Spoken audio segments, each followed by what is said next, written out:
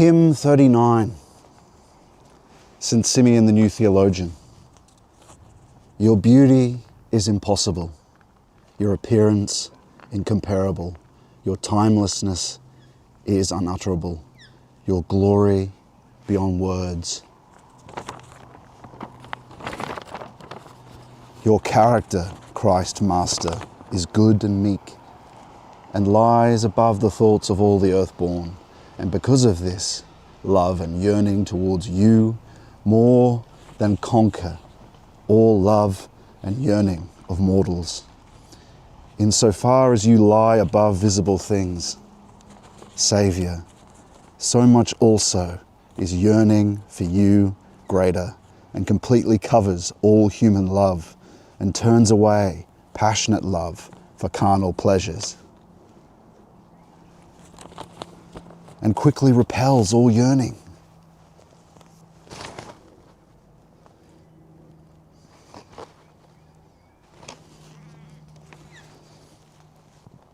For yearning of the passions is truly darkness,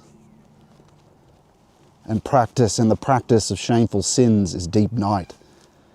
But Saviour, passionate love and love for you are light. For this reason, when love springs up in God's loving souls, and immediately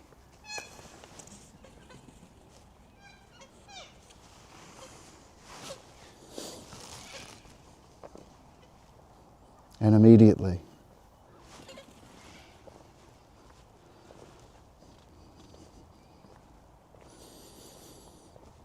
within she produces the day of dispassion, my God. She chases away the darkness of passions and pleasures. O marvel, O paradoxical work of God Most High, and power of secretly accomplished mysteries. You generously give us both incorruptible and perishable realities. You give earthly things, God, with heavenly things, both present and at the same time future things, Logos. Since by all means the maker of everything has the authority of the heavens, Master, and of the underworld. And how do we miserable people love human beings more than you, and how wretchedly do we become their servants, so that we may receive small and perishable things from them, and we surrender to them our miserable souls and bodies as cheap equipment of abuse.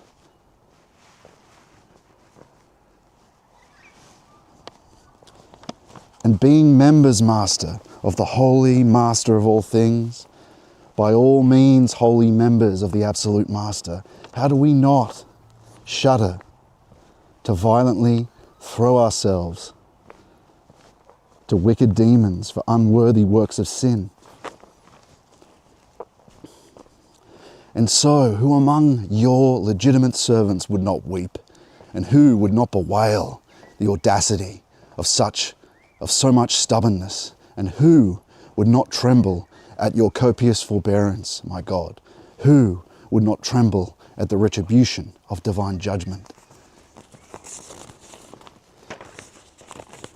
The unbearable and unquenchable fire, alas, of Gehenna, where there is weeping and gnashing of teeth, and relentless trouble and unspeakable suffering. But, O Son, Creator of sun and moon, Creator of the stars and all other light, hide me outside these lights and in your light, so that by seeing you alone in your light, I will not see the world, nor the things of the world. But looking, I shall also be as though not looking, and hearing as though not hearing, Logos. And just like the experience of those who sit in the darkness of the pleasures of this life, those who are covered by the darkness of the love of glory, looking, they do not see your divine glory.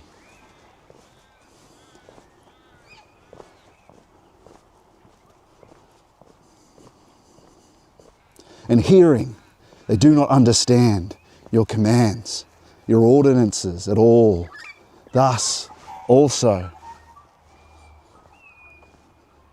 shall I be in your light, seeing neither the world nor the things of the world. But for who, once having seen you and having had their senses enlightened,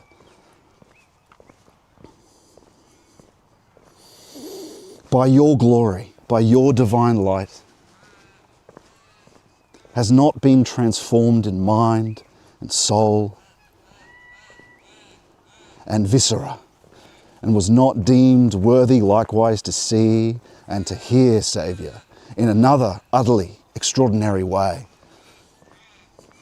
For the mind is plunged into your light and made bright and transformed into light, similar to your glory, and is called your mind, and one who has been deemed worthy to possess your mind, and they become inseparably one with you. How then does such a one not see? How then does not see like you do and not hear all things dispassionately?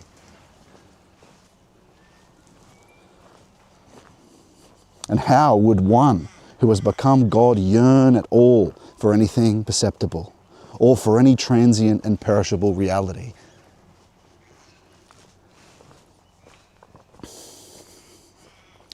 Or any glory, when they are above all these and beyond all visible glory? For once one has come above all visible things and associated with God, or rather, once one's self is reckoned as God, how would they want to seek after glory or the pleasure of things lying below? Indeed. Look at these magpies are sort of following along with us. Wow. How indeed. Of the pleasure of things lying below. For these are truly a disgrace for such a one, wantonness, emptiness and dishonour, but glory and pleasure and wealth are God, the Trinity, and the divine things of God, to whom is fitting all glory, power, always and now, unto the ages and ages. Amen. Glory to you, our God, Christ Jesus. My friends, welcome to another weekend, another pilgrimage. It's not Greenwood pilgrimage, but nonetheless, it's a pilgrimage. Some of the autumn trees still remain. Some fruits come in winter, as we can see just here. Some fruits come in winter. Look at all these little birdies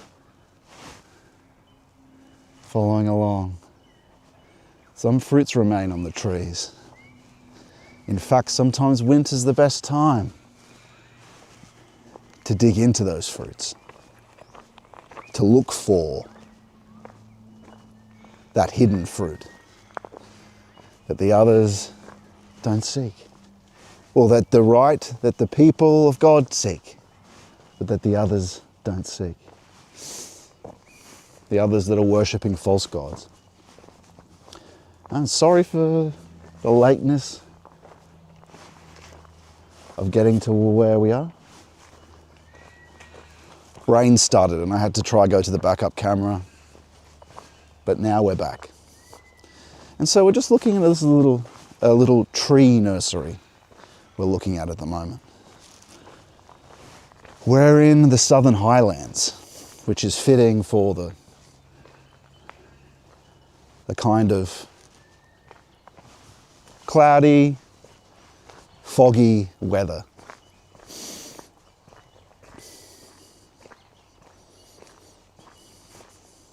Because sometimes the sun can mask what's essential. It is, in a sense, only the sun of the intellect. The true sun would be better symbolically to be a black sun, unseen. A black sun.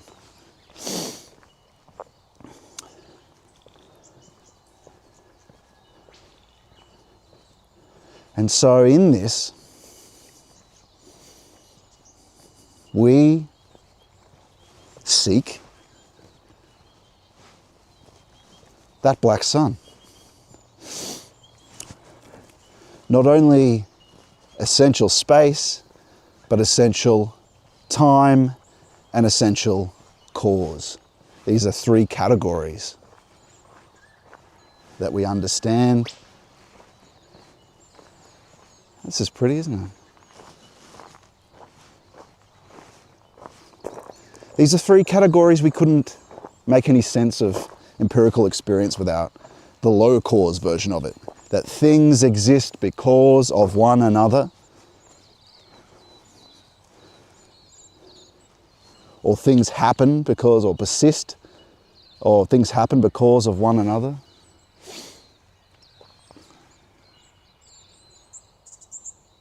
Listen to those birdies. That, and I'll check the chats in a moment, that things are next to one another, space.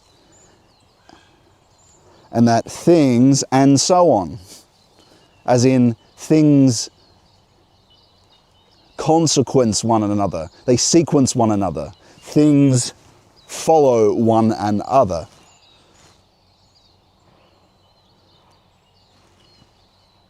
Which is time. That's a simple way of expressing it in words.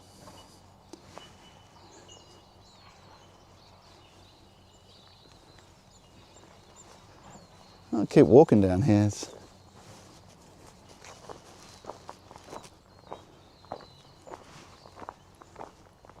This is Megalong Creek.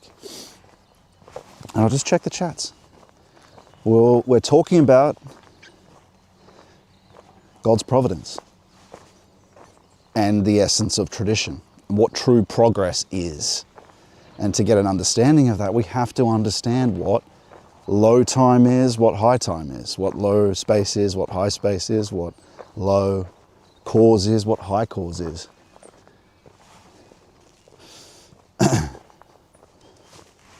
This principle is actually cleanly expressed in honor the father and mother. Honor your father and your mother, and your life shall be long in the land the Lord gives you. Your life shall be long in the land the Lord gives you.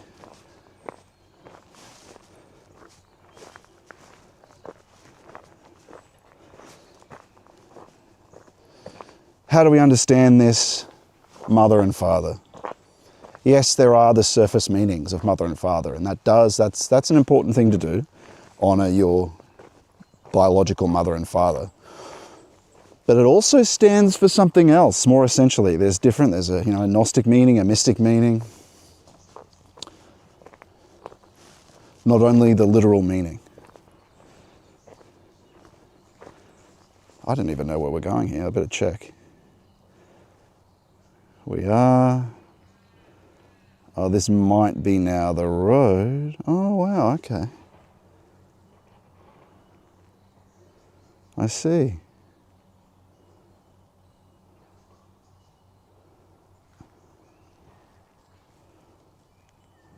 I'm not sure if we can walk through here, though.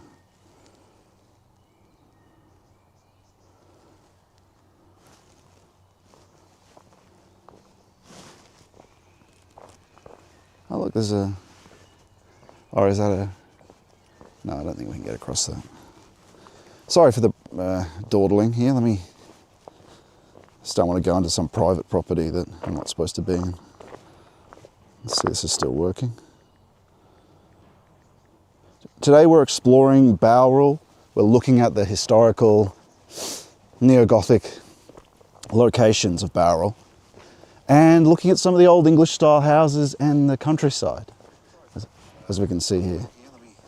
Criticism says, and to you, John Stubblefield, are friends, Criticism says, I love the magpies. 7 white birds. Was there 7? You're kidding. Wow, that's incredible. Dear brother Scott, have a wonderful, blessed talk and walk. Lots of wisdom and spirit-guided chats. Blessing to all the people in this channel. The map views showing last week. Okay, thank you for that. That's what I like, my friends. That's you guys helping at the same time. When we get to the sit down, I will activate the Discord. So go to scottmanu.com/fellowship and you can speak with your voice, or I can also read the chats. But if you wanted to participate in the reading, I'll sort of stop at the halfway point of the reading, and then you can add if you want to. And at the end, before we jump back into it. So that now is returning. Lovely. And so, let's get these out of my ears for a little bit, hey? But not in a place where I can't grab them again, because they're good for when you're around people. Oh, look at this.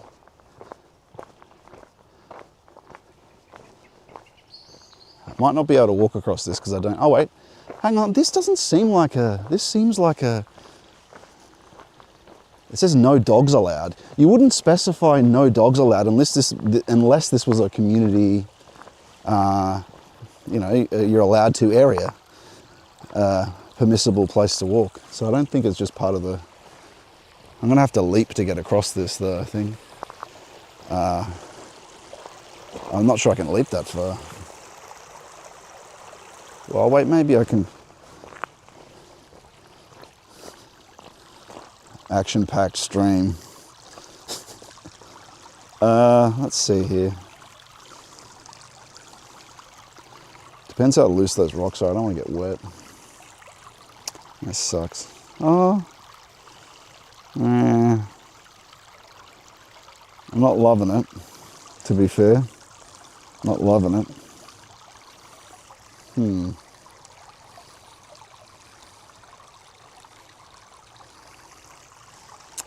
Yeah, I don't have wellies. Don't even own them. It's not really a thing in Australia. Well, it is a thing. You can buy them, but... yeah.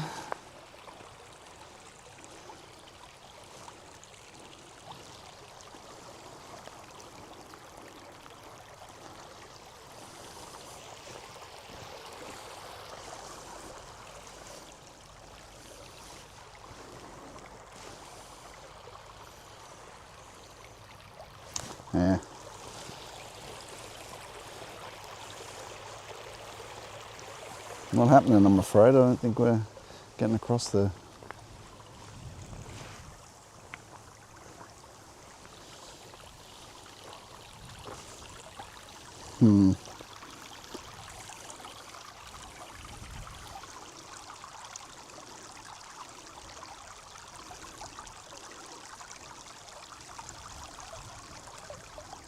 They're pretty loose.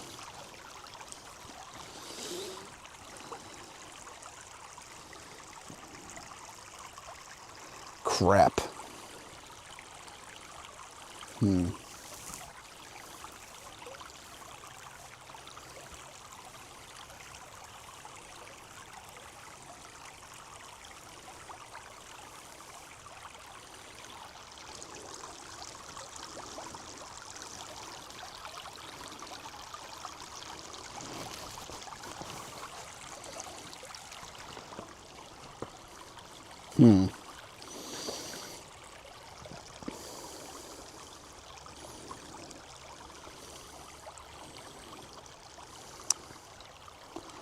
Yeah.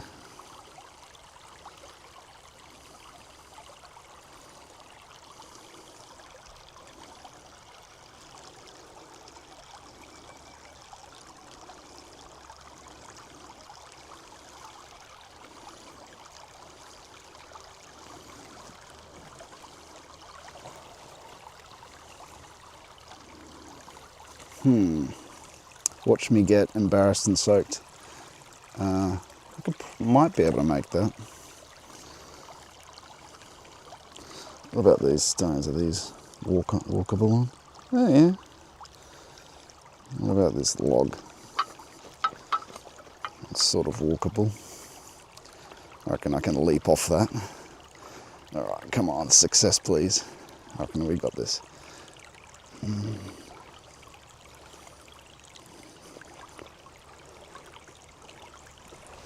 Done. Okay, sorry, that's so lame. Pathetic. Wildlife corridor. Okay, cool. Onward. It's pretty nice over here. Look at some of the autumn leaves left.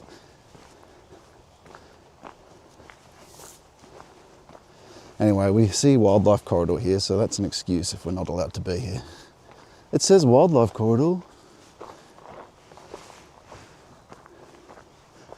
This is beautiful. And not a, I think it must be some old part of the rail network. All right, we made it. Pathetic.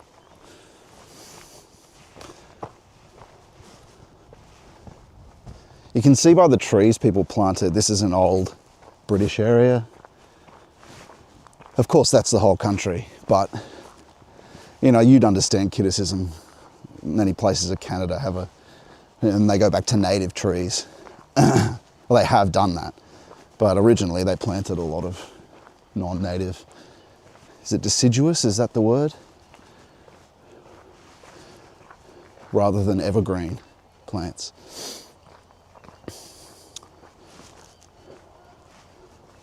Which is a relevant metaphor for which we've used before. We've used that metaphor before.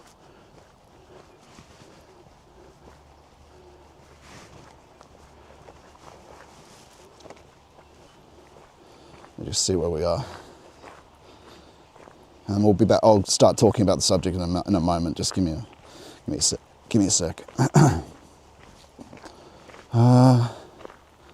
Where are we? Yeah, okay, I think this is some corridor that's alongside Megalong Creek. I was glad to discover that.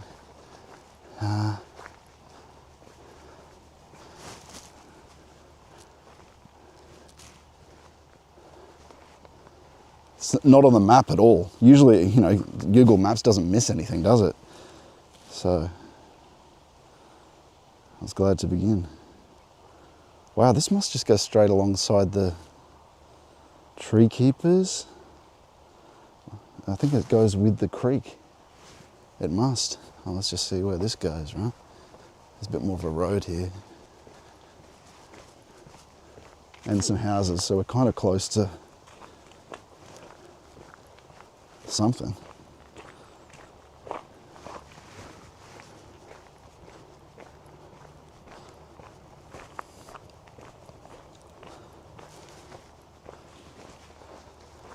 And there's the creek there.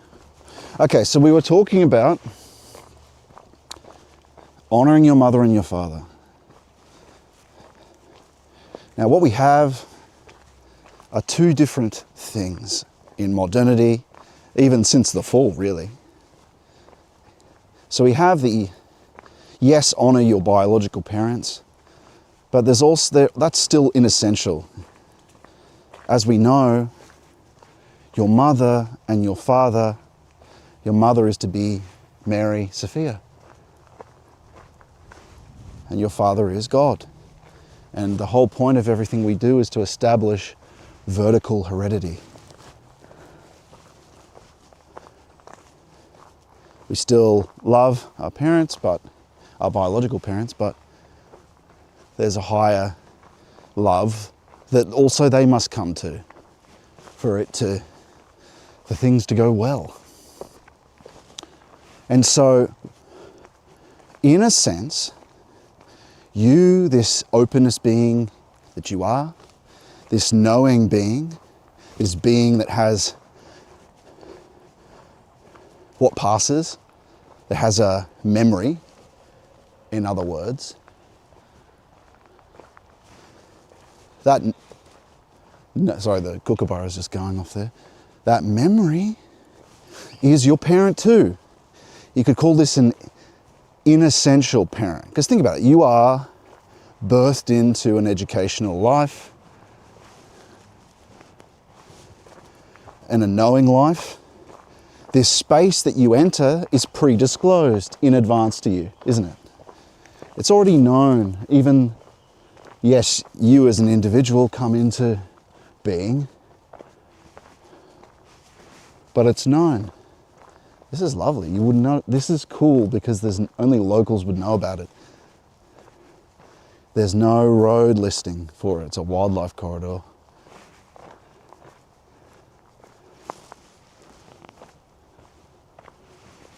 It goes along the river. And so this knowing space that you are, this collective knowing space, is your everyday parent. Now, what contributes to this knowing space that you are, this existential space that you are many things. One is, it's not only the surface, it's, well, what depth psychologists call the unconscious, for one.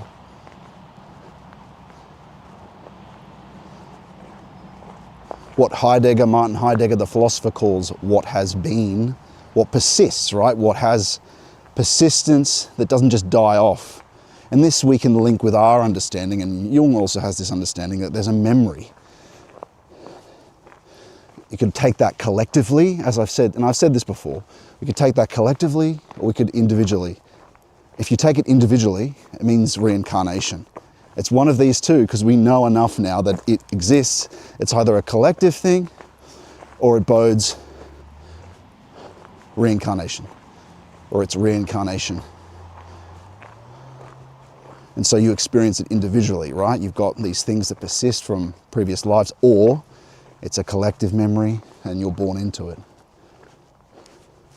And so that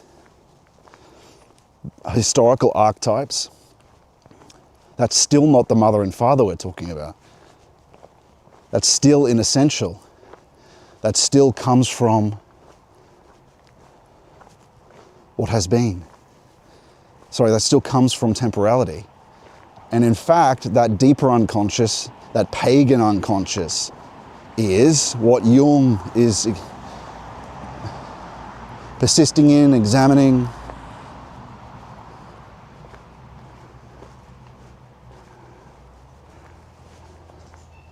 Wow, okay, cool. This was interesting. It's a nursery, it seems, as well.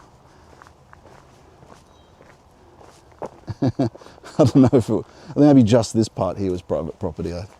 Anyway, we went through it. Doesn't say anything about wildlife corridor at this side. But it's definitely public because we came under. Maybe there's another entrance up on the hill somewhere.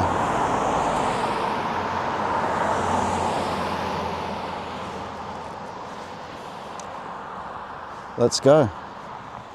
And so,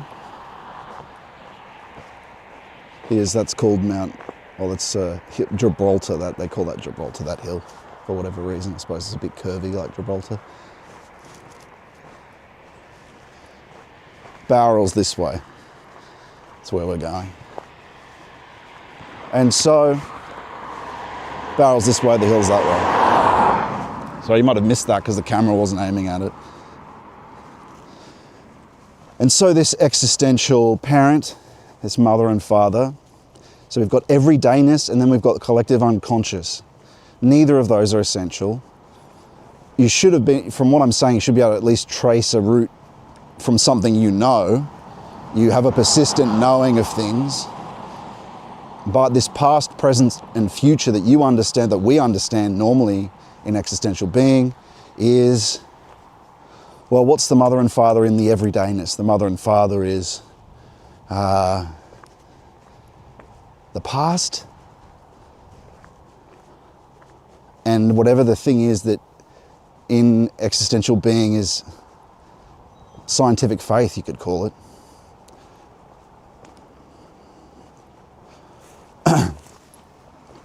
There's the river here.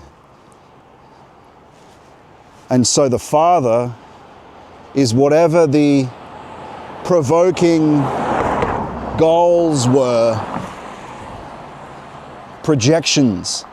They're projected from the provokings of the past and the provokings of the present, which lead us in the present to create these artificial, technical ends.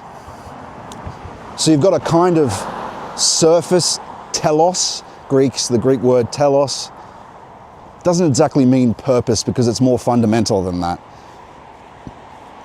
Now there's another Greek word called eschaton. This means outermost. Now we know what the full eschaton is, but the outermost and the end, or the perfect end,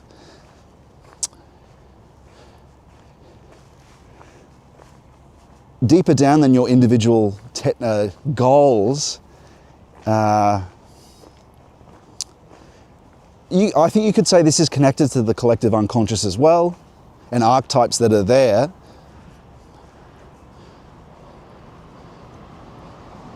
Is a manifoldness of ends.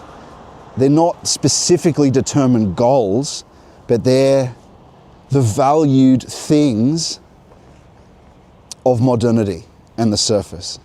Now we're articulating all this so we can get a contrast to what authentic tradition is. And these things, this manifoldness of ends, is in the deeper into the unconscious. It's also tied up with the things that we do in general. The worker has the shoemaker has the end of creating his shoe. That's an end. But the point is, these things aren't set purposes. They're more implicit, which means enfolded, more unknown, more unconscious than, oh, here's the plan. I execute the end in the plan. They're not something that you are actively theorizing about.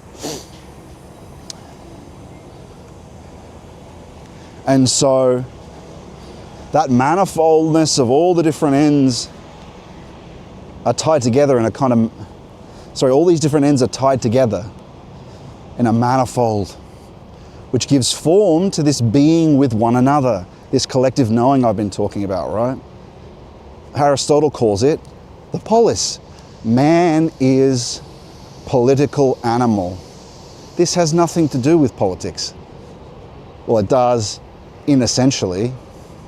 What it means, a better way of putting it is, man is being with one another. That's what polis means. It's a manifold of being with one another.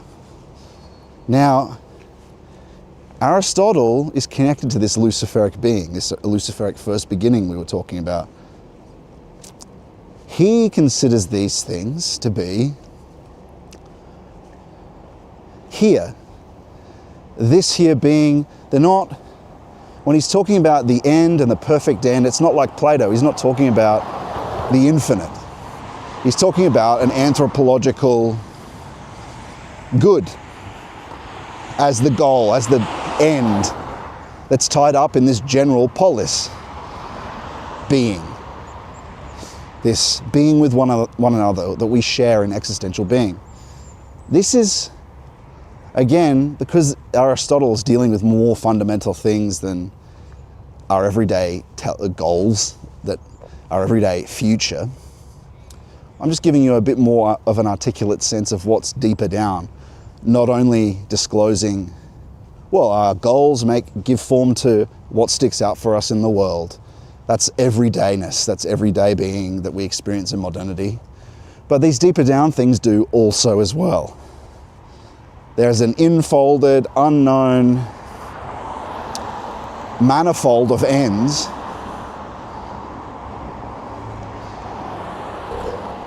that have modernity presence as it does. So I'm explaining that Aristotle gets a deeper sense of this, and going deeper than that, you can look into the earlier pagan philosophers, and then they're getting towards what you could call, well, demons and luciferic essentially when a value becomes a being, not a value, right? They're dealing with demons that are the original interpretation, the original pagan good, right? The pagan ways of being that you imitate, right? So we're talking about ends, telos, goals. Originally, these things come from, which is connected to modernity, they come from pagan heroic archetypes, let's say, demons, which align the goods of that pagan polis, don't they? They align a value hierarchy of what is to be done, imitated. And this is all very implicit, right? No one's articulating it. We're going to imitate Zeus, Thera. We're going to imitate Hercules. It's just done.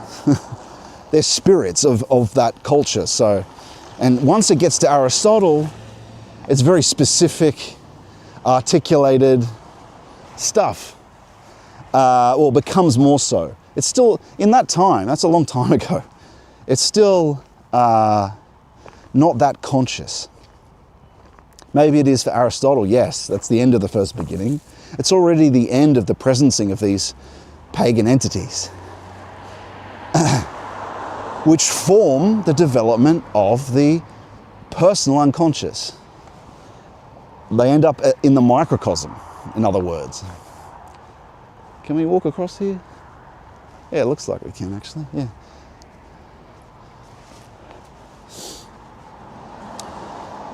And so you are dealing with that in an unknown way, and there are known expressions of these pagan gods in reality. There are known expressions, antithetical thinking, rigid definitions of, like Aristotle's mode of ordering being, the human version of it, that's Apollinian, Apollo. The light, the diurnal is another word for it. Across the train tracks we go. The diurnal.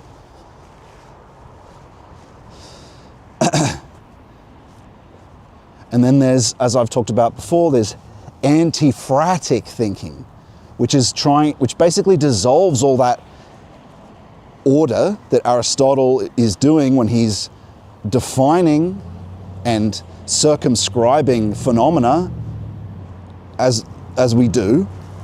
And what do you do that? You do that through deliberation in the polis, don't you? And so that's what he considers the philosophy, a philosopher does that. They define things and make them more specific rather than a weak kind of woolly customary being. And so when that weak woolly customary being that's not as elite as the philosopher is not the same definition that Plato would have. The lover of Sophia is not the same thing. That's because it's dead for him. Aristotle's not experiencing the spiritual beings at all. He doesn't even have memory of it. Plato does, though. A memory of the beings. And so, antiphrasis we were talking about is the opposite of that logic, that human logic, that Apollinian. It's the opposite. It's a dissolution back to that collective blob of non-being or non-meaning. The god that accords with that is Cybele. Cybele, that low mother. Or worms, dragons, wriggling worms. And where do we see this operating? In the tendency to try dissolve categories in woke culture. No man, no woman, but this middle category, right? Now, we have issues in that pagan Apollinian, the pagan Apollinian and that pagan Cybele. Remember the statue that was in New York? It was like this, of this weird earth mother. That's antiphrasis. So this demon does persist. It has expressions in consciousness, but it's also unconscious. Does anyone remember that statue that they did in, I think, New York somewhere? It was golden.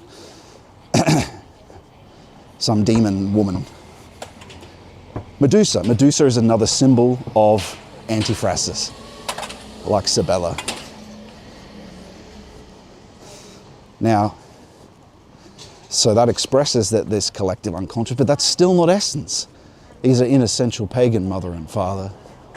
But they do give form to what happens now, to what we do now, to what this manifold of ends are in modernity,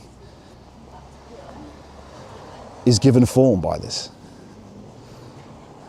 But of course, for the individual, your goals contribute greatly to how existence is for you, what sticks out for you, what matters. But don't think that these other threats, these other phenomena, these other egregores, I wouldn't call that an egregore actually, I'd say that's just a demon. Don't think that they don't play a role in a threat for, that's why they're re-emerging, that's why they're so dangerous. But make no mistake, they're nothing. They are extremely dangerous, but they're also nothing when it comes to the true mother and father that are outside of the collective unconscious, because I've just been describing some demons of the collective unconscious, and the everydayness that we're familiar with in modernity. Those two things are operating, they're fake mothers and fathers though. But so we've travelled, haven't we? We've travelled from a everydayness we've been describing that we're all familiar with. We know things, we come into a world that's already disclosed. That is in a sense our parent. The memory is our parent.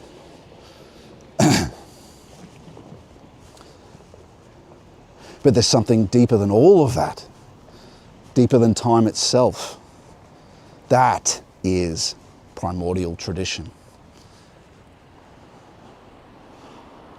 Tradition, which isn't of these pagan gods, and the Luciferic first beginning that we see articulated in Heraclitus, that comes to Plato and comes to Aristotle eventually, that does involve those two gods I just mentioned, Apollo, Cybele, and they still have an effect now. This outside time, this outermost true eschaton, is the living, not the good as an abstract category, but the way as a being that was always waiting to eventually and planning to incarnate as love. It's only from a memory you don't have contact with that you articulate as the good. Plato does not have, maybe he has a gnosis contact with Sophia, which is connected with Mary later. That's true at the end of his life, I think. But it's not,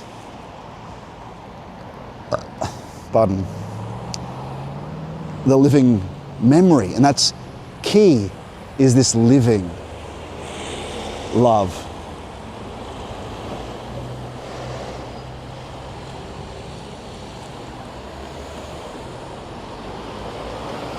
The essence of space is life, let's say, or ensouled space is life.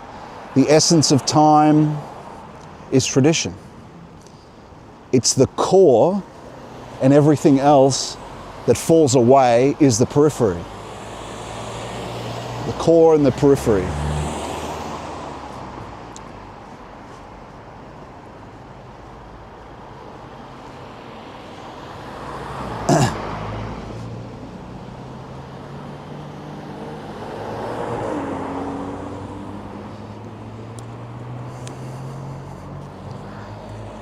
Tradition is high space, high time, high cause.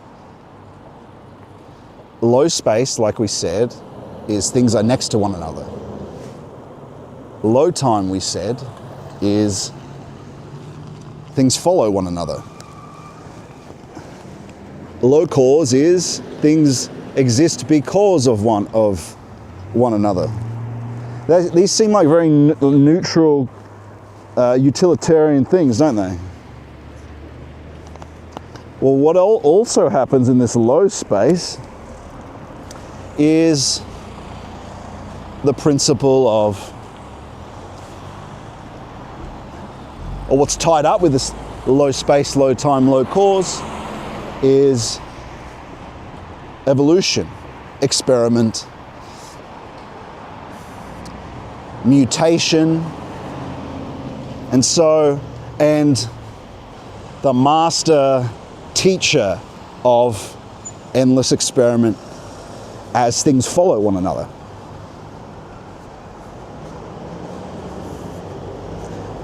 And what is that though? This utilitarian death. Well, that experimenting is what the serpent promised Adam and Eve. You will be as gods, or you will die, eating from the tree of knowledge of good and evil. And what happens in that eating of that tree? A separate knowing space. Isn't that what we've been talking about? A separate knowing space, an inessential knowing space. And so the serpent keeps his promise. You will be as gods without God. But in fact, you'll be a slave. And he kept his promise in that the grinding experiment is the slithering of the serpent upward in the natural selection process, experiment in time, things following one another. And this mutation towards this Übermensch. This is Bauerl, everybody.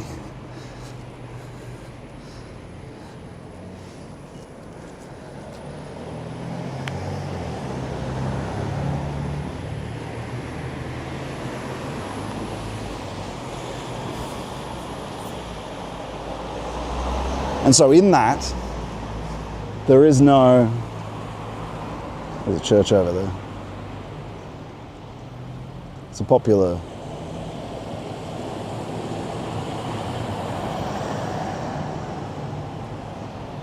destination.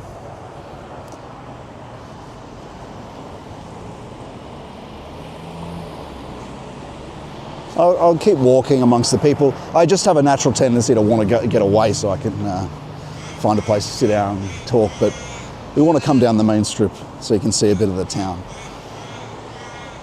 But I'll check the chats, hang on, and we'll go further into this low time.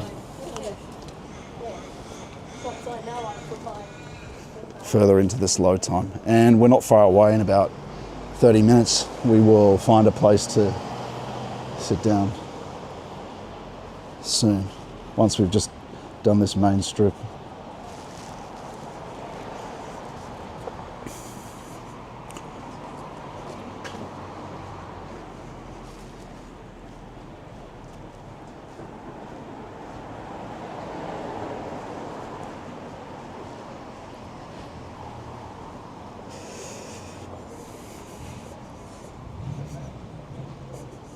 Well, it's all working still, that's good.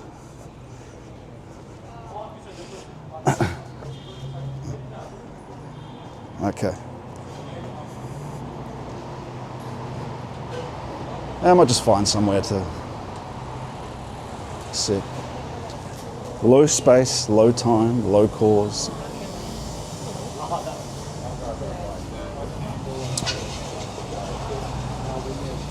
And so this grinding experiment, there is no essential truth. It's just what persists and conquers in that experiment. Because what is an experiment is to see what succeeds. What is a war? A war is to see who succeeds, and whoever wins is truth. Right? That's the will to power. Because there is no essential root with anything. That's why Nietzsche talks about the grand style when he says the lie, the artistic lie is true. That the artist who has the conquering idea is true.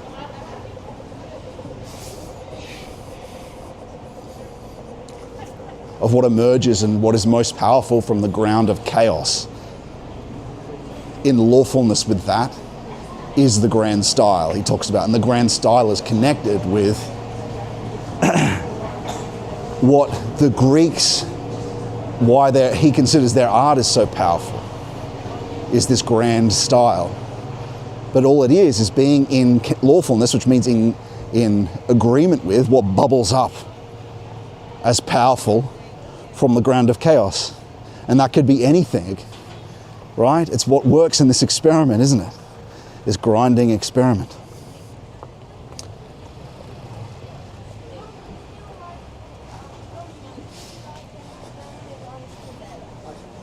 In a sense, the Romans were like that in their brutish stage before they were Christian. It wasn't Greek, where at least with Plato there was this consideration that there was truth. But it was very much more war is the father of all. War is the father of all is kind of Apollinean, that Apollo kind of sun. It's antithetical, isn't it? It's like anti to the thesis. What stands up against the thesis of the, what is experienced as physis or nature is this rigid definitions that come forth, right? This order that's grasped and taken, like Promethean fire, Prometheus. This order that's taken, that's Apollonian. You slay, cut off Medusa's head. That's very, isn't that, when you think about Perseus doing it, it's very transhuman, isn't it? These heroes are bringing about a creation of order from out of this chaos. Themselves, though, right?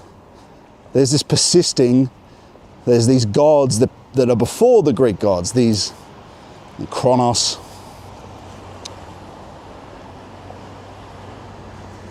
There's gods that are before the Greek gods.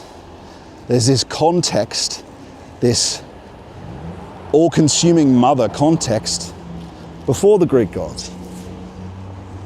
That's thesis. That's just the existing thesis of disorder.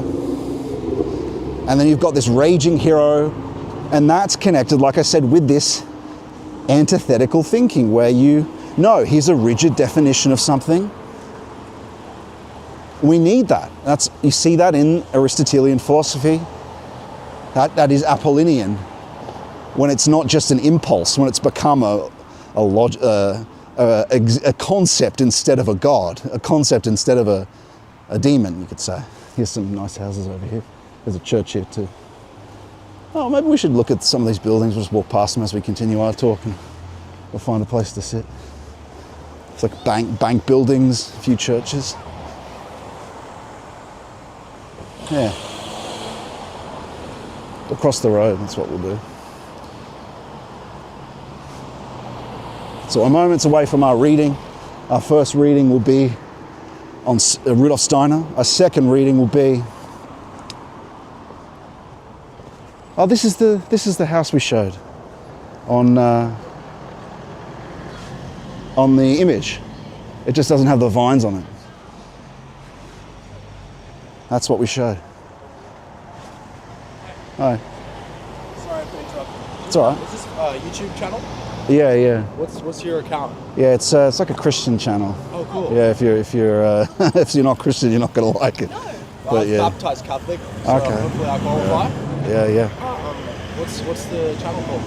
It's just Scott Mannion. It's just my name. Yeah. It's on all the different platforms. And I'm assuming you go around and show like different churches or different. I just go. It's really kind of a supplement that follows the talk, and it's like a chat call-in show. So I walk around, and then I've got like readings, right? Yeah, and then and people you play participate, and I've got like Discord, if you know what that is. You know what Discord is? Yes. And so they can talk through that, Oh, awesome. and then so think about like if someone was in a studio doing it. Yeah. But it's walking around, so it adds to it. I do Yeah. sort of comment on the things, Yeah, but but it's nice yeah, to yeah. have something that's more in nature rather than just in the studio. yeah. Yeah. What brings you here to Barra? Well, We're we live local. here. Yeah. Oh, you're local, Went right? to school. Yeah. Oh, okay, right. No, just Sydney, suburbs. Yeah. I like your setup though. Yeah. It's DJ, is that the Osmo? Sorry. yeah. It's it has a lot of bugs, but there is a way of getting it to work. Are you interested in doing it? Are you like Video stuff? live streaming? Yeah. Yeah. Not live streaming, but like sort of videoing like golfing, for example. Yeah, I there's started doing a that. few golfing channels that are pretty cool. Yeah, for sure. Yeah, I've seen some of those. I just set up a tripod and I have a Rode mic. Yeah. Is that DJI as well? Yeah, it just comes from they work with the camera. It's pretty cheap. It's not that expensive, but there's lots of like YouTube videos you could watch on it. Like you're not going to learn anything from me that you wouldn't be able to just get otherwise. But it's beautiful. I mean, Barrow is a lovely place. It is a really lovely town. We were actually just Yeah. commenting on that before. How like sometimes we don't actually take the moment to really appreciate like the space that we live in, and it really is a really lovely place here. Yeah. Yeah, especially this time when it's Yeah. English, right? I mean, that's the whole style of this, Yeah. Exactly. and there's not that much around. Like that what's it called? Mount Redford, Russell? Redford Manor, or what's it called up there? The National Trust property. Oh. National Trust property. You'd know it if you live here. Maybe you've never been to it. It's beautiful. Fairfax used to own it. You know, Fairfax. You must know them. They run the newspapers, right? You know News Limited. Well, you know Sydney Morning Herald. You know Yes. what that is. Yeah. That's News Limited. The Right. Fairfaxes were a big family here Oh, right. who owned that mansion. It's called Redford Estate or something like that. There's a National Trust. It's Redford Park is the development. What's it called again? I can't remember. It's like a National Trust estate that's like Victorian neo-Gothic sort of style. And so the Fairfaxes own it. It's worth I going actually to. think I do know what you're talking about. Yeah. I think I do. Yeah. It's got a long driveway Yeah, and a beautiful. I think I like recently discovered them on Instagram or something, and Yeah, I yeah. followed them, and I was like, oh, that's really cool. Yeah. So you went there? Yeah, I've been there a Really few times, like 3. One on my own, and then I showed it on here. I'm not going there today, but How many subscribers do you have? 40,000. But it's Oh, wow. Nice. yeah, but it doesn't necessarily mean that's always the view count. No, yeah, of course. But That's awesome. anyway, It's a great thing that you're doing. What's it called again? it's just my name, Scott Mannion, Scott- Mannion. Scott Mannion. Yeah. We'll look you up. All right. Yeah, it's awesome. If you too, see you later, guys. Bye bye.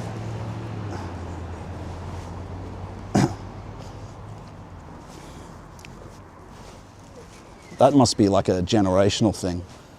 I'm not sure millennials would do that, like just to see someone. I think that's a Zoomer thing. But let's go down a bit further.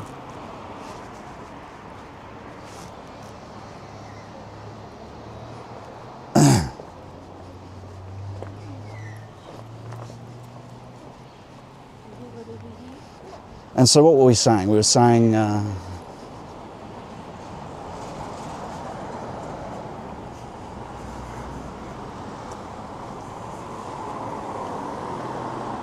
please greet them from myself here in Alabama in the US. Sorry, I didn't look at the chat's optical infinity. Sorry about that.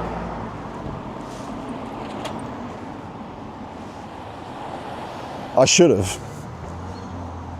There's probably just not enough live things to survival of the fittest. That could be the darkness of the world, order speaking as well, trying to develop the strongest, the smartest, the one powerful ring to rule them all, says John. That's true. That's true. The ring is a important symbol, right? Because what is the ring? It's an enclosed loop. The ring of power in Lord of the Rings. It is the snake's closed tail. It is the technical order of what Heidegger calls technical enframing, world mobilization, everything predisclosed in advance and dead. That's a satanic order, right? There's an there's a limited number of atomic combinations is the scientific maxim in this closed circle. And what do they also say? That energy can neither be destroyed nor created in this scientific closed circle of the ring, all already predisclosed, and then you're just a product of your past then, aren't you? And we've talked about that many times before too. And that's in a sense what this low cause is we've been speaking about. To be a product of production, right? Production is almost like to be a product of the economy, a product of your past. Produce, pro, forward, juice, to, I think juice means to. Production. And so here's another church.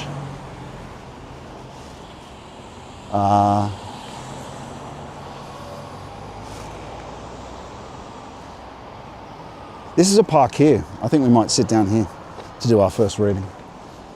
And then we'll walk past these nice buildings later after. And so the Ring of Power is all about that. Making you merely an extension and provoking in modernity of the economy. Which is more than just the economy, it's a technical being. That tries to force you to be something that's already or desired by an entity that's larger than you. The state wants to fulfill a certain number of slots of nurses, a certain number of slots of this. This is why the state shouldn't manage the economy, for one. It should be associations in both the spiritual sphere and the economic sphere. And that allows, what does that allow for? Future potentiality to unfold. AI is another expression of what has been already. Surely they left a seed in here, right? I don't see any though. Oh wait, there's one over here. I think because this is all covered, this is probably the perfect place for us to do our reading. Let's just find the right chair. Either over here, looking this way. Yeah, let's do that. I'm gonna not waste time today. Sit straight down and we'll get to it. He says, and then he's like, oh, maybe I can find a better place to sit. I reckon over here actually, with this in the background. These are usually in a nicer time of year. Flowers. Oh, look, cockatoo. Right on time. See that?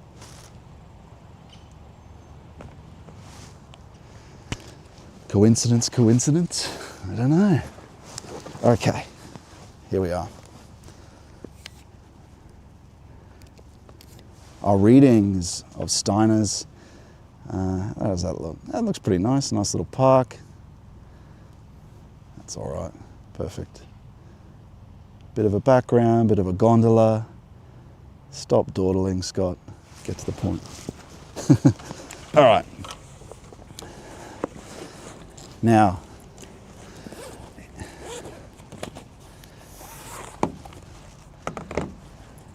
we'll continue on that subject after we finish this reading on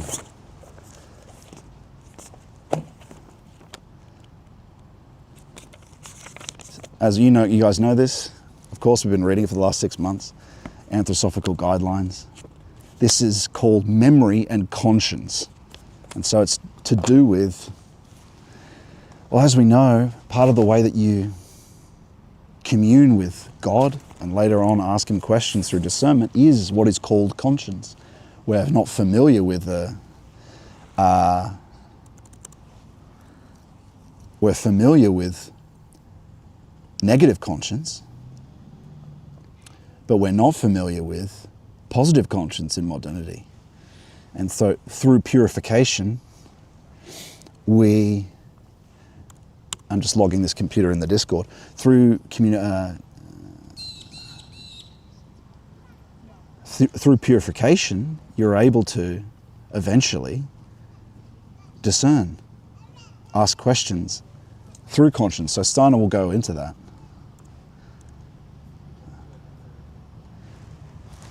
In the reading.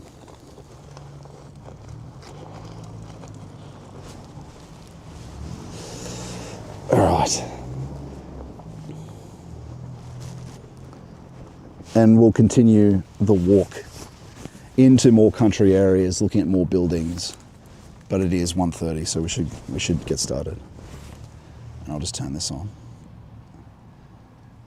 for when people talk. Go to scottmanu.com/fellowship and jump in the conclave meetings if you want, after we finish the reading, to talk.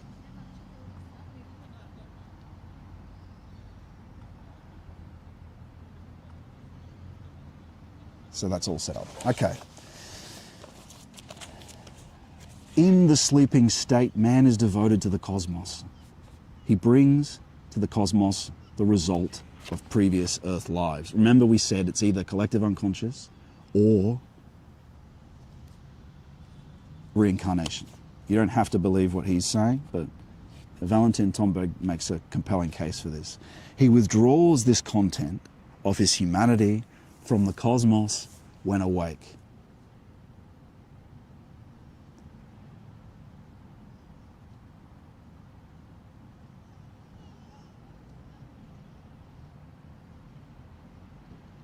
He withdraws this content of his humanity from the cosmos when awake.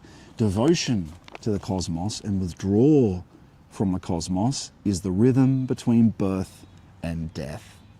The withdrawal of the human spirit soul from the cosmos is at the same time a reception of sane by the senses and nerve organization.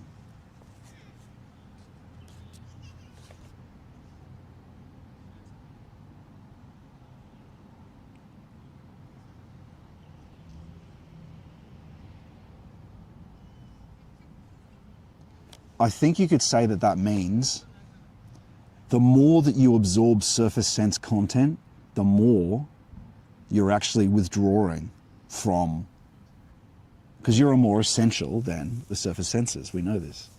The more you persist in that, the more you withdraw from, if you're only inessential in your content. And the whole point of doing this whole process is to not be inessential, to receive our content from outside. So I think that's what he's articulating.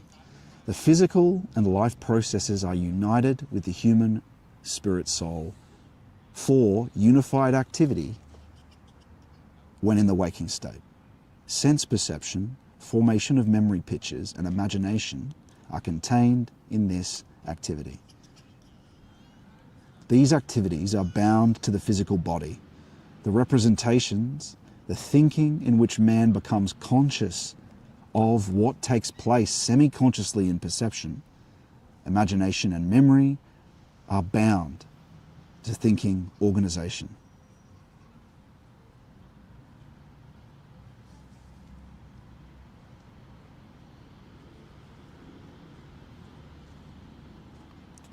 They're all bound to the thinking organization. The representations, the thinking in which man becomes conscious. In this same thinking organization lies the field through which man experiences his self-consciousness. So within the imagination, the perception, the memory, because we've been talking about this a bit today, and so it's helpful, isn't it, for it's helpful when these readings coincide with what we've been talking about. I didn't choose this on purpose. And so you are amongst your, in other words, memory, perception, imagination. So the content of what you perceive, your perceptions of the surface senses, your memory and imaginations. And think about it. Think about your dreams. Think about what you are experiencing right now. You are amongst that, aren't you? And so going on, in the same thinking organization lies the field through which man experiences his self-consciousness. The field, think about a field, through which man experiences his self-consciousness. So there's something else you perceive here too. There's a self here. There's an I.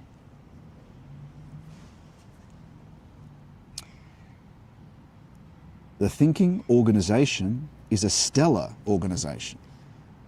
If it lived out its existence as such alone, then man would have no self-consciousness. but a God's consciousness.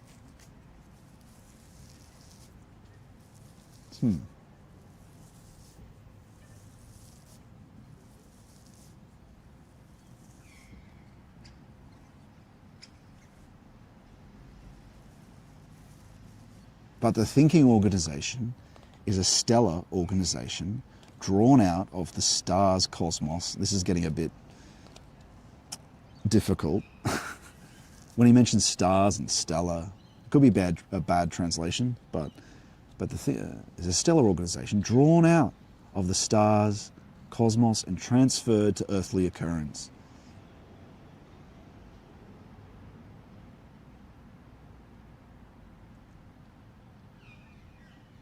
Okay. Imagination, memory, concepts are drawn out of a wider collective organization or cosmos. Not the physical stars. It doesn't mean the physical stars. We can connect this to what Plato and it says about you don't consume knowledge, you remember it from somewhere. That's what he's saying, I think. Man becomes a self-conscious being when experiencing the stellar world on Earth. Okay. This, therefore, is the field of man's inner life in which the divine spiritual world, which is bound to man, releases him in order that he can become human in the full sense of the word.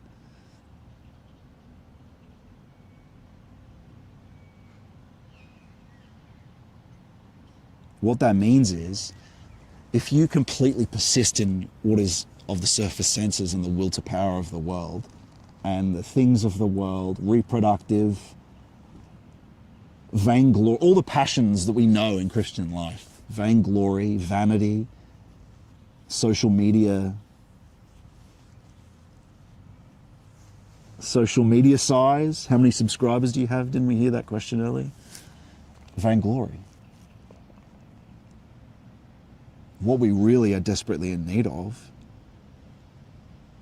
is to do not what gets us clout or material things or reproductive or whatever it might be. Whatever grows or what is will to power. It means will to more. Just to because we're empty at our ground, we desire more, to be more secure, to have a retirement fund, to have a larger house, to have an income. These are all more. Why? Because we trust in those things, but we don't trust in God. He will provide for us. He will provide for you. This is a really hard lesson to be taught existentially, to be taught as a matter of life. It's easy enough to go, yeah, I trust in God, or yeah, I read it. But as a fact, when you start following conscience and when the bank account goes to zero, how much do you trust then, right? Because more so we trust in having enough money in our account. But it's a lot easier to do this when conscience is awakened, when you can actually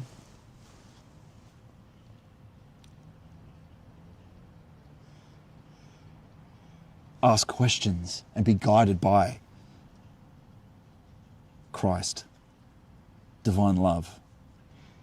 That's possible through purification, illumination, union. And this isn't just an abstract thing, it's a practical thing through effort and grace, through concentration without effort in prayer, which I've got lectures on how to begin. If you join the fellowship, there are a distinct guide for how to begin, but you can also just do it from following the lectures. If you go to the Substack, there's categories of lectures. Go to the practices of Christian mysticism, go to or the particular video that says concentration without effort. And if you've been doing it for 6 months, for an hour a day, you could look up the lecture on how to discern the Holy Spirit. And that's what we're talking about. And that's what I mention this because it's what this reading is going to go into eventually in terms of conscience. Let's go on. But immediately, beneath the thinking organization, where sense perception, imagination, and memories take place, the divine spiritual world lives together with humanity. We didn't read this last time, did we? No, I don't think so. One can say that in the unfolding of memory, the divine spiritual lives in man's waking state. And the philosopher Henry Bergson said, when we're dealing with the memory, we are in fact dealing with the spirit. Now, when Steiner says spirit, he means something that isn't actually, essentially, spirit. Yes, like, spirit is, in a sense, consciousness.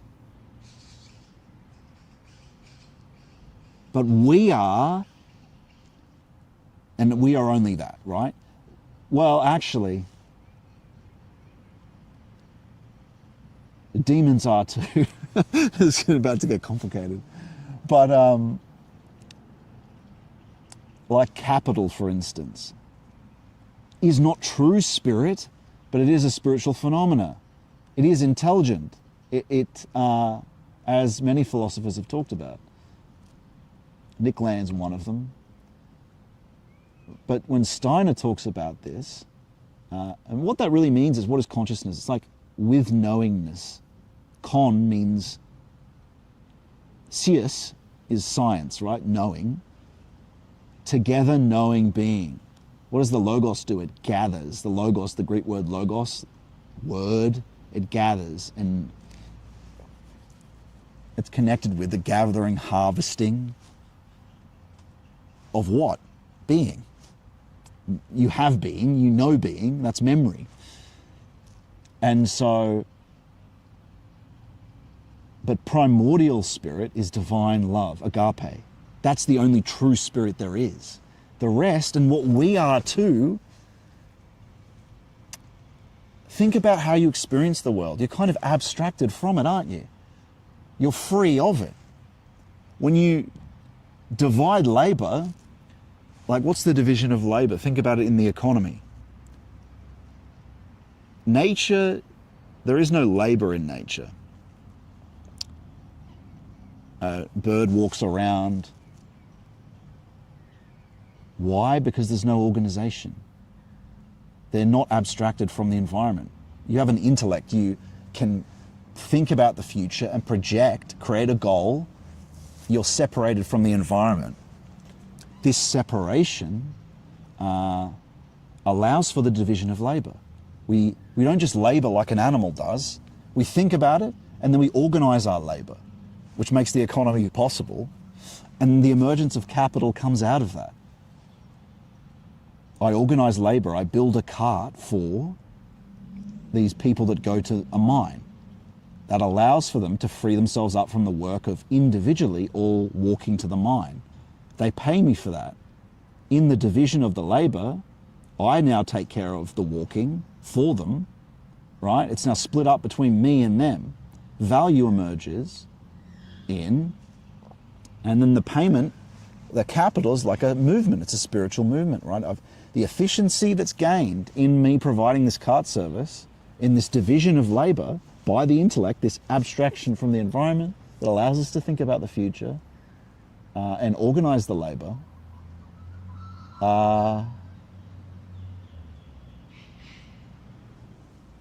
it allows us to separate ourselves from nature, from the natural process.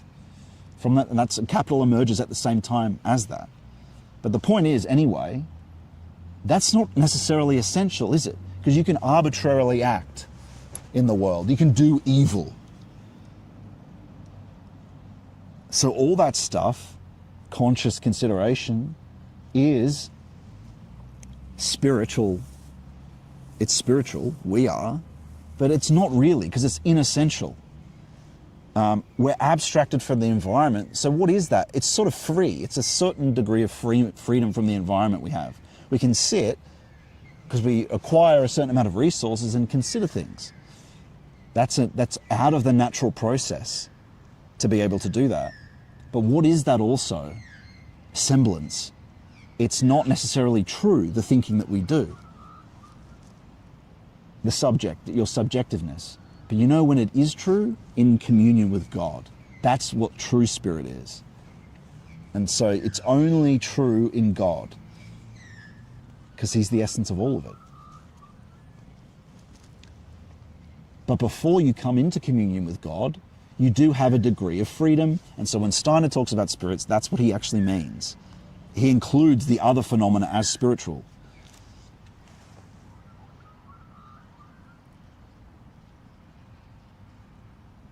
Let's go on. But like I said, when we talk about it, we only mean in Christ, in communion with God. Is it authentically spiritual? What does Christ say? I'm the true vine. He doesn't say I'm the vine, I'm the true vine. There are other vines, but they don't connect to essence. Do they? Let's go on. The inception of memory pictures originates. Oh, hang on, let me go back a bit. One can say that in the unfolding of memory, the divine spiritual lives in man's waking state. So that's how, do you understand the context a bit more of that? He says divine, but let's just say spiritual because it might not be Christ. The other two activities, sense perception and imagination, are only modifications of the formation of memory pictures. The inception of memory pictures originates in sense perception. In the substance of imagination, what is retained of this substance illuminates the soul.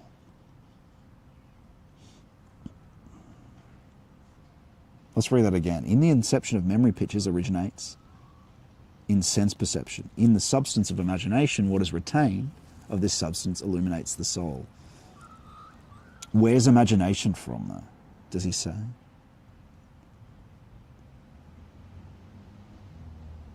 Sense perception and imagination are modifications of the formation of memory pictures.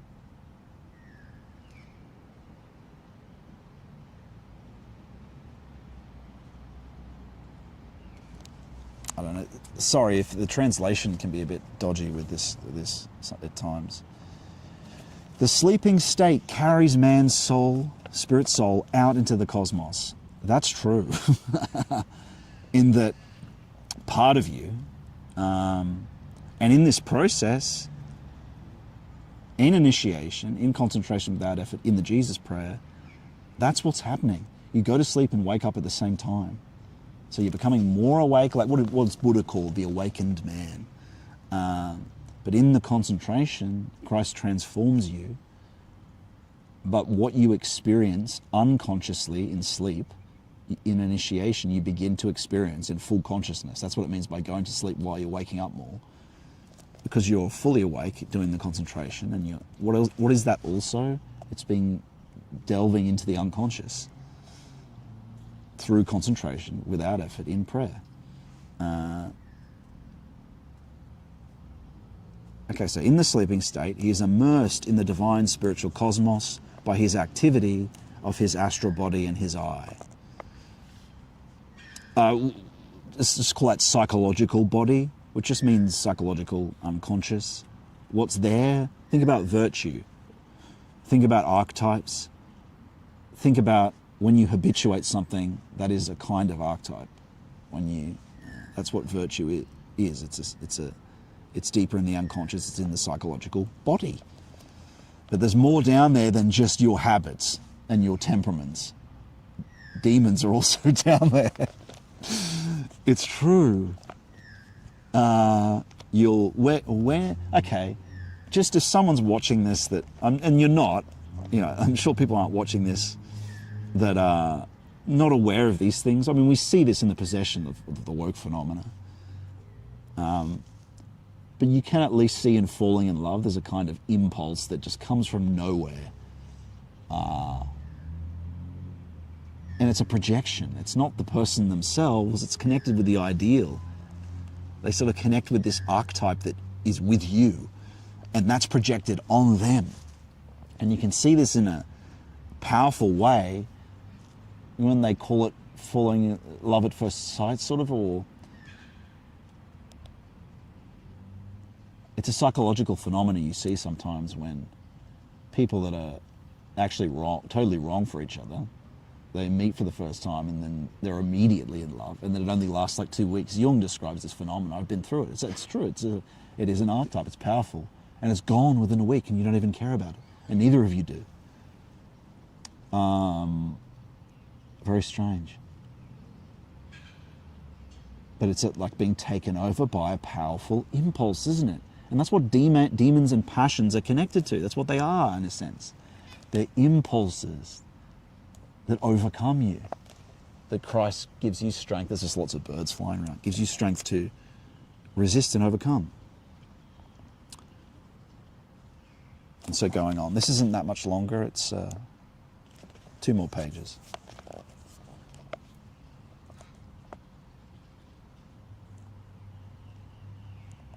He is not only, man is not only, beyond the, in his sleep, you're not only beyond the physical world, but also beyond this, what he calls, what's translated here as stellar world.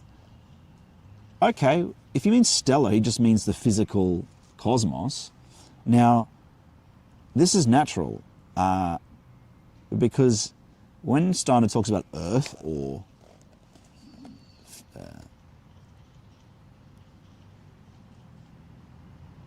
it includes all the stars out there.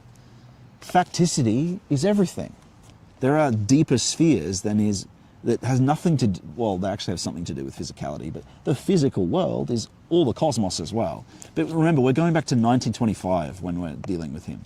So, but that's what he means here. So, but he is within the divine spiritual beings through whom his existence originated.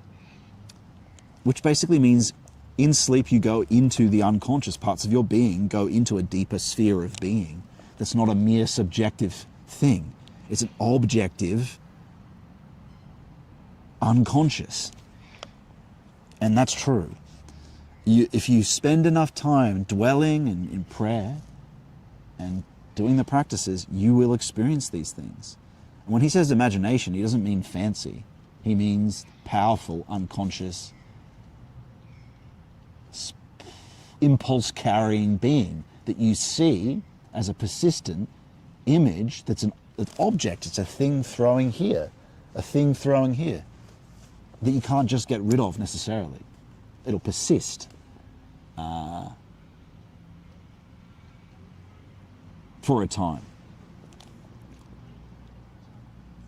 In the present time of cosmic evolution, these divine spiritual beings act in such a way that they instill the moral cosmic essence into the psychological body and the I during the sleeping state. All the cosmic occurrences in the sleeping person are real moral occurrences and have nothing at all to do with what occurs in nature. Can we recognize that from the normal life? Yeah, I think you can if you think enough about the kind of refreshment that you experience in the morning. You can. If you haven't had any of this depth experience that we talk about, you should be able to at least see that that could be true. Man carries these occurrences as after effects from the sleeping into the waking state. These after effects themselves remain in the sleeping state. For man, that's right, people are, and haven't we talked about so many times, don't so many people act as if they're possessed? When you think about the passions, they have power. Even drugs, it's like, we'd understand these things as better as entities, really. And there's just a mineral connected with them. People are possessed, you can see. And so these after effects, they're not aware of. They're impulses. They just think, it's just me. Is it? For man is only awake in the life which tends towards thinking. What is happening in the willing sphere during the waking state is wrapped in dullness, such as during sleep, the whole soul is. Is that not true? We can't control our impulses. Our will is off somewhere else doing what it wants. We can't bring it into order. We're only conscious of our thinking. We can't reform this will. There's someone that can help us with that. Thank God. There's someone that can help us with those. Is it still working? Yeah. There's someone who can help us with that. Christ Jesus can.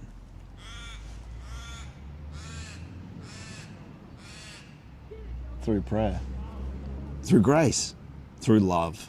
Now, can I add to our friends here who are involved in doing the practice, Kit, if you're still there, that all the stuff that we might pray for, the healing, the things that Christ says, ask me and I'll do it, these things are all sort of byproducts.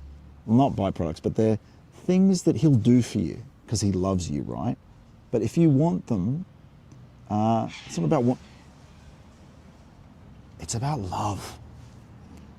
It's even when doing the practice, we can have this background. I've done this many times. Background of I'm praying because I want peace. Like occasionally, you can fall into this telos, this end. You can fall into this mode of being that has this end almost automatically without thinking about it. And then you can snap out of it and say, I'm just going to be here, not even try to get Christ to give me peace or anything like that, but just be here with him and seek union and love. And it's through that he brings about, well, it's not through that, he'll do what you ask, but it's about your relationship. That's the key, right? And so it's like a retraining of our, everything comes about through love, through praying to him for love. Pray to him and ask him for divine love. Grant me agape, Lord. Grant and increase. Say, grant and increase grace. Grant and increase faith. Grant and increase divine love. Ask for its increase. St. Paisios says you can ask for increase. But mainly love. And through that, as your relationship develops, he'll say, anything you ask, I'll do. And he'll grant peace. He'll grant the different things. Just want to say, getting that love up front. He wants disciples who love him. And because he loves them, because he is divine love. So that's always got to be put first, even in every individual concentration without effort in prayer, just thinking about it. I'm here just to get closer to Christ. And it's through that peace is granted, the phenomena are granted. Just wanted to reiterate that.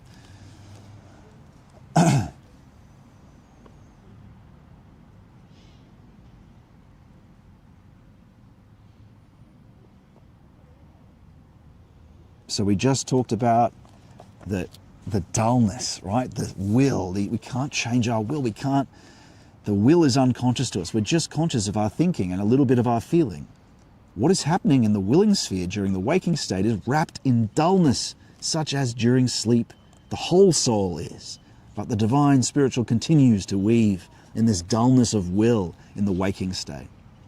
The human being is morally as good or as bad as he can be according to how close he can come to the divine spiritual while sleeping. And he comes closer or remains distant according to the moral direction of his previous earth lives. Well, I don't know. Perhaps that plays a part of it.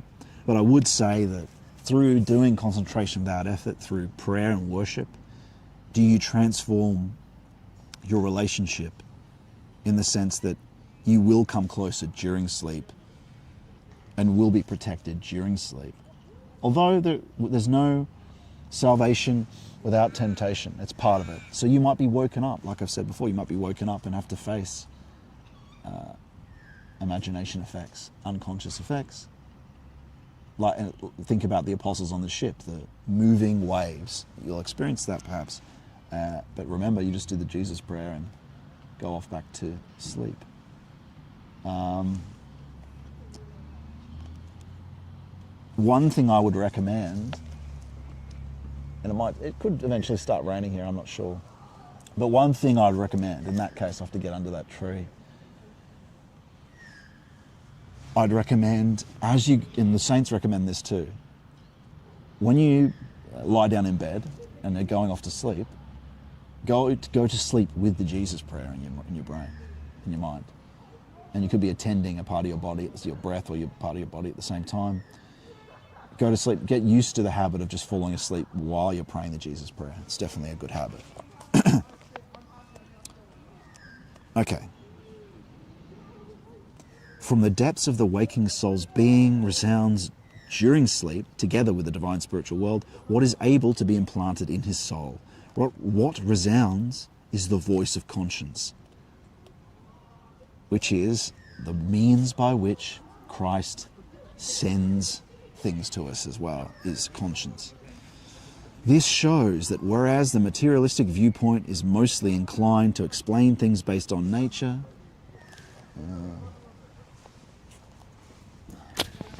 it's going to have to go undercover. Or I'll toast a lot of thousands of dollars of technology.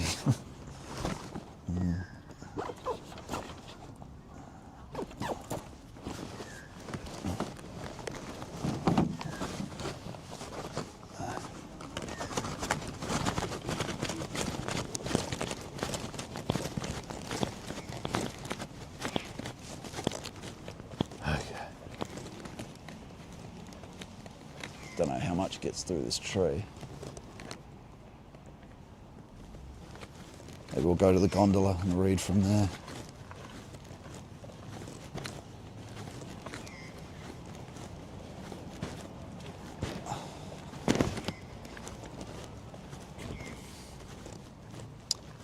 It's a shame that I don't have any chairs in there.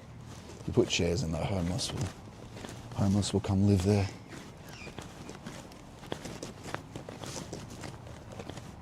Let's go over here.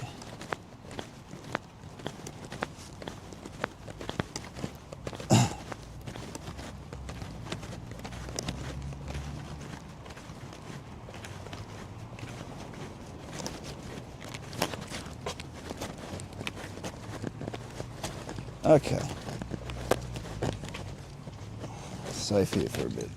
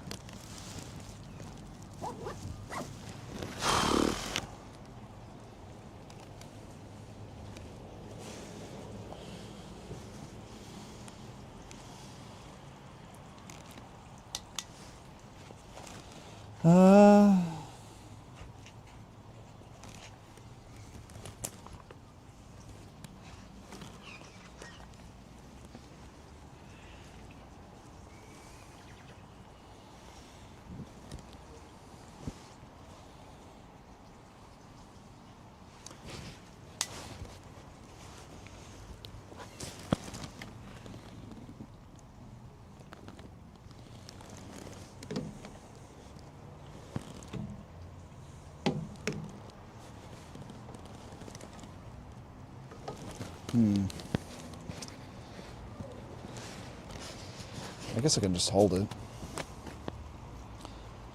All right. Where were we?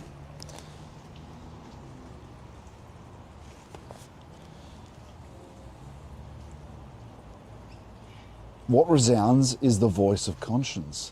This shows that whereas the materialistic viewpoint is mostly inclined to explain things based on nature, spiritual cognition sides with morality. In memory, the divine spiritual essence acts directly on the waking human being. In conscience, the divine spiritual essence acts indirectly as after effect in the waking human being.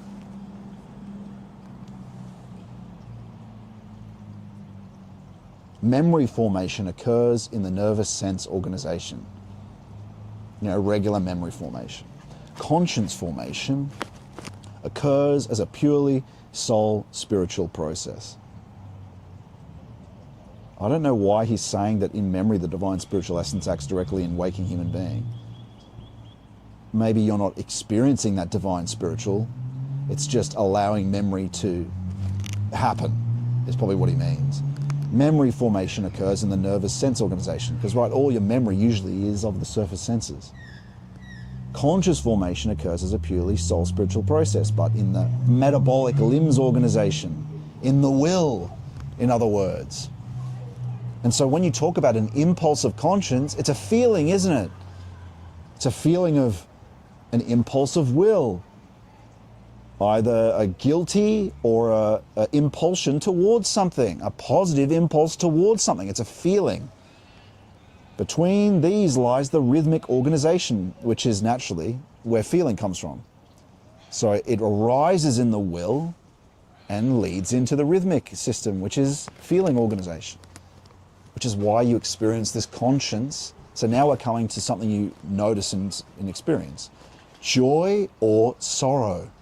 Joy or guilt or sorrow, negative and positive.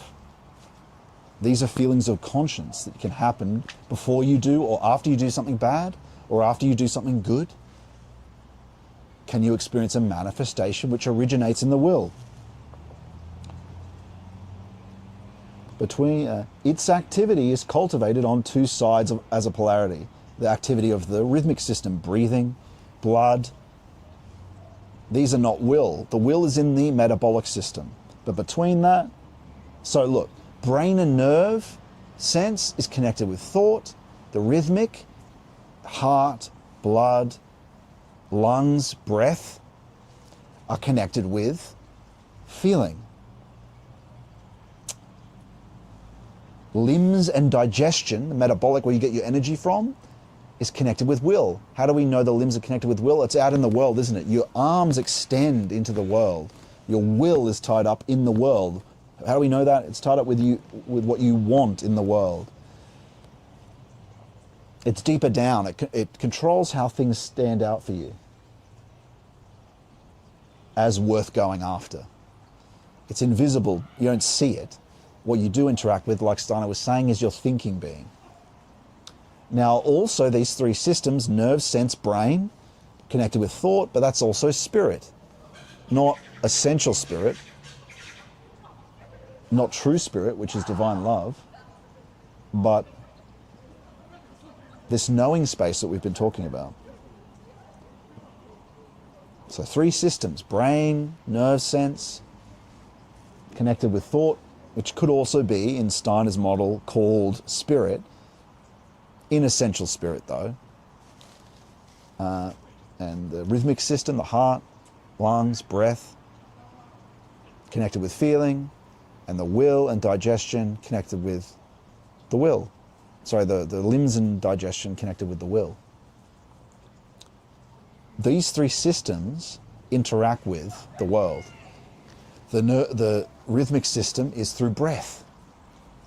That's how it touches the world, in and out, right? How does the metabolism? By eating. There's an in-breath, there's an out-breath. That's one system of feeling. There's eating, and then there's the other thing, eating and the metabolism. It acts in the world through its hands, but it also eats, and front and back it eats, and goes to the bathroom. And what does the brain nerve sense do with the world? It essentially eats through the senses. It's the nerve sense system. Anyway.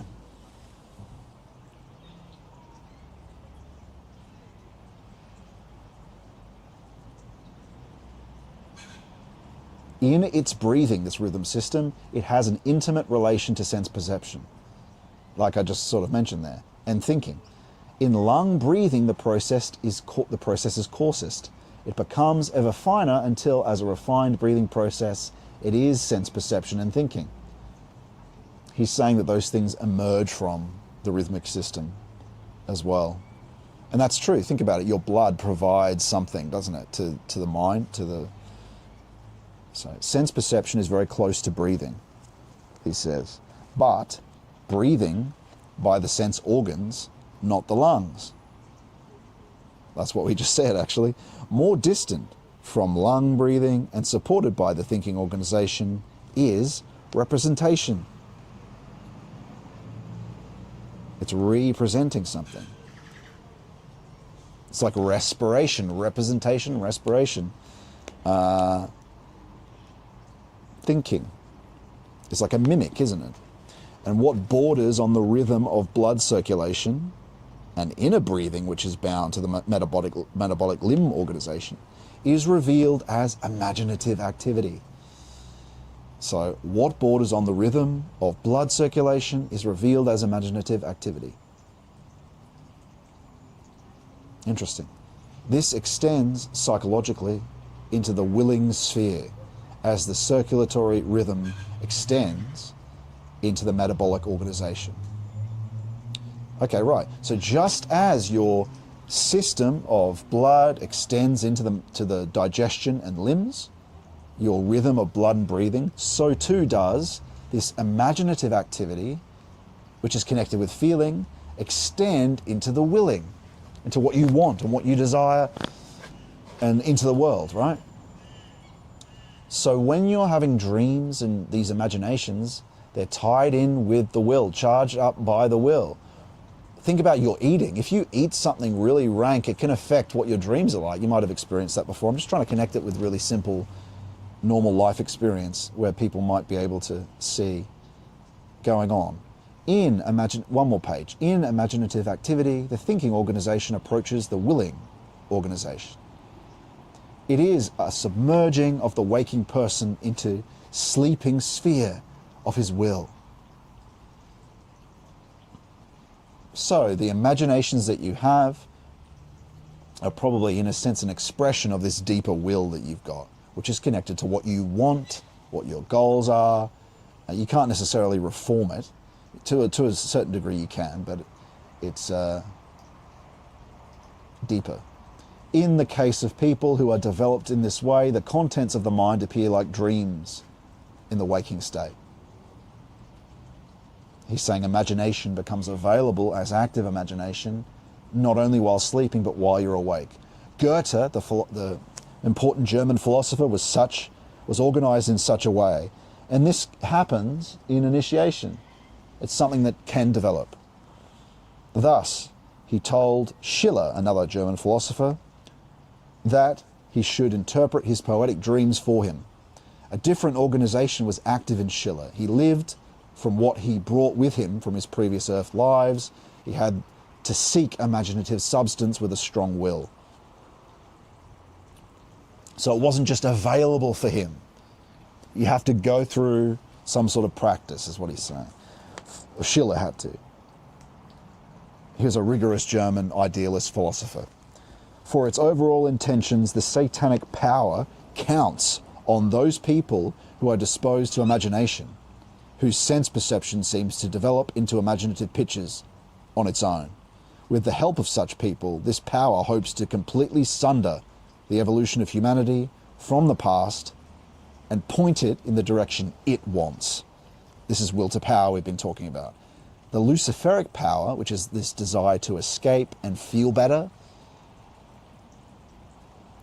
to escape our incarnation, counts on those people who are organized towards the willing sphere, who strongly transform sense perceptions into imaginative pictures through love of ideology, Weltanschauung, world concept, through love of world concept. You can see this in woke people. It's about feeling, it's about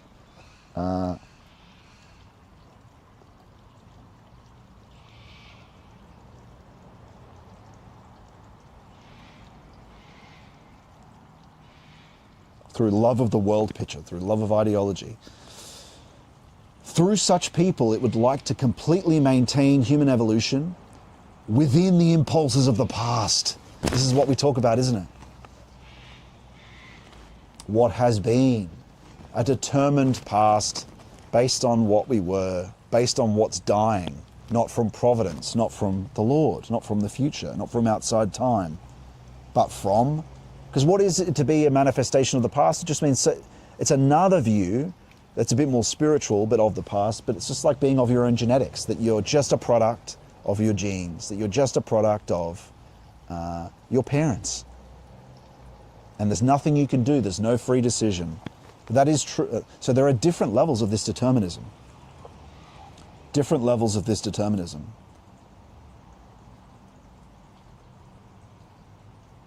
Through such people, it would like to completely maintain human evolution within the impulses of the past. Dead, satanic impulses that provoke you and us right now through the economy, through desire, through the passions that need to be purified in Christ, I'm adding. In this way, it could prevent mankind from submerging into the sphere where satanic power must be overcome. Yeah, it wants to keep us in our comfortable surface illusions, not delving into the depths where we might discover Christ and might be able to overcome. What does he mean by overcoming a satanic impulse? The desire for more, for a retirement fund, for a nice house, for a reproductive, for even a kids and a family, and just think that's all we are to do. Isn't that what we're supposed to do? No, we're supposed to have union with Christ. We're supposed to do divine will.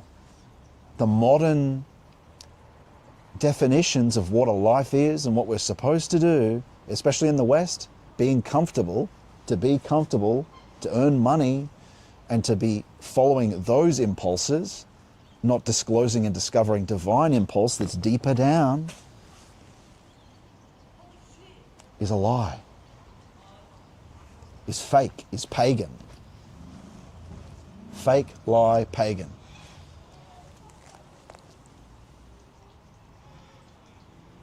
It must be overcome by submerging,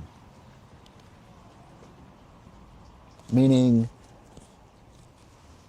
to get deeper, to reform our will through, well, it's Christ. You need only through him can this be done. On earth, man stands between two opposite poles. Above him, the stars are spread. From them radiate the forces related to everything which is calculable and regularity on earth. Regular changes from day to night, seasons, longer cosmic periods. They are the earthly reflection of the stellar processes. The other pole radiates from the interior of the earth. Irregularity works in it. Wind and weather, thunder and lightning. Earthquakes, volcanic eruptions reflect this inner earthly process. The human being is an image of this stellar, earthly state of being. The stellar order lives in his thinking organization, earthly chaos in his metabolic organization. In the rhythmic organization, the earthly human being experiences himself in free equilibrium. In a sense, though, the order has become satanic. The propositions are dead. They're of the past, in the sense that they need to be enlivened from divine thinking, feeling, and willing. But yeah, that makes sense. We are a microcosm of that.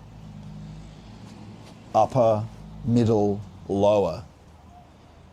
Subterranean will, which needs purification because it's of all these worldly things. And this rhythmic state, a balance between that, and the whole thing needs reform. Anyway, there's three principles connected with this, and we're going to move on after this. 174. The human being is spiritually, physically organized from two sides. Firstly, from the physical, vital cosmos, which means these deeper spheres of reality, the etheric, or the vital body, vital unconscious, where your energy comes from. What streams into this organization from the divine spiritual essence lives in it as the force of sense perception. So it's what provides sense perception, the capacity for memory and imaginative activity. So he's saying from the vital unconscious are those things provided to you, which makes sense if your vitality provides those things. Again, it's not thinking about these things like external science. It's a qualitative understanding by investigating the unconscious yourself. It's like old metaphysics. It's examining this here being and deeper, not merely examining with an experimental apparatus. You can't get at the qualitative from without. You have to investigate yourself. That's what initiation's all about. and you find Christ at the ground of it. And in fact, that essential truth is higher than any external science. Is him, and you can have access to him. And the next note here is very relevant to what I just said, 175. Secondly, man is organized according to his previous earth lives. This organization is completely soul spiritual and lives in him through his psychological body and his I. What lives as divine spiritual essence in this human essence radiates as the voice of conscience and everything associated with it. Well, what lives as divine spiritual essence, when it's purified, conscience is in union and is the voice from Christ. What he's talking about is the road to that. It doesn't have direct access to Christ yet, but once you begin, he's essentially, this is like almost an Aristotelian examination of psyche and spirit, not of existential being. Because Aristotle, when he does his metaphysics, he kind of examines the things of the world, like existence. Steiner, in a sense, does the same thing, but of the depths. It's a phenomenology. And so does Jung to a degree, but I think Steiner gets more essential.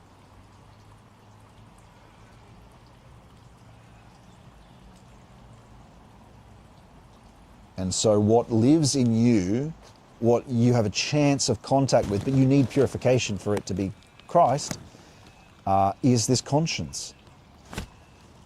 It radiates through the voice of conscience, which is from the will into feeling, and when you're communicating with it, you can ask questions, but not until you've been purified over 6 months doing the practice, right?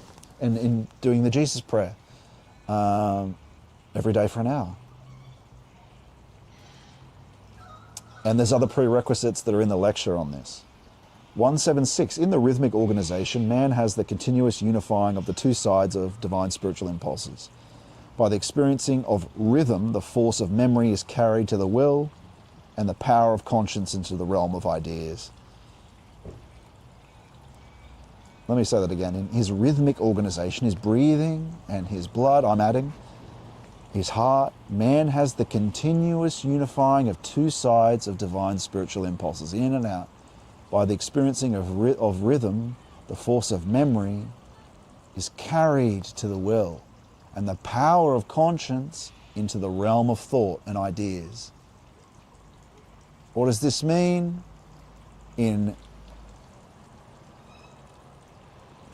Through grace entering the breath eventually, can these two things be carried to you? Can memory be carried to your will? And Christ will reform your will through this when he, and I've got a lecture on the grace in the breath, but it's a bit of a mystery, so I'm not going to talk too much about it just front up, but we've talked about grace in the breath before. It's not you doing it though.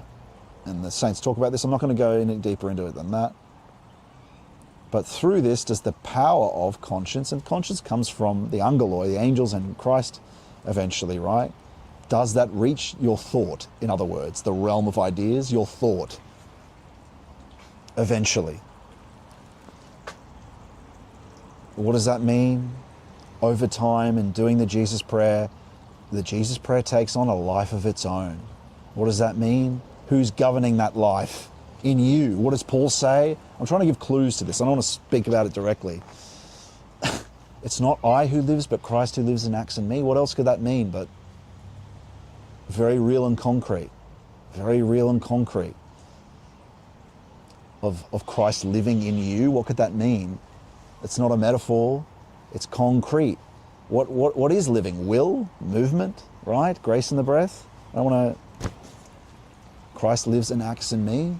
The saints talk about this. Gregory Palamas, Saint Gregory Sinai. We've talked about these readings before, about the grace in the breath. And so over time, Christ enters your being through this rhythmic system, enters your blood. And that's the end of that reading. I added those things, but that's what it's connected to, what he's talking about there. And he speaks in the voice of conscience, and that conscience enters your thought, and he enters your thought eventually too. He'll say things to you eventually. Christ does, but only in purification. Only in purification. Let's continue our walk, eh? Seems like the rain has stopped for a bit.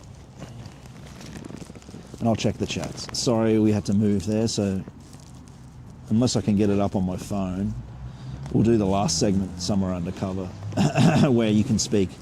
There was no one in there anyway. I didn't see anyone in the chat room.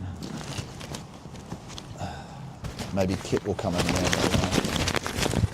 So let me just see where we are, and we'll go check out some of these buildings.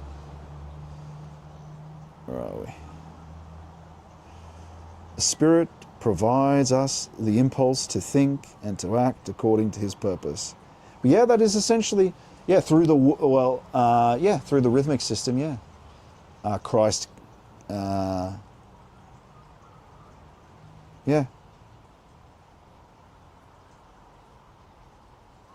Oh wait, how much battery has this got left? It's not going to last forever. 82. Okay, let's continue. John Stubble says, as long as we are close to Him with a pure heart, He will grant us His divine will, both in our awakened state and in our dream state.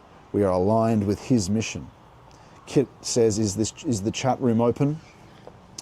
Let me have a look.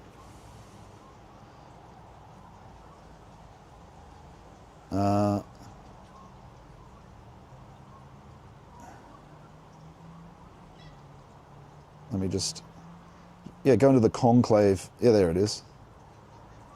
Let me look. Turn that up.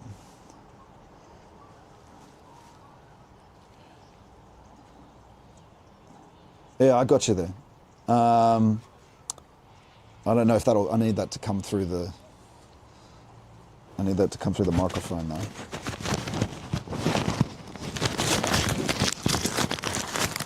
Yeah, just make them to.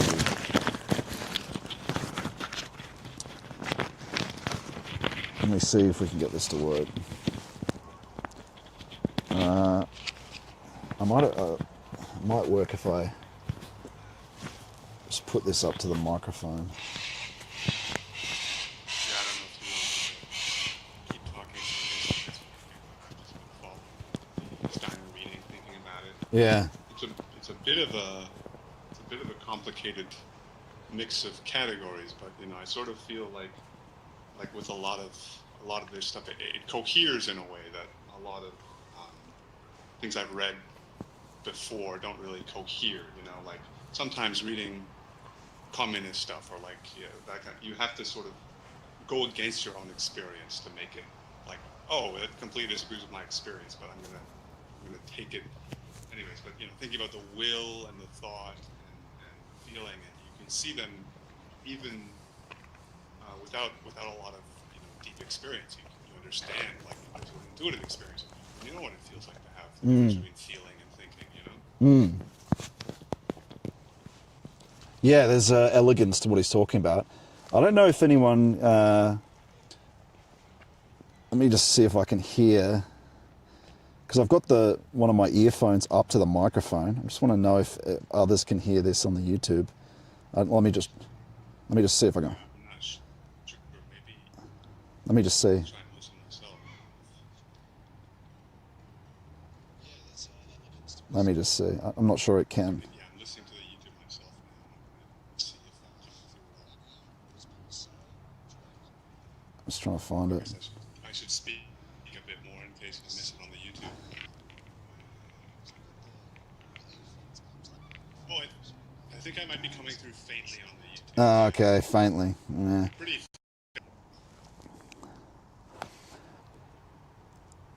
Why don't you just? Why don't you? I hear it myself. That might be it. Yeah, maybe. No, I don't. Okay. How was it loud enough though, or just too faint? Was it too faint? Because I'll try. Let me see if I can just. Sorry, everyone. We need a test to get how to get this to work. So, let me keep trying. I want to see. I'm going to put this on speakerphone, and that will at least work.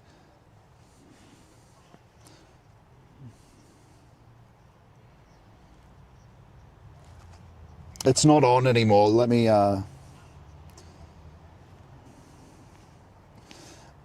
Yeah, just... Barely, all right. I'm just going to get speaker on, but I'll at least get you to re-say what you said. Just wait.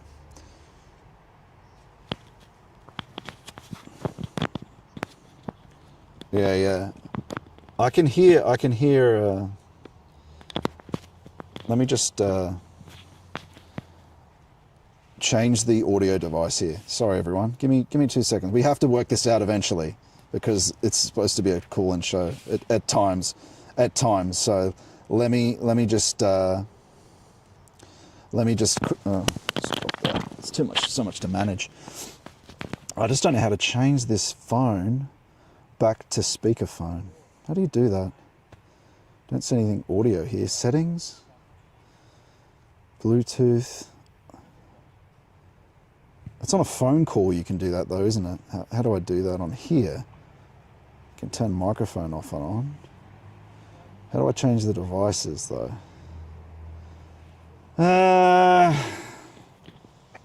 Soundboard, no. Sorry everyone, this is so boring.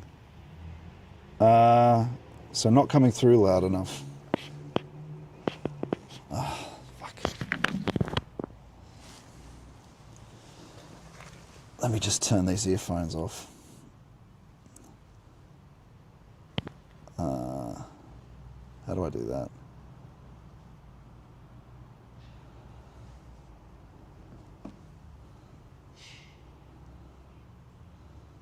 Talk now.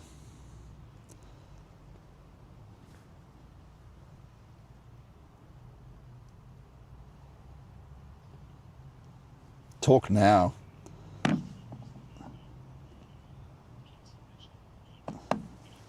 What I'm saying. There, try again. One more time.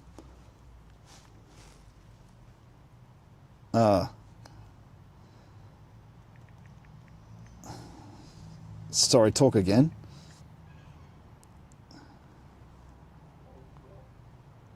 Yeah. Okay, everyone, give me a sec. That phone is a bit crappy, so it wasn't coming through on the earphone loud enough. But I guess I'll just get my laptop out again. At least let you guys hear what Kit has to say there, because we'll have to come up with something else for the future show. I'll get a speaker or something for this. All right, I'm just going to connect through my computer. Now it will work. Hang on. Let's turn these off. Go away. All right. Speak. Sorry. It's still coming through these earphones. Fuck. Far out, man. All right. Now speak.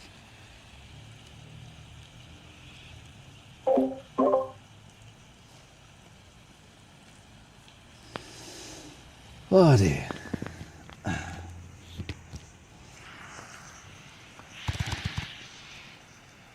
Technology, man. Sucks. God.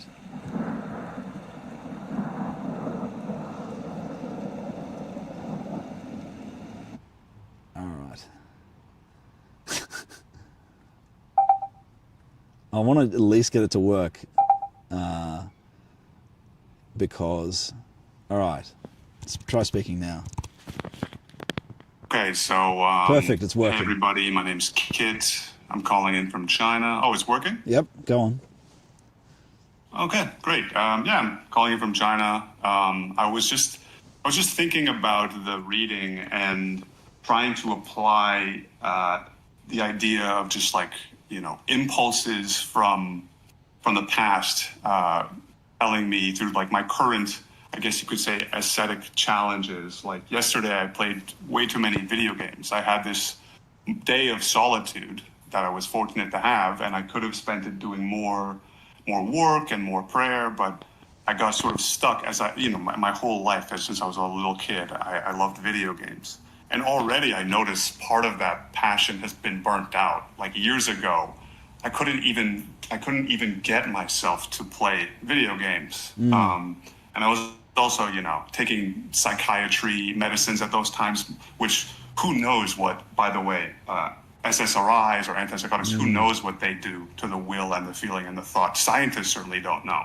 They just have statistical evidence. I don't know what they were doing, but for me, it seems like a predecessor to coming to the faith, because for a long time, I was like too proud to actually seek treatment for what I was ailing with. And eventually I was like so frustrated after like 10 years, I was like, okay, I'll go back to the psychiatrist and humble myself towards their authority. And those were actually the worst 2 years of my life, deep despair. And I don't want to get too personal, but it's just like, for me, it's like humbling myself enough to go to a worldly doctor is like a predecessor to humbling myself enough to like ask Christ to heal me. But yesterday I'm like playing video games, and for years now I have to like go to the Steam store. Gamers will know, like the Steam store, it's just this like engineered storefront of like delights exposed to you, and they have algorithms that suggest what they think you'll want to play. And there's so many niches. And then I used to just like go to the Steam store, try and provoke myself to wanting to play something. Like there's this yearning, even though I already partially know, like these don't give me what I was really looking for. It's like, and I try to analyze it just in a rational way. Like, okay, what am I really getting out of these video games?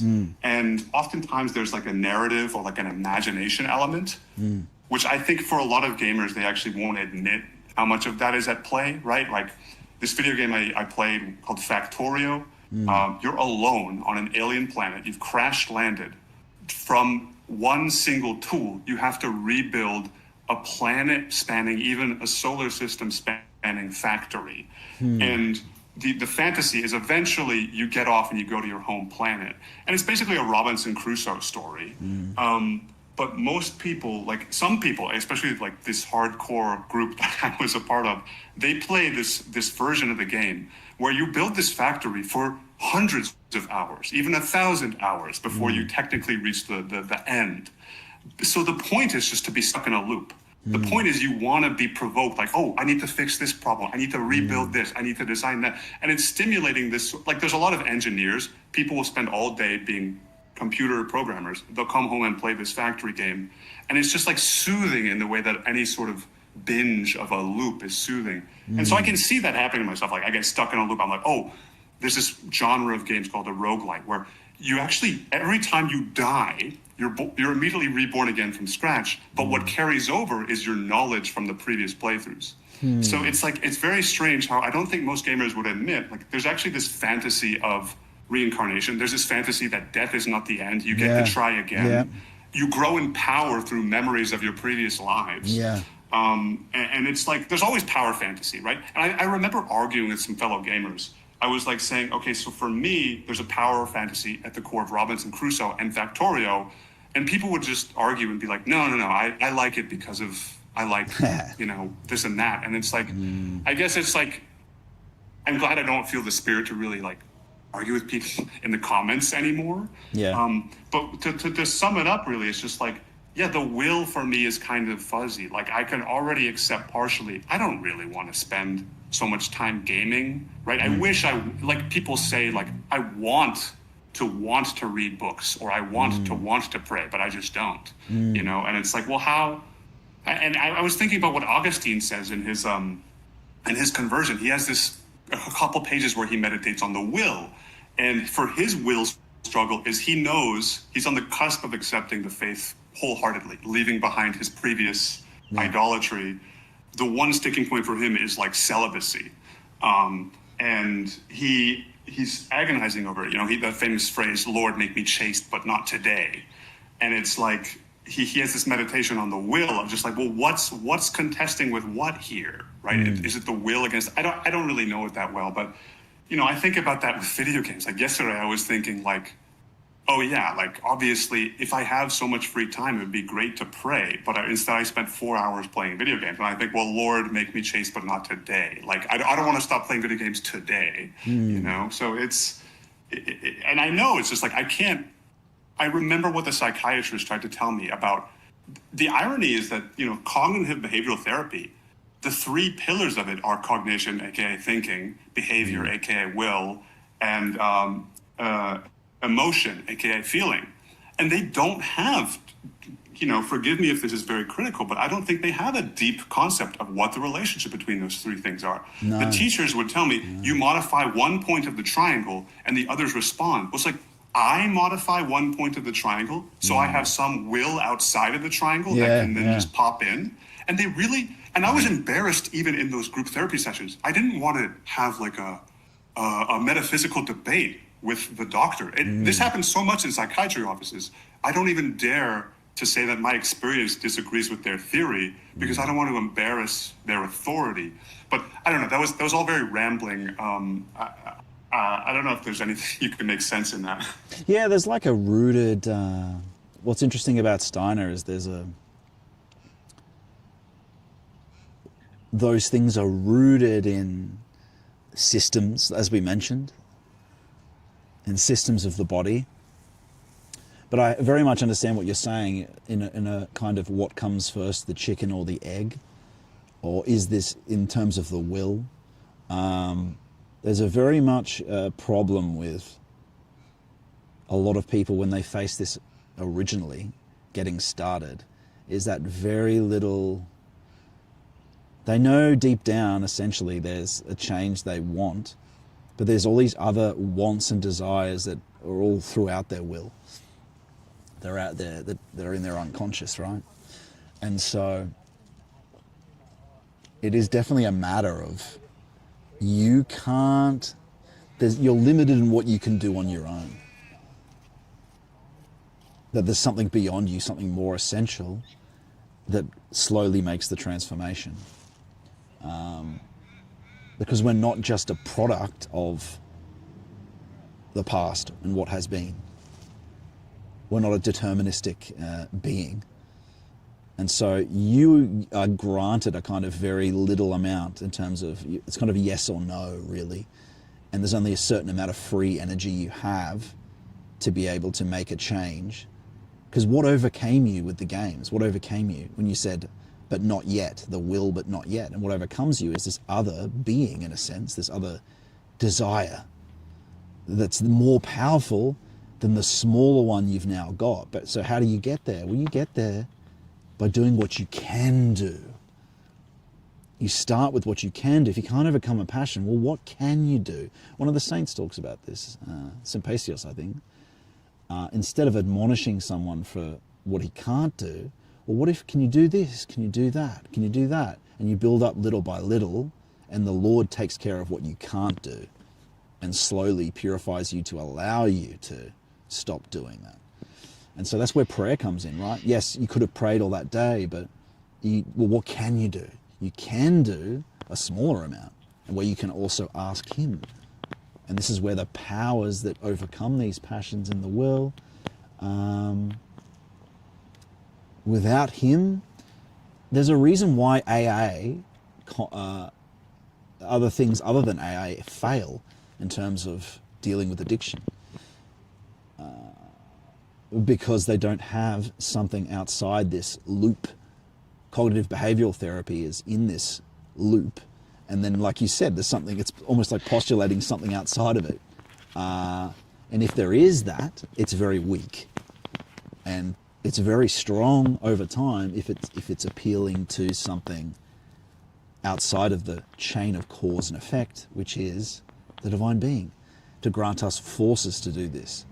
But it takes a lot to get out of the mode of thinking that psychology has, what's the word, I guess, foisted upon us in modernity. It's sort of implied even in a lot of Catholic books, not the old ones like Augustine, but the newer ones. They talk in the terminology of psychology. And so it's implicit in the language. It's like a pagan theory of how things are. I've noticed that. And I'm trying not to be, because of my pain, I feel so strongly about these psychiatric things. I try not to be too, I can just maybe not discern, but like just judge without condemning. But to give an example of that, it's like I've seen since I converted, people talk about scrupulosity. And I'm sure this is a real challenge of people who feel like what Freud would call like obsessive neurosis, what today we would call OCD, like psychiatrists would call OCD.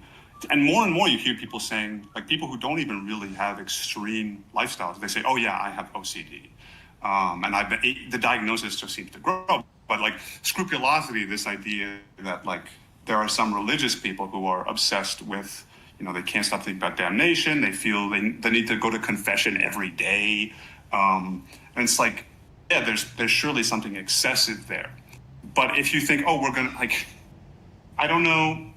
I was just listening to Valentin Tomberg's audiobook, the meditation on the card of justice, the 8th card. And he's talking about, not setting up an anti-altar to the church and not setting up an anti-chair to the chairs of academia, like respecting the disciplines. And Hermeticism is really about trying to find a synthesis. And it's like, well, that's so much more peaceful than like being like a total anti-psychiatrist, right? Because what is really going on with so-called scrupulosity or so-called OCD? I've seen that in like YouTube channels, like people saying, oh, I'm an ex-Catholic, right? Like the Catholic Church wasn't properly treating like scrupulosity or such and such personality disorder or what have you. And it's just like, I don't know, well, without discernment, how do you know? Are you going to go towards the scientists or are you going to go towards the church hierarchy? Yeah, I mean, that's where it comes down to looking for something deeper to govern what your decisions are, not mere calculation, not mere heuristics. But it happens to be that before the 15th century, that how people made decisions, how people determined truth individually was not referring to an academy or science, right? They relied on what Steiner was just talking about, conscience, to govern their decisions. Because why do you follow tradition? Why do we follow tradition? It's not merely because it's something we used to do. There's something more essential to it. It's the essence of time, and we've been talking about this all today. It's the essence of time. There's high space, high time, high cause. There's something that we can turn to look for what is essential, because the church isn't right about everything. But Christ's body is the church, in the sense that the universal church, let's say. So the conscience has to play a role for everyone. And the saints will tell you that. You have to be discerning about who you choose to be someone to guide you as well, to make sure they're healthy, right, in comparison with. So it involves thought. You don't just go to whatever priest you join, that you turn up with. You've got to make sure they're a good spiritual advisor before you make your decision into what you obey, right? And so that it's difficult. It's not just tradition for its own sake, it's that it actually happens to be the essence of time. And how do you make those decisions? Well, you look to you have to have an epistemic principle, don't you? And there are some principles in the gospel and other principles that I've mentioned in the lectures before that help one get to the point where you can rely on conscience to lead you on what to listen to and what not to listen to. And that's the whole objective of Greenwood, really. It's getting us in contact with this conscience, getting us in contact with Christ, and so we can know, be guided by him directly, especially in a world where there's this combinatorial explosion of information. What can be relied on? What is authoritative when the elites have failed, when the academy has failed, when psychology, the reproducibility crisis, when these things fail? And they always were a problem anyway. But yeah, is there any sort of final comment? Have you ever read the... jump in. It's Hierotheos of Naupaktos, right? The one of Saint Soph's spiritual students. He wrote the book I Know a Man in Christ. It's Hierotheos. I've read that. Naupaktos, right? I was listening to Orthodox Psychotherapy, this book he wrote back in the 90s, as like a a counter argument to all the therapy culture that was popping up. And it's basically just a traditional exposition of Orthodox faith. And he has a chapter where he talks about what happened when they used to make bishops exclusively from monastics. And then out of necessity, they were like, okay, well, we'll find people who don't have divine union, they only have illumination. Yeah. And then people who didn't have illumination later, only purification. It used to be, he has a long chapter discussing how they used to confirm, like confirmation, the sacrament of confirmation. You used to actually check, does this person have the Holy Spirit with them? That's what we need. And now, I would argue a lot of so-called confirmation, it's just a formality in the Catholic Church. An 11-year-old who's never prayed is having their confirmation, or whatever, 15-year-old. So, and I guess there's a modernist impulse in me, which is like, oh, this isn't very democratic, right? Like the modern day is supposed to be more progressed. And it's impossible that something can be an elite and also good. Like if it's available to everyone. But everybody does have access. That's right. That's the point, is that everyone has access. If you turn to Christ, you can be one of any, like he'll grant it to you if you give your time to it. But that is so fascinating you say that it used to have to be. Is this person in union? Basically it's saying it's like a hierarchy of hesychism. It's a hierarchy of hesychasts. But the thing is, like we were saying, that's how it's supposed to be. And the law of Moses isn't anti-hierarchy. But that's the point. It's that we need more people. We need to be governed by Christ in our union with the Holy Spirit and the union with Christ. And we just lack that. But it's possible. It's possible to disclose that, and for it to be disclosed to us in this modern world with not even that much time, if we're slowly willing to be transformed. But that is fascinating. That's how it should be, though, a hierarchy of initiates, a hierarchy of initiation.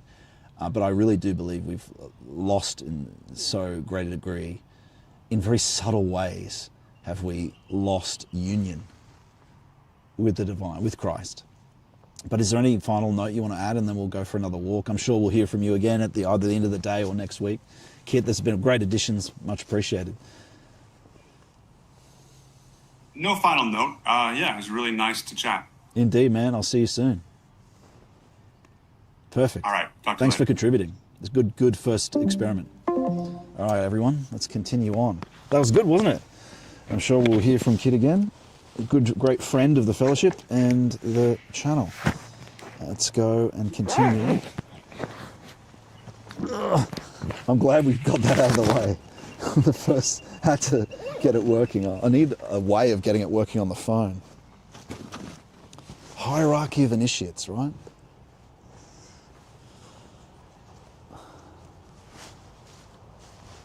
All right. So we'll go for another walk, and then we'll do another reading. And then if anyone wants to go, if you want to participate in that, everyone, go to scottmannion.com/fellowship. Of course, I'll read your chats as well. Optically Infinity says, if you think dwelling on or obsessively feeling compelled to go to confession is bad, you should check out Opus Dei. Just saying. Happy Hellish Death Racer says, wow, lol, cool, a magpie. There are some Rosettas over here. Great chat, very insightful, says Optical Infinity. Oh, this seems like a successful segment. We'll continue doing that. If you guys want to participate in it, like I said, go to scottmannion.com/fellowship or the Substack and then join. And naturally, do the practices. That's the most important thing. There's a free option on my website for it if you want to participate with your voice like Kit just showed. And that's going to be a regular segment of our walk and talks. We may even jump back in for another one after we read the next reading by Saint. I shouldn't call him a saint, Father Seraphim Rose. Father Seraphim Rose. That was really good. Let's continue, look at some old buildings, and then we'll do our reading. Such a beautiful bird, the old Rosetta.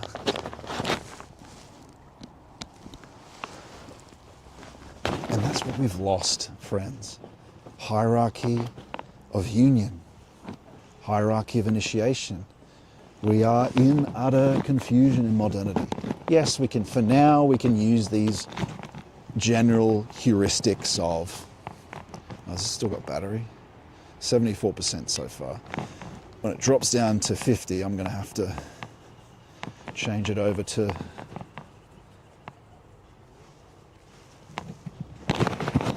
the different system, which might have that issue it had last week, everyone. So that green issue is going to pop up again. But we'll have to change cables in about 30 minutes.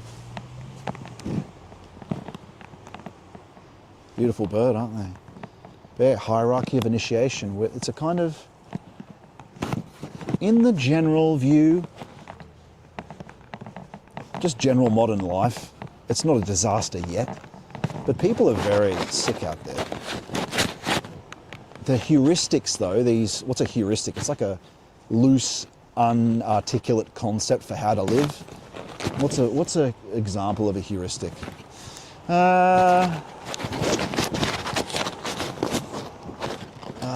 Buy high, sell low. That's a heuristic.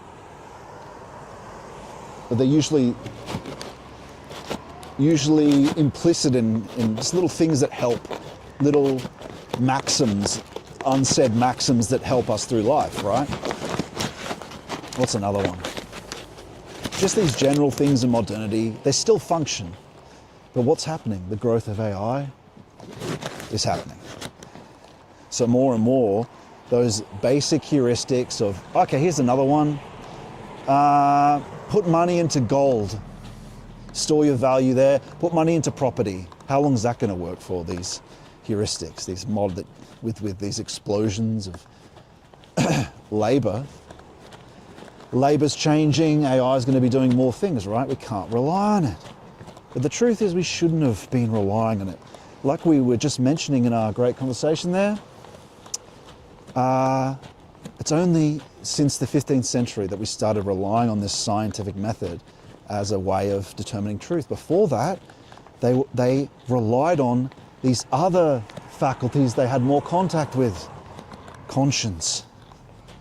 There's ways we have of accessing the divine, of Christ, accessing Christ. Of course we have to be purified, right? I haven't read that book, but it's one I did consider reading, but it's so interesting that they talk about hierarchy of initiation. To be a bishop, they went to the monasteries to see who's a hesychast, who's in union with God. Because that is what you need. Is the Pope in Catholicism, is he in union? I don't think so. I don't think so.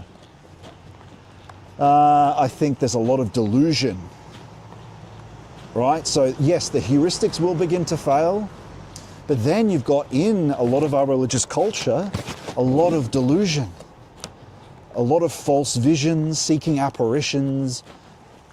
You get a clue of it when the people are kind of obsessed with apparitions. About what's an apparition? It's something that appears as sensory. So it appears to you standing over there.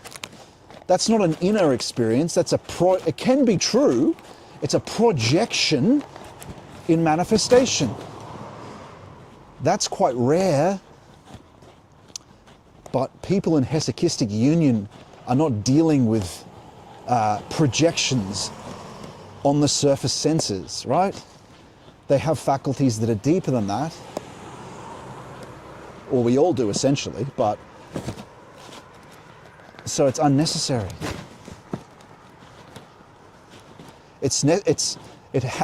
People look to those things when they don't have union apparitions. Because if they're in union, the surface senses are sort of the furthest thing from union. Being in union, you don't discount something if you have authentic faith, which means if you can feel divine breath, is what that means. You don't discount that, of course.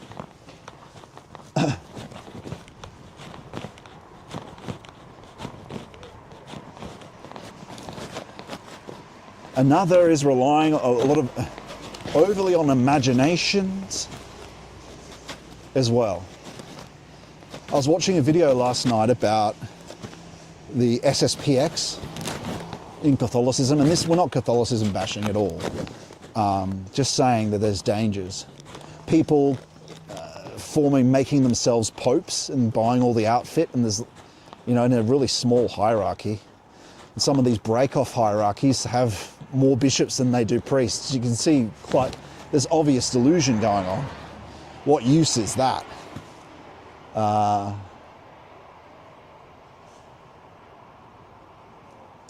What is an apparition is less essential than spiritual touch. It's less essential than mystic union. It's projected out there. So when you see a lot of that, you get it's because of a lack of union. What is extrasensory isn't what transcends the senses. I think Teresa of Avila talks about this in her intellectual vision versus imagination vision. What's extrasensory is already in temporality.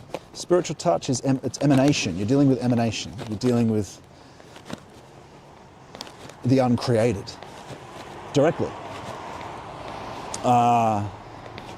With the apparition, it's like, okay, say you think you're hearing God. Thought is a less essential phenomena. You understand that when you realize our articulate words are connected to our vocal cords, and so articulate expression is later down the chain of what's essential. More external, more surface. So yes, God does, but it takes a long time. And we were just thinking about conscience, right? Steiner said that through rhythm does conscience manifest in the ideal, in thought. But the word and primordial thought is more essential than articulated word. So you do have a lot of Protestant sects talking about just their thinking process, and if it talks to them, they think it's God without any epistemic principle, truth criterion to validate it. And so we're in a lot of danger, aren't we? Do you go to the authority of the academy? Do you just take any old tradition? Like I said, you've got in certain things a lot of dangerous fake demon activity going on. And so, well, you rely on a truth criterion. You want access again to, you want to go back essentially, but not back to anything. You are relying on revelation and its standards back in the past before it was before it had been compromised, to look for your criterions, your criteria of what is good and true, and then you can compare that to what even you can receive from conscience. So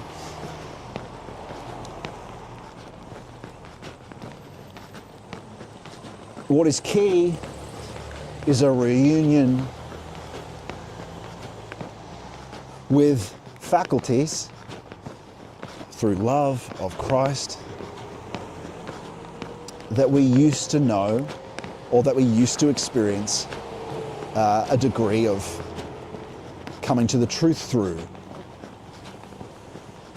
Because these other intellectual faculties are that participates in it. Yes, you're using logic to help you deduce from revelation, though.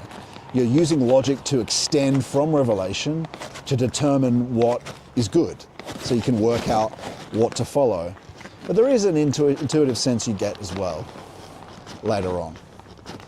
So for the moment, you use I would just say you use the hesychasts and saints, Valentin, until you can disclose conscience, following the epistemic principle.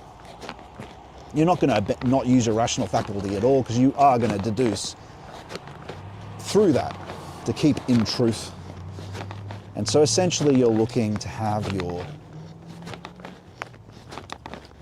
value hierarchy, your criteria of what's true and good from revelation, but you're still using deduction to keep in line with that.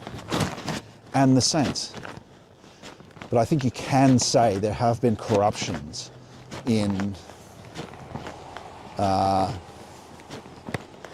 the church. So you do have to use, we have to get to conscience, we have to get to Christ. We need mystic union, we need hesychism.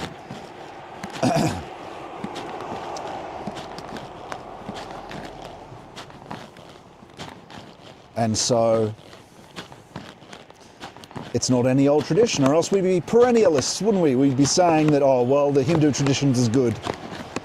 No, it's not.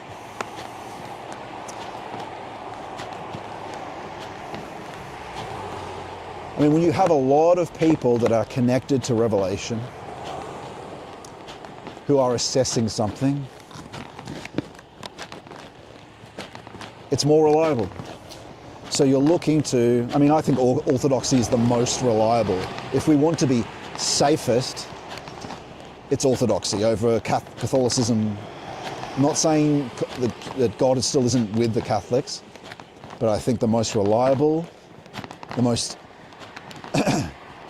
largest group of people in constant union, especially as a collective on Athos, is without a doubt Eastern Orthodoxy.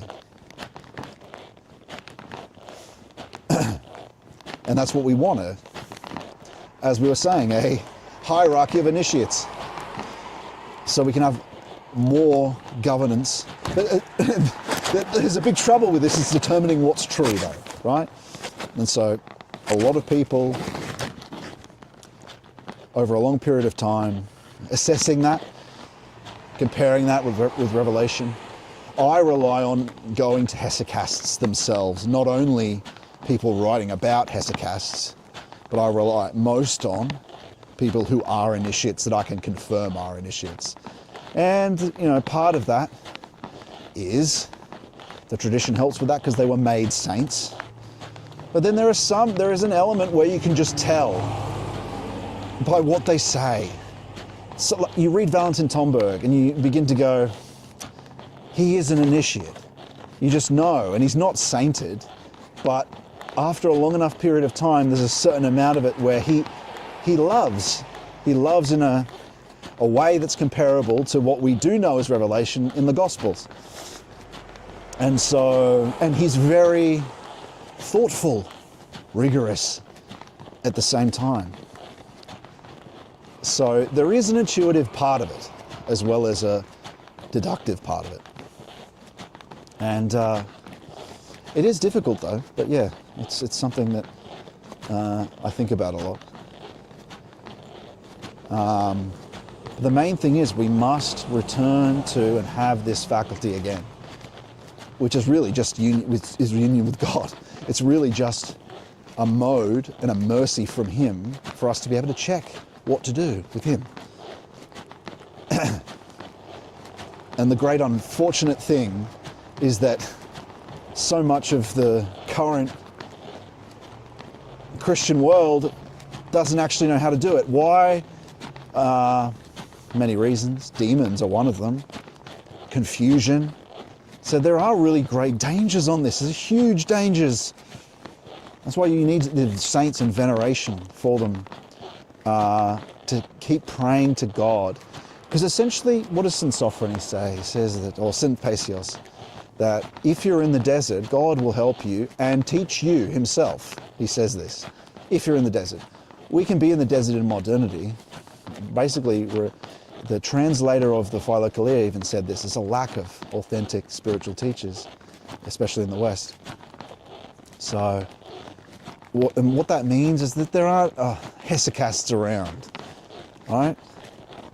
Valentin was one, and I'm not going to say anything about myself other than I've told you what I experienced, and I just tell you what works for me and what works for me, and what works for me. And then just refer that to the hesychasts. But I have the experience. It's all, these are things, I don't talk about what I haven't experienced, but what I do talk about are quotes of saints and from Valentin. So you can just follow them. You don't have to listen to me.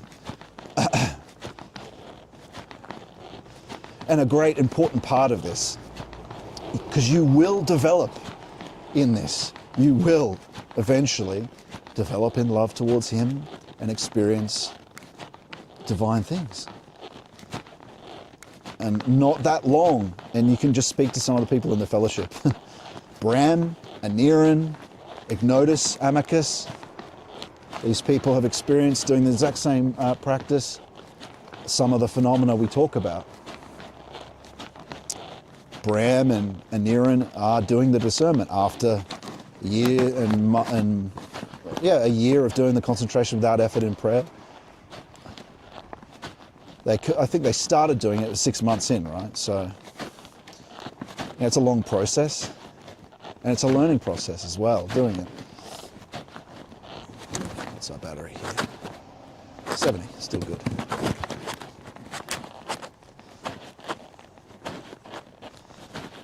And so if you want to be a part of that, of course, go to the fellowship. I've already said it, scottmannion.com/fellowship. I think the link's even there.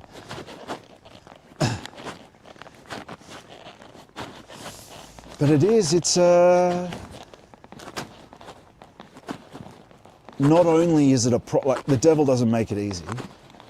Not only is it a issue of the surface being a problem, but there's a lot of delusion in religious groups and everywhere. That's half the problem. So it's finding the right approach. And that's through orthodoxy in terms of the texts anyway. I think the best combination is Valentin and the Orthodox saints, personally. But there are saints in the Western world that are helpful too. But I can only tell you what works. You must get a sense from what I say. You must sense something else. That what I'm saying is true. I mean, at the same time, you could also say, well, you certainly believe it, which a cynical person would say. By the way, this is a statue of Mary Poppins. The person that wrote that story is from here, Barrow. An Australian originally, lived here 10 years or something as a kid. They think it's the inspiration for the stories came from this little, very English little town. And this here is where, if you like cricket, Donald Bradman, that's the Donald Bradman Museum right there. And he was from here too. I have no interest in cricket. Or, for that matter, not much in Mary Poppins either. Well, it's kind of a charming story, I suppose. And so where were we?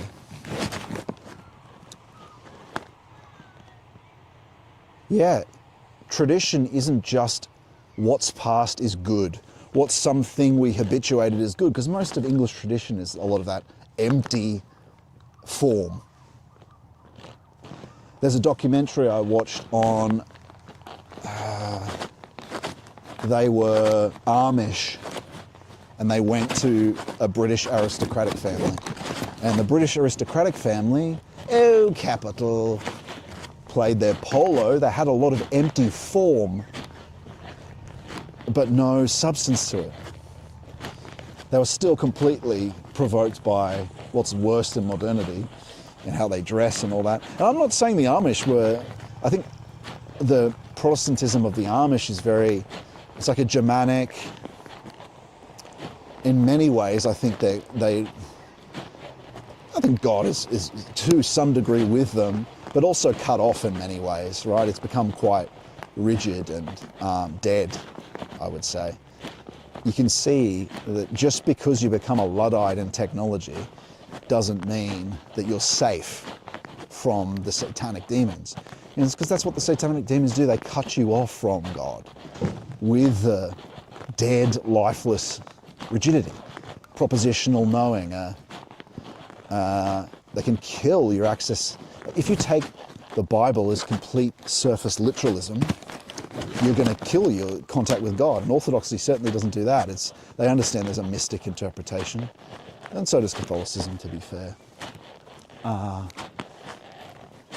But those Protestantisms don't. You can tell from how this family would interact with the British aristocratic family that they'd talk about God giving Adam and Eve clothes and stuff like that. just stuff that gave away the literalism that leads to a dying. Because the whole point is that just as there's a mystic interpretation of the Bible, so too is there one with creation.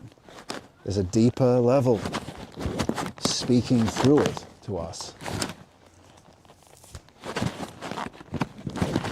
And so that's the key. Thank God there actually just is a way to find truth as an existential fact, because it's all so confusing.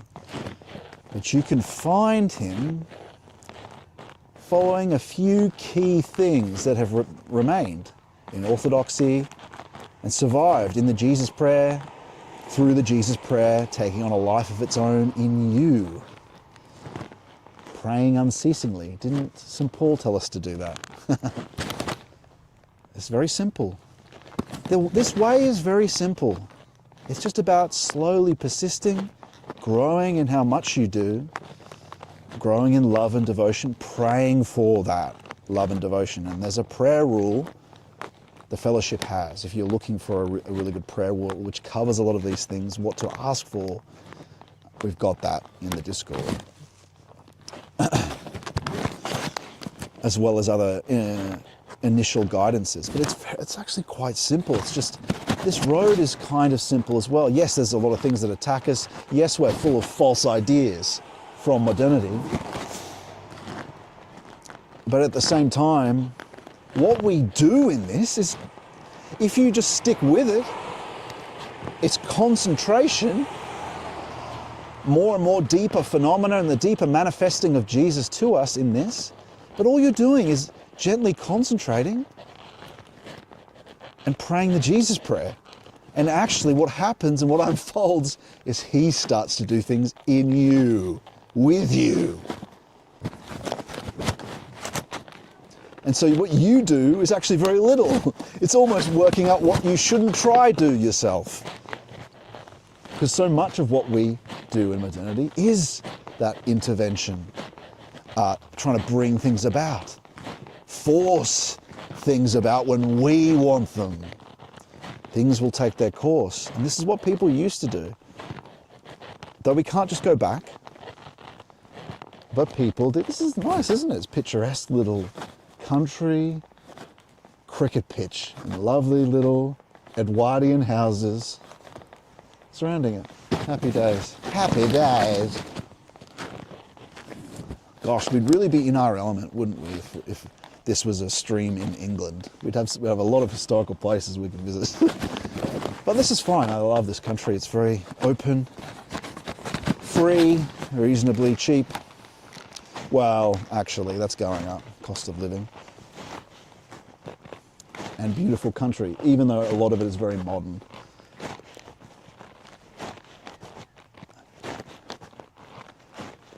And so it's very simple. It's not reserved for an elite few, although it is a hierarchy of initiates, right? That God even seeks, but he offers it to everyone. But who's willing? People just, in this world, people aren't willing, they're not even willing to give the time to it. They're scared to give the time to it. Oh, what if I devote all this and nothing happens?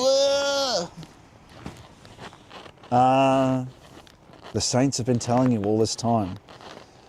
The people that we have in for the last 2,000 years said are the most upstanding, most healthy, saying, do this. Concentration. Sir Gregory Palamas talks about concentration. And everyone talks about the Jesus prayer. We've got books, The Way of the Pilgrim. These are important things to follow. And you don't have a moment to lose either. You know, a lot of people come and live in this town, right? Oh, I'll do it when I retire. I'll repent when I retire. St. Paisios talked about this. I'll repent when I retire. I'll go to the Holy Land and repent. And there was this person that said that, and he said, oh, I don't know about that, you need to get started now. And you know what his employee said to him? He said, you'll die before you get there, you know, you'll die. And he said, what are you talking about? And he booked his trip, went there and he died before he got to the Holy Land, died on the boat. Don't wait till your retirement to get started if you're here. If you are retired though and you are here, just get started. It's fine. You're still alive. But, you know, through love, loving him first, does the healing come? Does the peace come? You can pray for those things though, but know that in the prayer itself, like while you're doing the concentration without effort, you're just seeking union with him. Union with him, and peace will come about through it. And it's over time. It's just it's a long process, long period of time. But what were we talking about? We were talking about high time. I'll just jump back to the old chats. And we'll be doing our next reading in about 50 minutes. We're going to walk and have a look at some nice houses though, and continue our chat on what is the essence of tradition.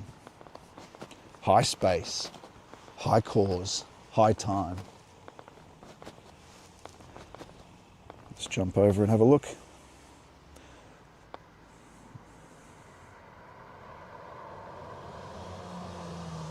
But it seems like people enjoyed that. If you're watching the stream right now and you're not watching it live, let us know in the comments whether you liked that little call-in segment, because it looked like at the time people were enjoying it. So it's something I think we'll regularly do. Okay.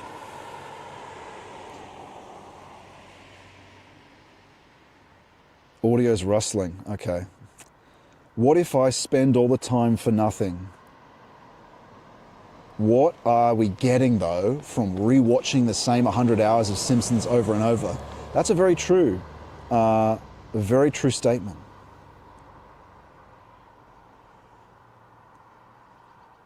Harry Smith, I don't know, it seems like that's some sort, I'll let you guys talk amongst each other about that, talking about vile priest class.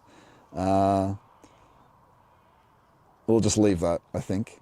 One day the movies which we rave about from the summer are going to be just as dated and dull as Mary Poppins, says Criticism. That's very true. John Stubble says, God calls each one of us with a different purpose. For some of us to be poor in order for us to not focus on earthly treasures. Yeah. I think there are things here that he's not arranging though. If we're not in communion with him, there's things we're born into that he didn't arrange. It's just a matter of heredity and destiny, right? And not, when I say destiny, I don't mean providence. I mean collective unconscious, or the process of reincarnation, if that's part of your model.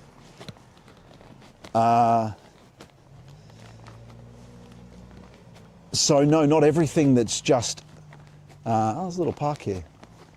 It's not everything that what you're born into just happens to be something God wanted you to be, and no, not necessarily. I think onwards, with what is happening in your life, because you have to ask, say like Charlie Kirk being ended, if he was in communion with God, I mean hesychistic union, then he'd be telling him where to go and what to do. No, he was out for politics, doing what, seeking, yes, call himself a Christian, but you know, the law wasn't like, oh, okay, we'll take out this Charlie Kirk gentleman because of that. But it wouldn't have happened if you were in communion with him, because you'd be communicating with him. This is nice, isn't it? This is called the Cherry Blossom Pass, I think. It's pretty. We're looking for Shepherd's Street, but maybe we'll just walk up Cherry Blossom Pass. Let me just have a look where we are. Oh no, Shepherd Street's just here. I'm gonna walk down Shepherd Street. It's a very picturesque area. And so, that's what's key, because if you're not in communion with him, the influences that are happening to you, the motivations,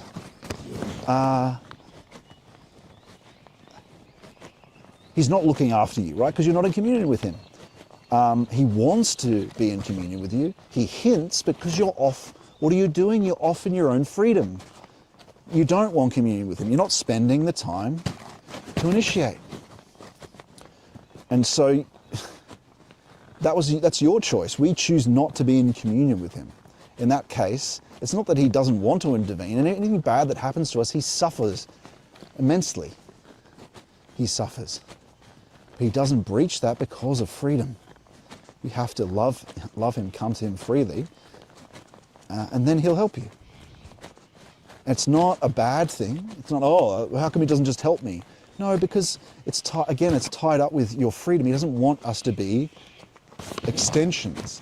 He came with the gospel so we could have so everyone could hear the gospel and then make their own decision. Or else, if he just showed miracles, obviously, I know I've described this a million times. He'd be like Satan. He'd just be demonstrating his power, and you'd be afraid of him. So it's a different type of thing. Whereas he loves you as a son, wants you to come back, but it's up to you. It's up to you.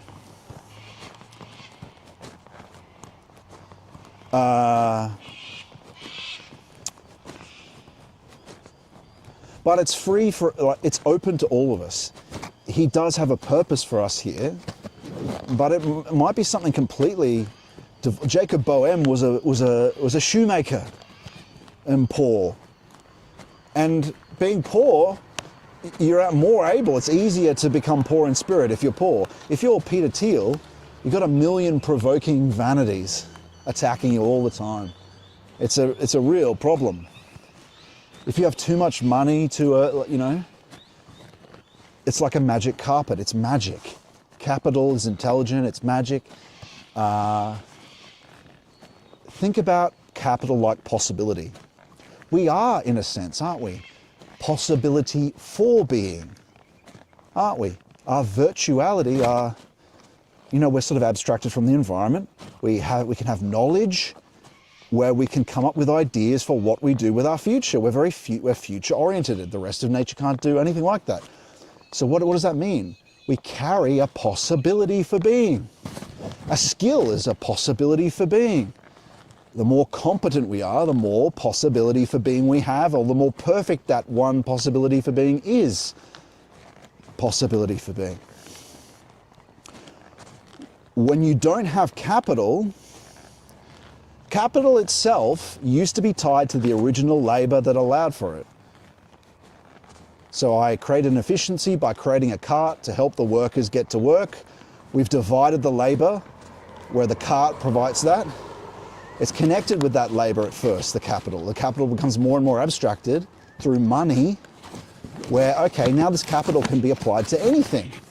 And so it's no longer labor anymore. It becomes a spiritual phenomena. And so we're just trying to describe a more essential understanding of what happens when you're rich. What floods in when you come into money, and we know this from people who are poor who win the lottery. When you come into money, an abstracted possibility for being, which you in a sense are a possibility for being, but this abstracted one that could be anything, floods in. And then your passions are amplified because they could use that possibility for being to manifest all types of labor, especially tied up with the reproductive acts and all sorts of vices, couldn't they? And so that capital, that is in a sense spiritual, is wasted when it could have been devoted to doing something more productive. So poor's good, because if you're tied up with these amplified passions and this one thing, this money that kind of amplifies those things that are already impulses, right? It adds fuel to the fire of all those things, those possibilities, those vice possibilities. But the truth is, those different forces, there's a force outside of that, which is providence. And so God's chief purpose for you is union with him, because through everything he can, like, if you come to him freely, the thing he most wants, which is to salve you, heal you, can be brought about, because you're freely, slowly, by praying to him, worshipping him, he begins to teach you through this too. He reforms your will because you begin praying for it. Let it be with me according to your word and will, Lord, as part of our prayer rule. The concentration is practicing a kind of monastic oath, as we talked about. It's practicing poverty of the senses. Poverty isn't just material. Poverty is poverty to what we eat. We eat with the senses. We draw in from the outside world. It's novelty. So it's difficult, right? Because we're on Amazon. Even I still watch televisions at night. I'll watch a few things, but I would be doing the same thing, watching reruns of whatever. But obviously I've got a very segmented day and lots of spiritual practices. That built up very slowly. But he, over a long period of time, he also transforms what you desire, thankfully. But you do have to, with these little changes, put in a little bit of effort, a little bit. And then he'll build on that. The key thing to get right is that morning concentration. It's through that, getting up to an hour, that he'll transform you. He'll transform you, thank God. Oh, that's a nice view, isn't it? Beautiful hill. And so the essence, we talked about low cause, low time, low space.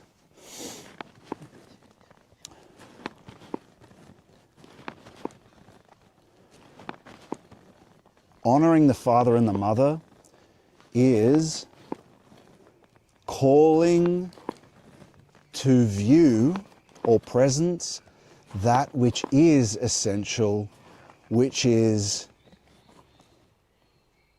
brought inside. Because in the fall, Jesus didn't abandon us. He began preparing plans to purify a people which needed to be purified from everything we're talking about that's broken. All these impulses, all these demons, the Luciferic spirituality that all paganism is bound up with, which slowly decays to Satan, from Lucifer to Satan, from a spirituality nested in Lucifer in the fall to a sort of dead, rigid, technical being that we have in modernity. The Lord didn't abandon us. He, the eschaton, the Alpha and the Omega, we've been pulled out of this Alpha and Omega. We were pulled out of remembrance and providence, the true past and the true future. Like we were articulating earlier in the stream, the past, our past, the past of the whole civilizational human logos, is a limited, separate space. Isn't that separate knowing that the serpent offered, isn't it? Knowledge of good and evil. You will be as gods without God, which means you'll have this separate remembrance, separate human technical advancement. This is everything human civilization is without Christ. It's this technical build-up. It's transhumanism. Paganism is expressed in so many modern phenomena when we divorce ourselves from Christ. Gnosticism, but also modern phenomena we see with people transforming, right? I don't know. That's got Nietzscheanism written all over it. People not being happy with what they. I don't want to talk about it on YouTube, but you know what I'm talking about. Transformers. I can't even talk about it. These are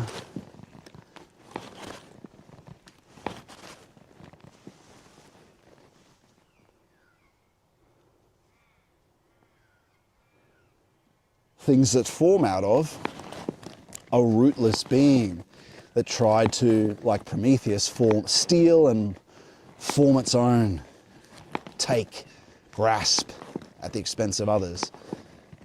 All internal, right? If it's all internal, doesn't it become like, you know, in a language learning model, when you train them on each other or when you link them to each other, they sort of start to spin out to a insanity, like a weird results. Rootless, right? It's the same for us. But it's only different in that we still, because we're humans, we still have the image of God in us. So there is a certain mercy there. But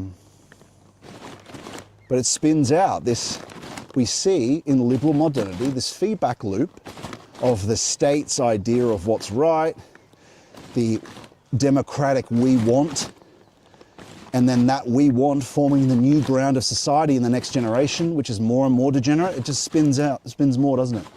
There's no essential ground of what's good and true.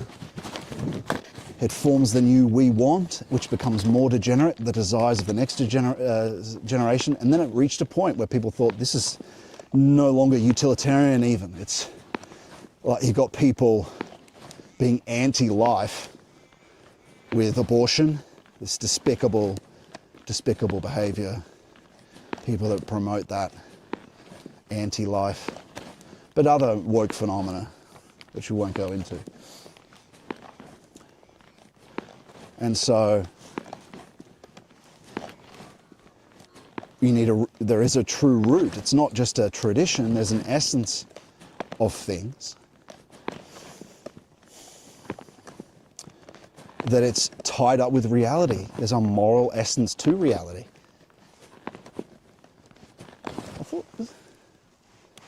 Oh wow, it's a pretty nice view though, isn't it? Not bad.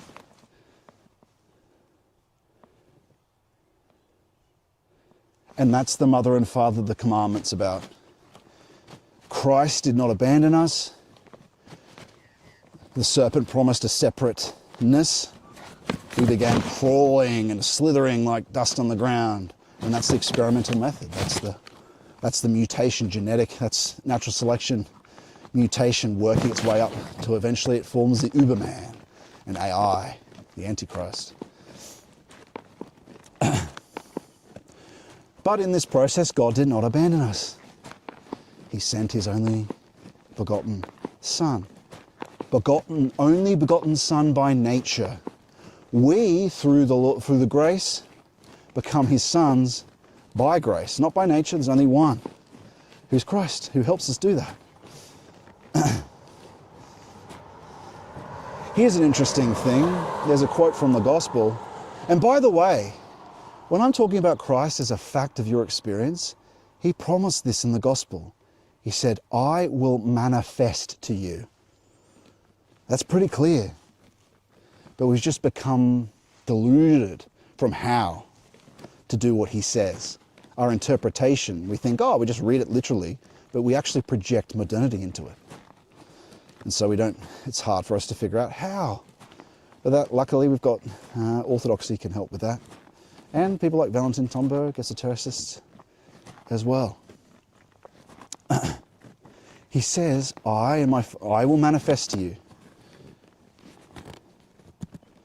I think there's another quote in John where it says, my Father's love for me will also be in you.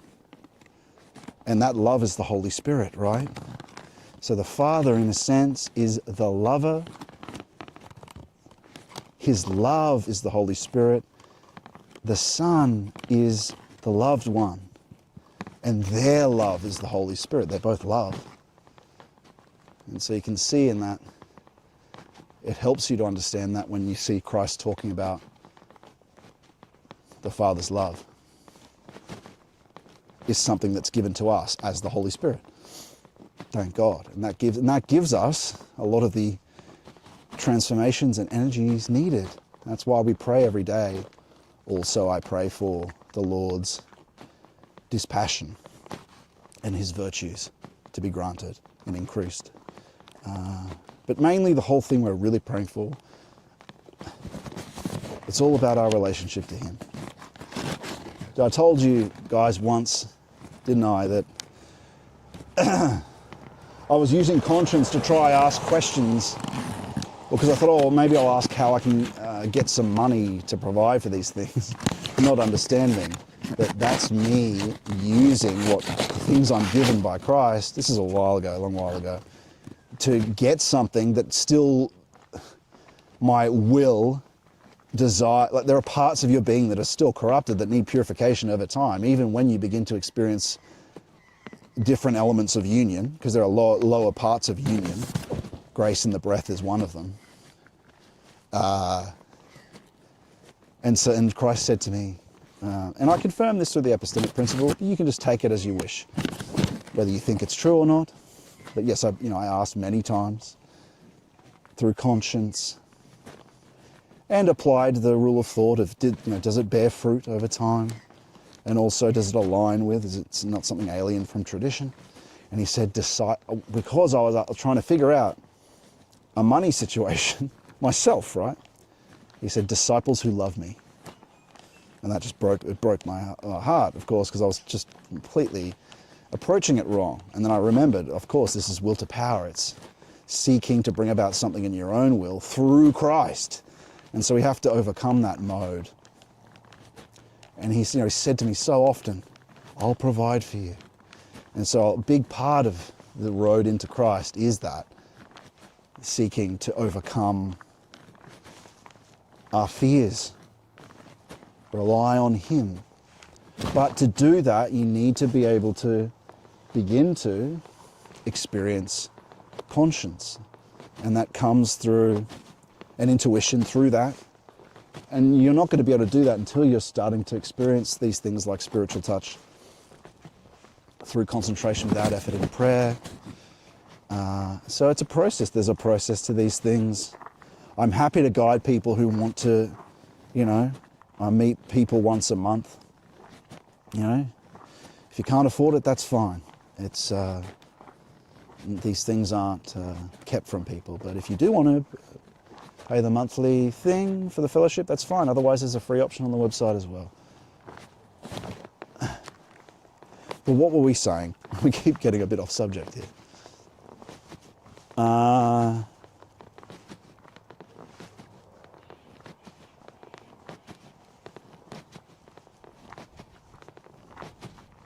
Remember, honouring the mother and father, you could consider the mother to be faith,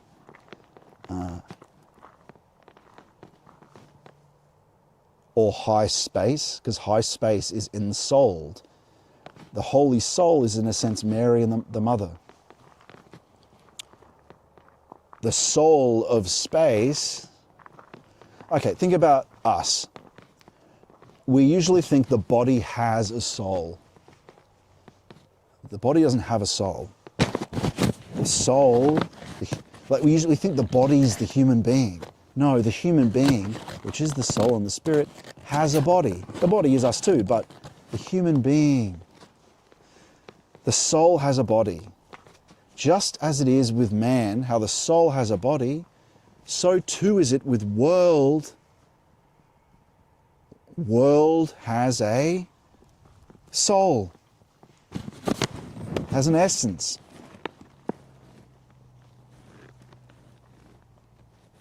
Remembrance, it's essential memory. The world, just as it is in the microcosm, where the soul has a body, so too is it in the macrocosm where this ensouled Holy Soul has a world. That's why they call Mary virginal nature. But faith is tied up with this too, that as we're transformed, that's what remains in your soul when revelation isn't directly happening from Christ. So when we remember, we're not just calling something to memory. It's a spiritual being that is now disclosed to us.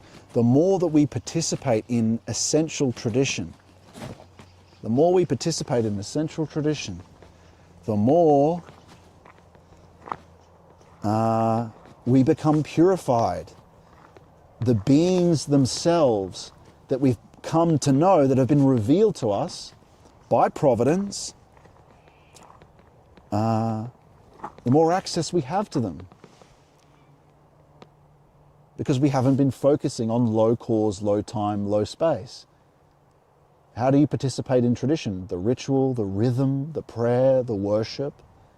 These bring these beings to presence. They first came to our awareness through revelation, through the Gospels, through the chosen people being separated off from pagan demons and a general collective being that was demonic.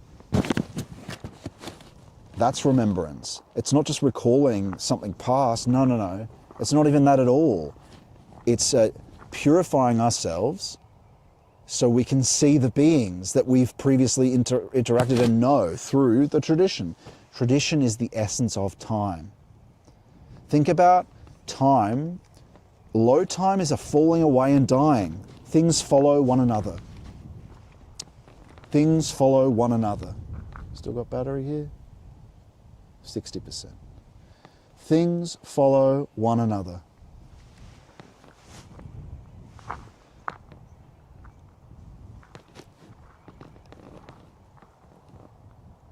Look at these birds in the distance here. There's an event here. Everything else falls away, decays and dies, but there's this core of essential events that are of love, that live forever, that will be resurrected. That's the essence of time. Tradition is this core. Think about like a core that's running, and then all the rest of time is expanding off this core and dying as it runs through. Everything else is going to the periphery. That lot, we can see ourselves dying in our birth rates, plummeting. Because the ensouled time, ensouled space is being ignored. And so it decays. We don't notice it because we only pay attention to utility and the economy. But we are seeing it filter into those things too. In the birth rates is a big one. But people won't directly relate it to the spirit yet. Because you can always enslave people too. You can always provoke them to force them to act in the economy. But birth rates do reflect a key happening of that. Tradition is ensouled time. Tradition is the essence of time. Tradition is the life of time.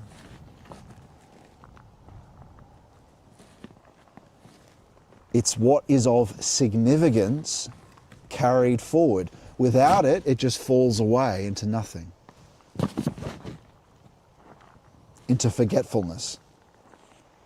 And so we carry it forward. What are we carrying forward? The means of disclosure. Because without it, we can't see the beings themselves that are there, that we bring ourselves into communion with. The saints, the more we practice the tradition in the present, and this is sort of there's a high present, high past, and high future. You enact high present by doing the rituals of the tradition, but what do you also need? You need the Father, and that's what we've been talking about with conscience today. That's this future. Where is this future? You can't see it. We understand a bit this remembrance, this essential time. It was originally outside time. It was outside any happening of temporality. We were in communion with it before the fall, where we were torn out of primordial remembrance and past and future, primordial connection between the father and the mother, let's say. Torn out of it into this normal death happening of time. Torn out of it. Then we began to rely on our experiment. Well, of course, after the whole process of experiment in natural selection, so the same thing that was going on then is going on now in empirical science. I agree with the facts of empirical science. We don't, of course, accept the projections into the past and future, the cosmology, which are just out on a limb. We were torn out of it in the fall. Then Christ incarnates, sends his tradition, prepares his people. These become the remembrances. But still we need to establish this contact with Providence. Where is it? Okay, everything you don't know, this unconscious we've been talking about, in the external world and within, is unknown to you. What is unknown to us? Like, we as humans experience everything after the fact, let's say, of its happening. We're kind of, in a sense, experience mostly symptoms and thinking. You know how Rudolf Steiner earlier was talking about the will? We're just not conscious of it. So there's all this happening that's unknown to us. Now, everything else we know of the future is just a calendar. It's a projection. Doesn't mean anything. They're plans, and sometimes those plans come about. But it's a projection. It's not an available future we can interact with. But this unknown, these impulses that we're unaware of, these things that are going on deeper down are things that the philosophers of old and the most insightful people, were they able to predict the future? Because they had access to it. What is it? When people talk of this becoming, this temporal becoming is one part of it, where it's about this pagan unconscious that we've been talking about. But what is that? If it's unknown to us, and we only know thought, and in this conscious modernity, we can't see these things, but these things will eventually come to us, and we'll know them, these things of the will, or into this after the fact that we are, we'll eventually know them. Then can we access that becoming that's not here yet, that's interacting? Can we get to that somehow? Because it's not here yet. So what is that? If it's unknown, and it will eventually be here in some way, these impulses and things that go on deeper down that we're not yet aware of, and will become apparent at some point, what is it then? If we can dig into that, then that's the future. That's becoming, temporal becoming. The birds agree. Keep digging down, and what do you get to? Below temporal becoming, here's the Rosettas again, friends. Below temporal becoming is Christ himself. Now, I'm not talking about a projection that comes to be in this calendar that says 1 year, in 1 year's time, based on our deductions of the weather and whatnot. Oh, it'll be, the moon will be here at this time. That's not the future as an existential available thing. But it is, there's a true future we can seek. The first part is temporal becoming, and that's what a lot of philosophers had access to through there. What do? They concentrated on the things of nature. They concentrated, they looked at them and they kept staring and waited. They examined their own being and waited. They did a form of concentration, but without the Jesus prayer, of course. So that's temporal becoming. But even below that, what is this? It's delving into the unconscious, what isn't yet here and known that will become. Now, you can't access this essentially, or it's not a matter of effort. It's how is it done? Love. In terms of the full future, the only way is to love Christ. And an effort and grace. You show you love him through putting some time aside and following his commandments. And so through love, you gain access to the ultimate that is to become, which is this Father that we've been talking about, Providence. He knows, and as St. Palamas says, the offshoots of divine love often are something's shown to you of the future. You can also just ask, not for your low curiosity, but you ask what to do, and not for will to power, because often you'll think, oh, Lord, tell me what to do here, and it's to bring about something of your own. The Lord might say, guide you to somewhere, and it will be against your expectations, especially if it's about, it's to teach you something. He's not there to fulfill our desires in that way. It's there to commune with him, and he wants to help you for the right reasons. So you've got to be, and he'll teach you that in the process. He's not there to ask, should I buy this? As in, so I don't have to find out myself. Should I buy this camera? Will it solve my problems? He's not there. The word is efficiency. He's not there for matters of efficiency. And this is a key idea, this efficiency. I saw this Orthodox person online, and bless him, then he won't be watching this anyway. Just a young fella. He's saying, I've started the Jesus prayer, and we just because we're religious doesn't mean we shouldn't be efficient, so I do it when I'm boiling my oats. And this is something the Lord teaches us, a mode of thinking that is just, it's fine. You can do your prayers at that time, but you don't save time. You don't, saving time is not the mode of thinking that you can commune with God with. You don't squeeze him into a little thing here, ultimately. Everything else needs to revolve around divine love. You'll get there eventually, right? And it's something, I make the same mistake. But this efficiency, and there's another word, efficiency and, oh wow, I should show you, this nice foggy environment. We'll walk back down and we'll do our final reading. It's nice. It's a lovely place. We saw this is a good day. We had some interaction with the public and a call-in segment, which we might do another one, maybe, although it is raining a little bit now. But it's pretty. It's a pretty town. This is where it comes into its own, this fog, it's winter. This has been I think the stream has been working the whole time, which is nice. 55% battery. Is this going to last the whole stream? Probably not. It's 3:51. But we're almost at our, it's starting to rain. What was I saying?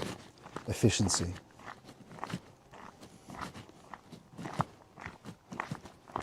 And so, efficiency is not, that's a will to power mode of thinking. When it comes to God, we've got to be, it's kenosis it's sacrifice, emptying. We aim to be like him by emptying ourselves of our efficiency, that, save time. Well, no, we give time. We don't save time. We don't slot him in. We become like him by emptying ourselves. And we have to sacrifice our intellect, ourself, our desires, our goals, if we want access to what we've been talking about. If you want access to providence, God's providence, as a fact of experience, you have to sacrifice it all the things you want. Don't worry though, he has a better plan than whatever stupid wants we've got. Way better. And he does take into account the kinds of things, it could be the right person for you, in terms of like you might want a wife and you want something that's wrong for you. He's got a way better person for you, let's say. Well, perhaps, I don't know. It might not be good for you to even have one, but I don't know. But it won't be tied up with your sort of lusty desires about that, right? Can be worse. What did St. Palamas say again? Like that, he said, it's a nice little cottage. He said, abstinency is easier than moderation. When it comes to having a wife or a husband. He's talking to a nun.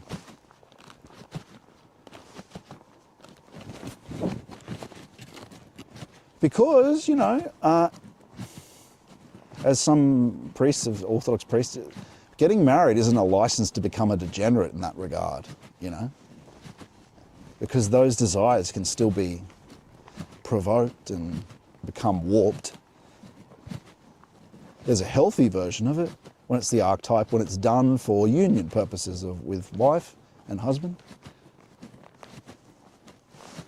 So, yeah, the modern understanding of it isn't right. Anyway, so back to remembrance. And so we have this flow. What's this stream called? What is true progress? Progress is the flowering or the growing of the fruit of the essence of time. Tradition is the essence of time. I'm not talking about every little thing the Catholic Church does, every little thing the Orthodox Church does. There is an essential aspect of the Church, the depth aspect, where it is revelatory and the exact thing the Holy Spirit wanted us to do. Now, progressivism is fake progress. It's just a projection from demons of the past trying to bring about their goals.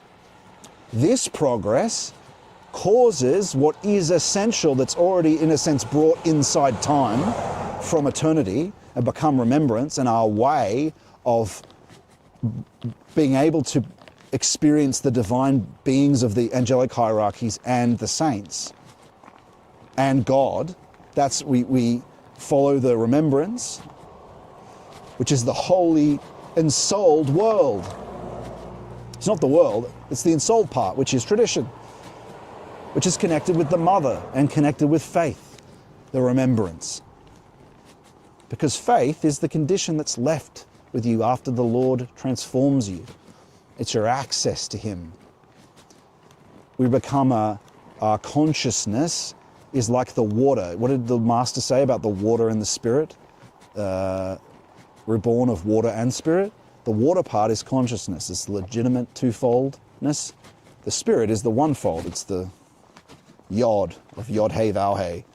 The Hey part of Yod Hey Vau Hey, the second principle, is reflective. It's the conscious principle, which is connected with Mary and connected with faith. And hope, that's illumination. That's connected with Yod. It's it's providence. It's what you gain from your relationship through conscience in Christ, from asking Him questions. It's the gnosis. It's the unfolding of mysticism into gnosis, and sometimes vision, but that's later down the track and not as essential as the other two. It's what's essential. And remembrance, so that's one aspect. That's the holy past, the sacred, or sacred space, you could call it. Because what's sacred space? It's not things next to each other. It's this ensouled space. And where do you see ensouled space? The church. Open sacred space, but also in your concentration without effort. When you practice, you tear open a rift in space, claw it open by not being efficient with your 15 minutes, but doing it for an hour. Can you not watch with me for an hour, the Master said. Our beloved Master, right? What happens? That ensouled space penetrates the silence. Our feeling, inspiration occurs from this ensouled space, this sacred space. So it's also beneath regular space. A church paints symbols that show where it is. The liturgy brings you into contact with this sacred space, this ensouled space, which is also, in a sense, Mary, and is also what's brought in from outside time, in a sense, because we now have an access to it, because Providence has guided us and unfolded it and borne it to fruit. And so we exist in the middle of these two things. We're called to bring to presence. When I say remember, I just mean bring to presence the divine beings through hesychism, through the liturgy, the tradition, being the essence of time. It flows on and comes to fruit. Thank God. But if we don't have access, through hesychism, if we don't have access to providence, well, there's a rotting that starts to happen. It just becomes tradition is just, we just follow what we used to do. And you know where that eventually ends up? British, degenerate, fake aristocracy is where that ends up. Empty form. A lot of Victorian England was empty form. No living connection to the spirit. Blame Anglicanism for that, probably part of it. But it was part of the technical, you can see this in the Industrial Revolution, unfortunately. And so we're called, isn't that what we've been talking about all day? We're also called to play a part, being this sacred present, to be impelled by sacred cause, by providence. Each individual is key. He's the mediator. If he can come to know that, when you go further back in time, people had better contact with, if he can come to know through concentration without effort in prayer, he can be directed by providence. And what happens? The fruit of remembrance, this essence of time, well, it's this spiral, not a closed circle. It's this contact with providence, back to remembrance. And what happens? This is progress. But it's not progress that the Catholic Church, it's not ecumenism, it's not any of that bullshit that the Catholic Church is involved with at the moment. You know, pray for them. It's not just remembrance, but it's also allowing, it's seeking bishops from the hesychasts, it's finding hesychasts, it's participate. But also Steiner, we just read from Steiner today, he was too leaning into providence on its own. Sort of forget let's just go and manifest the new spirit. He was an initiate though, but he relied on the tradition. You don't escape remembrance just because you did reading and you didn't go to church. That still is the church. You can't escape the tradition by reading the hesychast. You're part of the church by reading it. Even if you're not going to the liturgy, you're participating. That is the church. Reading the Philokalia. You are brought into contact with the living church. So you can't abstract yourself out of that and learn from and then not say that it's not involved with the church, right? So, but you can certainly read it, and then Christ will help who he wants to help, because it's up to him. If you seek him honestly and read the saints, he's not going to deny you. Think about that. Your loving son is read the Philokalia, starts doing these practices we talk about. He's not going to deny you. He loves you. That wouldn't make sense. Now, what were we saying? And so, this contact unfolds the tradition. It flowers and fruits more. And what's going to happen? There's going to be new things. But the key is, though, you get a lot of movements that are diluted. So this is so difficult, isn't it? It's constantly having a truth criterion, because you get demonic possessed people tricked by, and Valentin talks a lot about that. So there has been in the past people in desperate seeking contact with the spirit weren't applying an epistemic principle, weren't being rigorous and careful. You have to be rigorous. The hesychasts are definitely rigorous. They are definitely careful. So that's why you've got to be safe at the same time. Seek the hesychasts and their advice. And people like Valentin Tomberg. Epistemic principle, truth criterion. Careful, yet at the same time we have to seek the depths. Courageous. But there's been too much free love, invasion from the East, the charismatic movement in Catholicism. People were just desperate for some sort of impulse, right? And that led to a lot of fake visions. And then what happens? That gets proven by what happened. It always goes back to sex, doesn't it? There's just some sex scandal that happens because of this stuff, right? Apparently, anyway, I don't want to go into the details of it, But given enough time, you can see that occur. And so, there's a little chair over here we might sit down on and do our final reading. And so,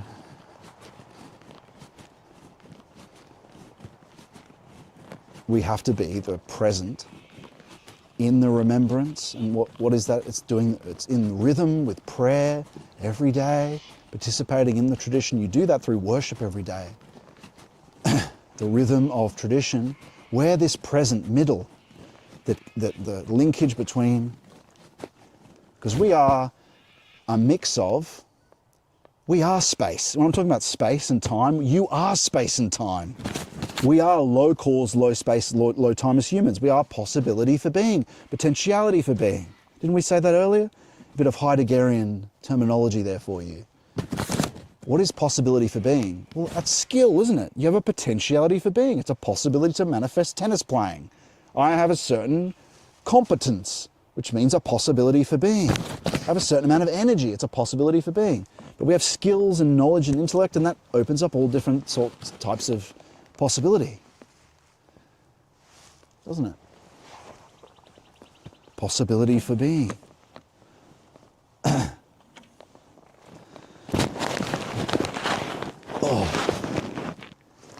And so, why was I saying possibility for being?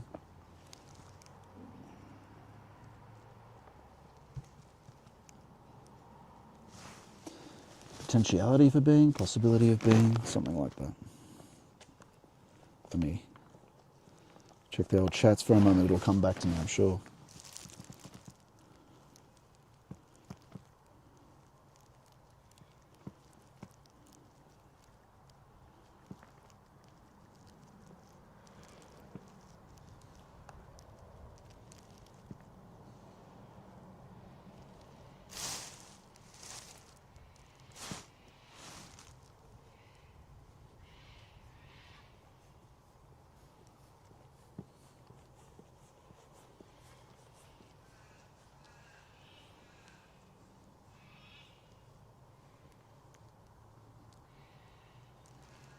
We shall never squeeze time for God. If we don't put him first, essentially, we have other idols that we are spending probably too much time worshipping, unfortunately. Yeah, that's right. It's hard to overcome that.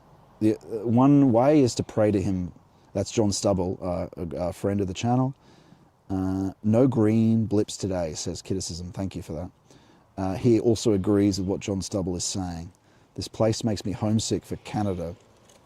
But we know the real garden, we are yearning to return. That is so true. I was thinking about this the other day. There is that yearning for that place just over the horizon becomes a play, in the depths. You can, you eventually, it's sourced in him. As in, you put your attention on it and it unfolds. Again, this is, you'll feel similar phenomena in the depth of your concentration without effort prayer one day in the coming, not that long from now. And we begin to recognize that homesick, that yearning of this garden, we feel it and we bring our attention to it. Not now, I mean, in the depth of practice when we're experiencing communion and grace and the breath and stuff later on. And we begin to realize we're being taken there, but it's actually just over the horizon. Because that's outside this openness space, but it's not in space, it's not another physical place, it's on the edge of the known. Like if you go to the edge of the known, the cosmic microwave background, it's beyond that. But before it was the cosmic microwave background, it was the sea, because that was the edge of our known. Do you see what I'm saying? Our known expanded outwards, but it's always just beyond that is where Christ is. It's the unconscious, right? It's not a subjective thing. And so you delve deeply into this practice and you're taken to Eden. You can see it imagistically, visionary wise, but mostly it's more essentially experienced emotively and through mystic touch. And so these are where you'll begin to recognize what the saints mean when they talk about the feeling of glory. And it all unfolds. It unfolds into the prayer of the heart and such, other things like this. Mystery of the heart and the mystery of the mystery of breath that leads to the mystery of the heart. And so, damn, there was definitely a point there on the possibility for being that I just can't remember. This is nice though, this place. I understand why you think it's like Canada, right? Because I imagine in the cold of winter, but Australia is usually not like this. This is just one area that's a bit like, I'm sure I'm sure Canada is much nicer than Australia when it comes to, it's a little bit older when it comes to English-like environments like this in winter. But this place would be steaming hot, pretty hot. It's reasonably cool, but it still gets hot here too. I'd rather live in Canada, honestly. But it's this country, you know, it's pretty much the same as Canada when it comes to politics, and maybe slightly less, becoming more right-wing now, finally. But anyway, the politics doesn't interest us in this program. And so, I mean, if people are still around, we can do a bit of reading, and then I can open my laptop up and we could have another, you know, Kid, if you want around, you can speak your piece. Or if anyone else wants to go to scottmanion.com/fellowship, join the Discord, and you can participate in the voice call-in program, which we finally got it done earlier today. And so, we're reading The Place of Blessed Augustine in the Orthodox Church. Oh, it's 49%.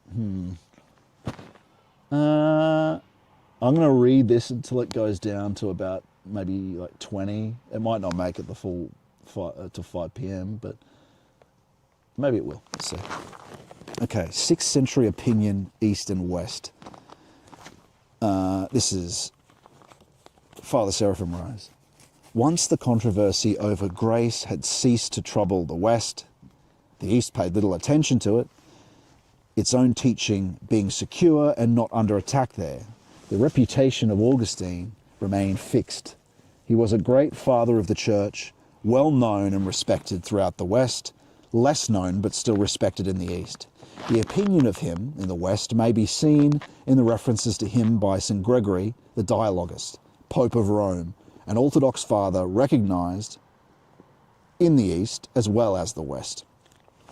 In the letter to Innocent, Prefect of Africa, St. Gregory writes, having in mind in particular Augustine's commentaries of Scripture, if you desire to be satiated with delicious food, read the works of Blessed Augustine, your countryman, and seek not our chaff in comparison with his fine wheat. Elsewhere, St. Gregory calls him Saint Augustine. In the East, where there was little reason to discuss Augustine, those writings were still little known. The opinion of Blessed Augustine can be most clearly seen in the great occasion in this century when the fathers of East and West came together in the Fifth Ecumenical Council, which met at Constantinople in 553. In the Acts of this council, the name of Augustine is mentioned several times. Thus, during the first session of the council, the letter of Emperor St. Justinian was read to the assembled fathers, containing the following passage: we further declare that we hold fast to the decrees of the four councils, and in every way follow the Holy Fathers, Athanasius, Basil, Gregory of Constantinople, Cyril, Augustine, Proclus, Leo, and their writings on the true faith. Close quote. Again, in this final sentence of the council, when the fathers invoke the authority of Blessed Augustine, on a certain point he is referred to in this way, open quote, several letters of Augustine, of the most religious memory, who shone forth resplendent among the African bishops, were read, close quote. Finally, the Pope of Rome, Vigilius, just getting these pronunciations right of the name, Vigilius, who had been in Constantinople but had refused to take part in the council, in the decretal letter, which he issued some months later. open parentheses, while he was still in Constantinople, close parentheses, at last accepting the council, took as the example for his own retraction Blessed Augustine, whom he spoke about in these terms, open quote, "It is manifest that our fathers, and especially the Blessed Augustine, who was in very truth illustrious in the divine scriptures and a master in Roman eloquence, retracted some of his own writings and corrected some of his own sayings, and added what he had omitted and afterward found out," close quote. It is evident then that in the 6th century, Blessed Augustine was a recognized father of the church who was spoken about in terms of great praise, praise that was not lessened by recognition of the fact that he sometimes taught imprecisely and had to correct himself. In later centuries, the passage in the letter of Emperor St. Justinian, where he numbers Augustine amongst the leading fathers of the church, was quoted by Latin writers in the theological disputes with the East, open parentheses, the text of the acts of this council having been preserved only in Latin, close parentheses, with the intention precisely of establishing the authority of Augustine over Western fathers in the universal church.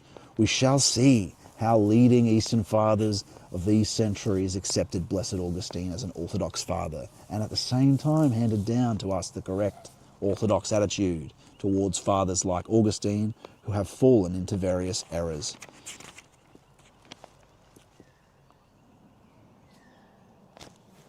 Just an icon of a father on that page. The 9th century St. Photius the Great, chapter 6.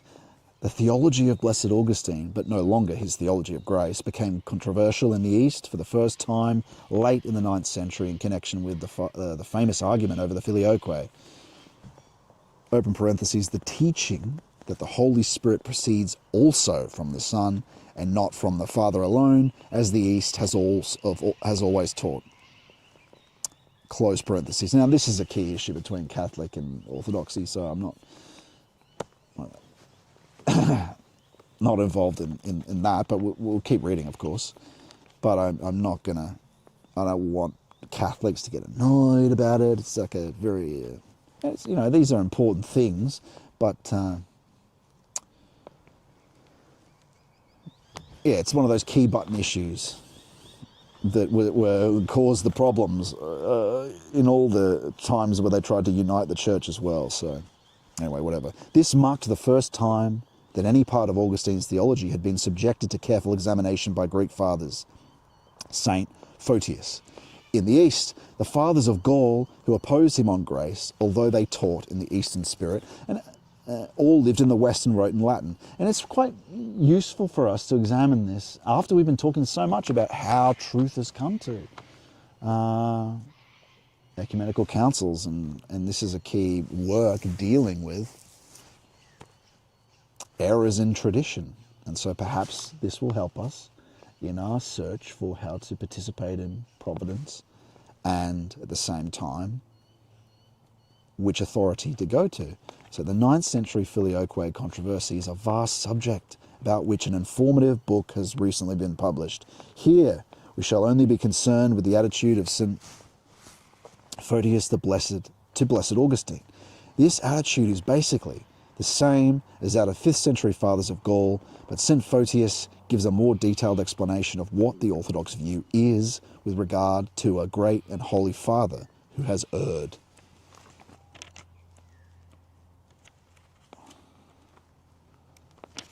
In one work, his letter to the Patriarch of Aquila, who was one of the leading apologists for the Filioque in the West under Charlemagne, St. Photius answers several objections to the statement.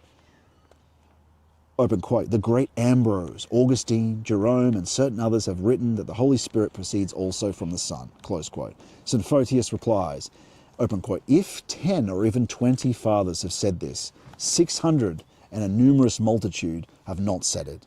Who is it that offends the fathers? Is it not those who, enclosing the whole piety of those few fathers in a few words and placing them in contradiction to councils, prefer them to the numberless rank of other fathers? Question mark. Or is it those who choose as their defenders the many fathers, who offers holy Augustine, Jerome, and Ambrose. Who offends holy Augustine, Jerome, and Ambrose, rather. It is not he who forces them to contradict the common master and teacher. Uppercase master, uppercase teacher. He's alluding to Christ by saying that. Or is it he who, doing nothing of the sort, desires that all should follow the decree of the common uppercase master? I think he means Christ when he says master and teacher, because he's saying the larger amount of fathers believe in this. Then St. Photius presents an objection typical of the all too often narrowly logical Latin mentality. I'm not saying that, by the way, although I've talked about what I think the issue is and where it comes from, pagan Romanism and the Roman language itself, and also Greek metaphysics. We talked about that last time. Open quote, "If they taught well, then everyone who considers them as fathers should accept their idea. But if they have not spoken piously, they should be cast out altogether with heretics," close quote. The answer of St. Photius to this rationalistic view is a model of the depth, sensitivity, and compassion with which true orthodoxy looks on those who have erred in good faith. He's not talking about the previous quote, he's talking about the next quote by saying that. So what St. Photius says, which we're about to read, is a model of how orthodoxy looks at it. So the previous one is from a Latin who's saying, "He's a heretic, destroy!" I'm not saying that about Latins, I'm just giving you a subtext of what he's saying. There's a kind of error in the extremes of how they rationalistically view things. So he's saying, here's an orthodox view of Augustine's errings. Open quote, "Have there not been complicated conditions which have forced many fathers in the past to express themselves imprecisely, in part to speak with adaptation to circumstances under the attacks of enemies, and at times out of human ignorance to which they were also subject? If some have spoken imprecisely, or for some reason not known to us, even deviated from the right path, but no question was put to them, nor did anyone challenge them to learn the truth, we admit them to the list of fathers, just as if they had not said it, because of their righteousness of life and distinguished virtue and their faith, faultless in other respects than the incorrect idea," he's saying here. "We do not, however, follow their teaching in which they stray from the path of truth. We, though, who know that some of our holy fathers and teachers strayed from the faith of true dogmas, do not take as doctrine those ideas in which they strayed, but we embrace the men. So also in the case of any who are charged with teaching that the Spirit proceeds from the Son, we do not admit what is opposed to the word of the Lord, but we do not cast them out from the rank of fathers." Close quote. Back to Seraphim Rose now. In his later treatise on the subject of the procession of the Holy Spirit, the Mystagogia, St. Photius speaks in a similar vein regarding Augustine and others who have erred regarding the Filioque, and again defends Augustine against those who would falsely make him stand against the Church's tradition, urging the Latins to cover the mistake of their fathers, using silence and gratitude. So he's urging the Latins not to be like, "Heretic, burn." Blessed Augustine's teaching on the Holy Trinity, like his teaching on grace, in a sense he's advising them not to be mere expressions of a propositional legalism. So, they're wrong, so burn them. Rather be men in Christ, so, being a whole human being. And there's a tendency of that in the language of Latin, I think. But I don't necessarily agree with Seraphim Rose about how far he goes on that in terms of the West. He's quite sectarian. Blessed Augustine's teaching on the Holy Trinity, like his teaching on grace, missed the mark, not so much because it was in error on any specific point. If he had known the full Eastern teaching on the Holy Trinity, he probably would not have taught the Spirit proceeds also from the Son.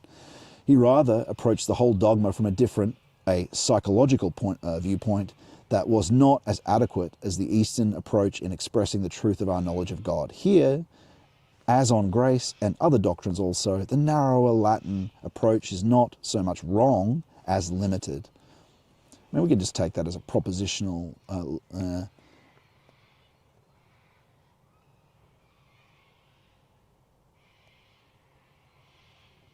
legalistic approach, I suppose.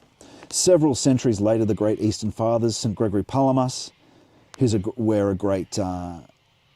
we focus less on his theology and more on his practical, incredible practical help in terms of hesychism. And see, you want to get your theology in general from hesychasts, not deducers only. You want someone who can do both, who is in deep mystical communion and has empirical theology. That's the only true theologian there is, really. No, that's the only true theologian there is. Academic theology that doesn't have mystic or empirical theology is not theology at all. It's deducing from other people's experience, and there's big mistakes that can come from that. Gregory Palamas was a hesychast. Doesn't mean they're right about everything, but anyway, of more value to us is his practical advice, especially on grace in the breath and concentration. So several centuries later, the great Eastern Father Gregory Palamas was able to excuse some of the Latin formulations of the procession of the Holy Spirit, as long as it was not a matter of the procession of the hypostasis of the Holy Spirit.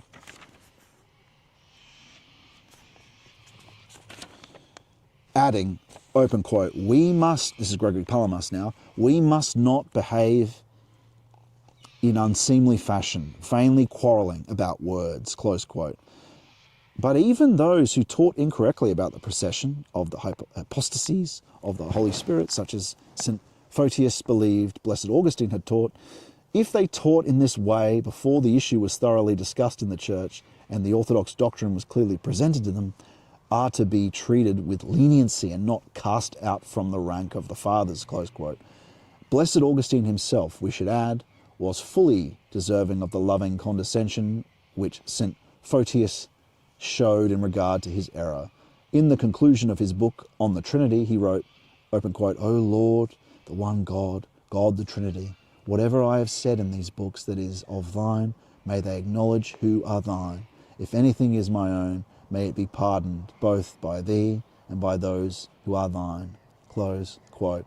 And isn't that how it should be in anything of God? May it not be our own, deduction. May it be inspired by authentic union, inspiration, illumination. In the 9th century then, when another serious error of Blessed Augustine was exposed and became a matter of controversy, the Orthodox East continued to regard him as a saint and a father. That is the end of chapter 6. And we've got a few more chapters to go and we're done. It won't take much longer, but I think that'll be it for today. The next chapter is called Later Centuries, St. Mark of Ephesius. And I've got icons of those two fathers, St. Mark. I think St. Mark might have been involved in, in volume 5 of the Philokalia, there's one of them is attributed to Patriarch Callistos. I think maybe it might have been St. Mark that wrote that one. Just intuition tells me maybe, but I'm not going to say that's certain. I'll wait years and more contemplations to know.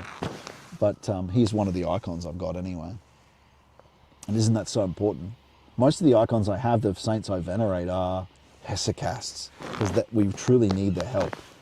Because that's what we need now, hesychistic union and prayer, hesychistic theosis, because we need to be able to communicate and ask what to do, to know divine will. And that was a problem. That was something that had a lot of thought in it in the Philokalia.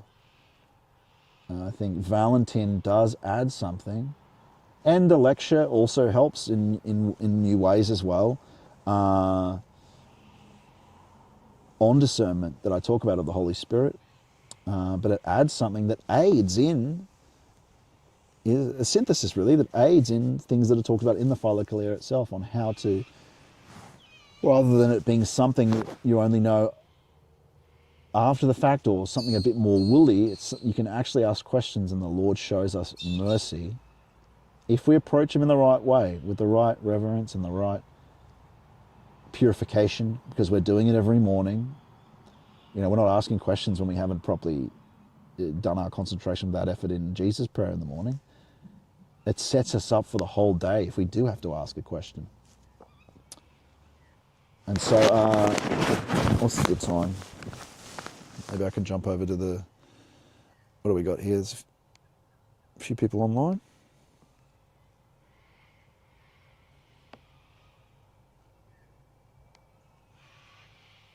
Still here, Scott. Optical Infinity. John says, Scott, love your powerful reading. Very insightful and challenging, contemplative. I appreciate you for reading them. You're welcome, my friend. We're all born in the Garden of Eden. That's how we are all connected as one. That's true. Is the journey that we reach, we each chose to trek, that often deviate from the beautiful garden. Through concentration without effort, can you be taken back there? In the sense of the garden is a garden of archetypes. It's not this sort of little garden somewhere. When we're talking about trees, archetypes have trees, and we're the branches of those trees. And St. Paul talks about Christ as an archetype. But he's not an archetype, it's just, that's a way of talking about the divine God, man. You know, don't mistake me saying archetype as, he's some archetype. No, he's God, but it's just a way of saying we're branches of the perfect man. And we can go back to him as the eschaton. He's waiting for us at the end of time, helping us to, because if we were to become perfect in him, we've reached the end. He is the end. He is the eschaton. If we come to perfection and union, then he's transformed us into him. That's theosis. That's what theosis is. Transformation into Christ. By grace, because he's the only and ever will be the only Son of God by nature, as the saints say. And so if there's anyone that wants to go over to the Discord for this last half an hour, I don't know if Kit, if you're still there, you wanted to say anything before I go off to go for a little bit further of a walk. But where's that microphone? I don't know where it is. Put it somewhere. Where have I got it? There it is. Still got battery. Yep.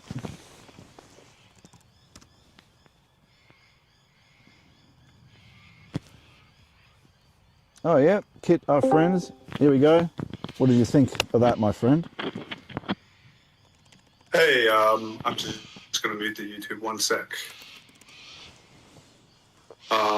Yeah, I was listening to Father Seraphim Rose talk about Augustine. It's interesting because I was just reading Augustine for the first time. Like a lot of people, his book Confessions had a big effect on me. And it's interesting for me to consider this schism because of my weird, conversion of my own. I was baptized in the Orthodox Church because of just family paternity. My dad's side of the family emigrated from northern Greece. They're ethnically Slavs, they're Macedonians. And my mom's side of the family are just Canadian Presbyterians, but no one's really practicing in my family at this stage in time. And I'm still torn about this Orthodox Catholic thing. I guess it's not a great sign that I vacillate, but recently I decided, despite the sort of impediments that I see, I'm just going to say, okay, well, I'll stick with Orthodox, as far as I'm concerned, technically, because I was baptized Orthodox, I never formally did the thing that the Roman Catholics would consider a conversion. I never really became Roman Catholic. I was thinking I would because in China it would be more practical, and I was worried, if I don't take communion. But anyways, I won't bore people with my personal stories. It's just as a person who's I'm not a from the cradle Christian. I was a really strident sectarian communist for a decade. it's really tempting for me to get into like sectarianism in religion as well, and it's really something I want to just try and steer clear of. I see things like, okay, the Pope met with the ecumenical patriarch of Constantinople, and I guess you said like in eras where they've healed the schism before. So would you say today we're in an era where East and West are trying to heal the schism? Yeah. I try avoid I think orthodoxy is the closest to the truth, as I would say, but I don't think any mortal church is perfect. But it's difficult. The issue of ecumenism is difficult. I think the key solution to this is more hesychism, in the sense of more mystic union. Because like you were saying, I think, like you said, bishops are no longer taken anywhere from people determined to be in union. Like you said, that book that you read from that writer was a spiritual son of St. Sophrony. How often are St. Sophrony's... It's so hard because St. Sophrony was quite scared of... As he should be, because the devil is always around the corner in hesychism, right? He hid his experience for a long time. So, and he talks about that, as you'd know, in On Prayer in We Shall See Him As He Is. And so it's difficult, right? You don't come out saying, by the way, I'm a hesychast, I am seeing the uncreated light, and you should listen to me. You know what I mean? Even if you're in the monasteries. Yeah, I mean...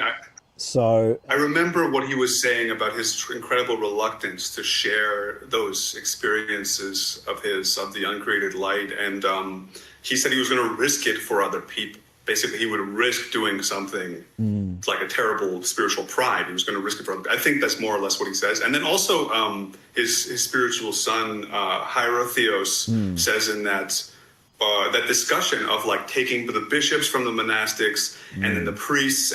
He has a long discussion. It's worth looking into, but he also says it was risky to become a priest, like because you would be taking on that responsibility. And just he repeats many times, communion, if you're prepared for communion, it's a healing sacrament, and if you're not, it's a fire that'll burn you in a negative way. Like and he quotes the Gospels, or not the Gospels. He quotes the New Testament. I think it's St. Paul says to the Corinthians, "This is why a lot of you are sick, and some of you have even died." I believe he says as a result of taking communion flippantly. And that's just something I wanted to mention, like what Hierotheos of Naphthaktos says about the priests who decided to, like, instead of being monastics, instead of being just devout lay people, who decided to be ordained in the eras that he's talking about, were aware that, like, they were assuming a responsibility to be even more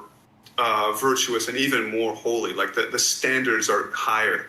And it's like, yeah, maybe you could read one of those Naphthaktos texts, because he does quote a lot of the hesychasts in his book on this subject of ordaining bishops and priests.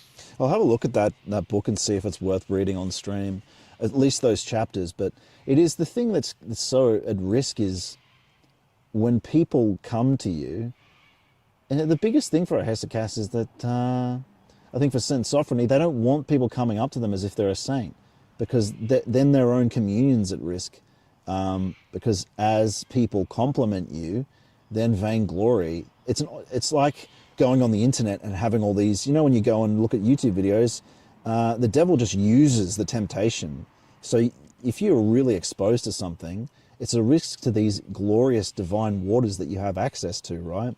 And so also I guess the key is being called by Christ to do something.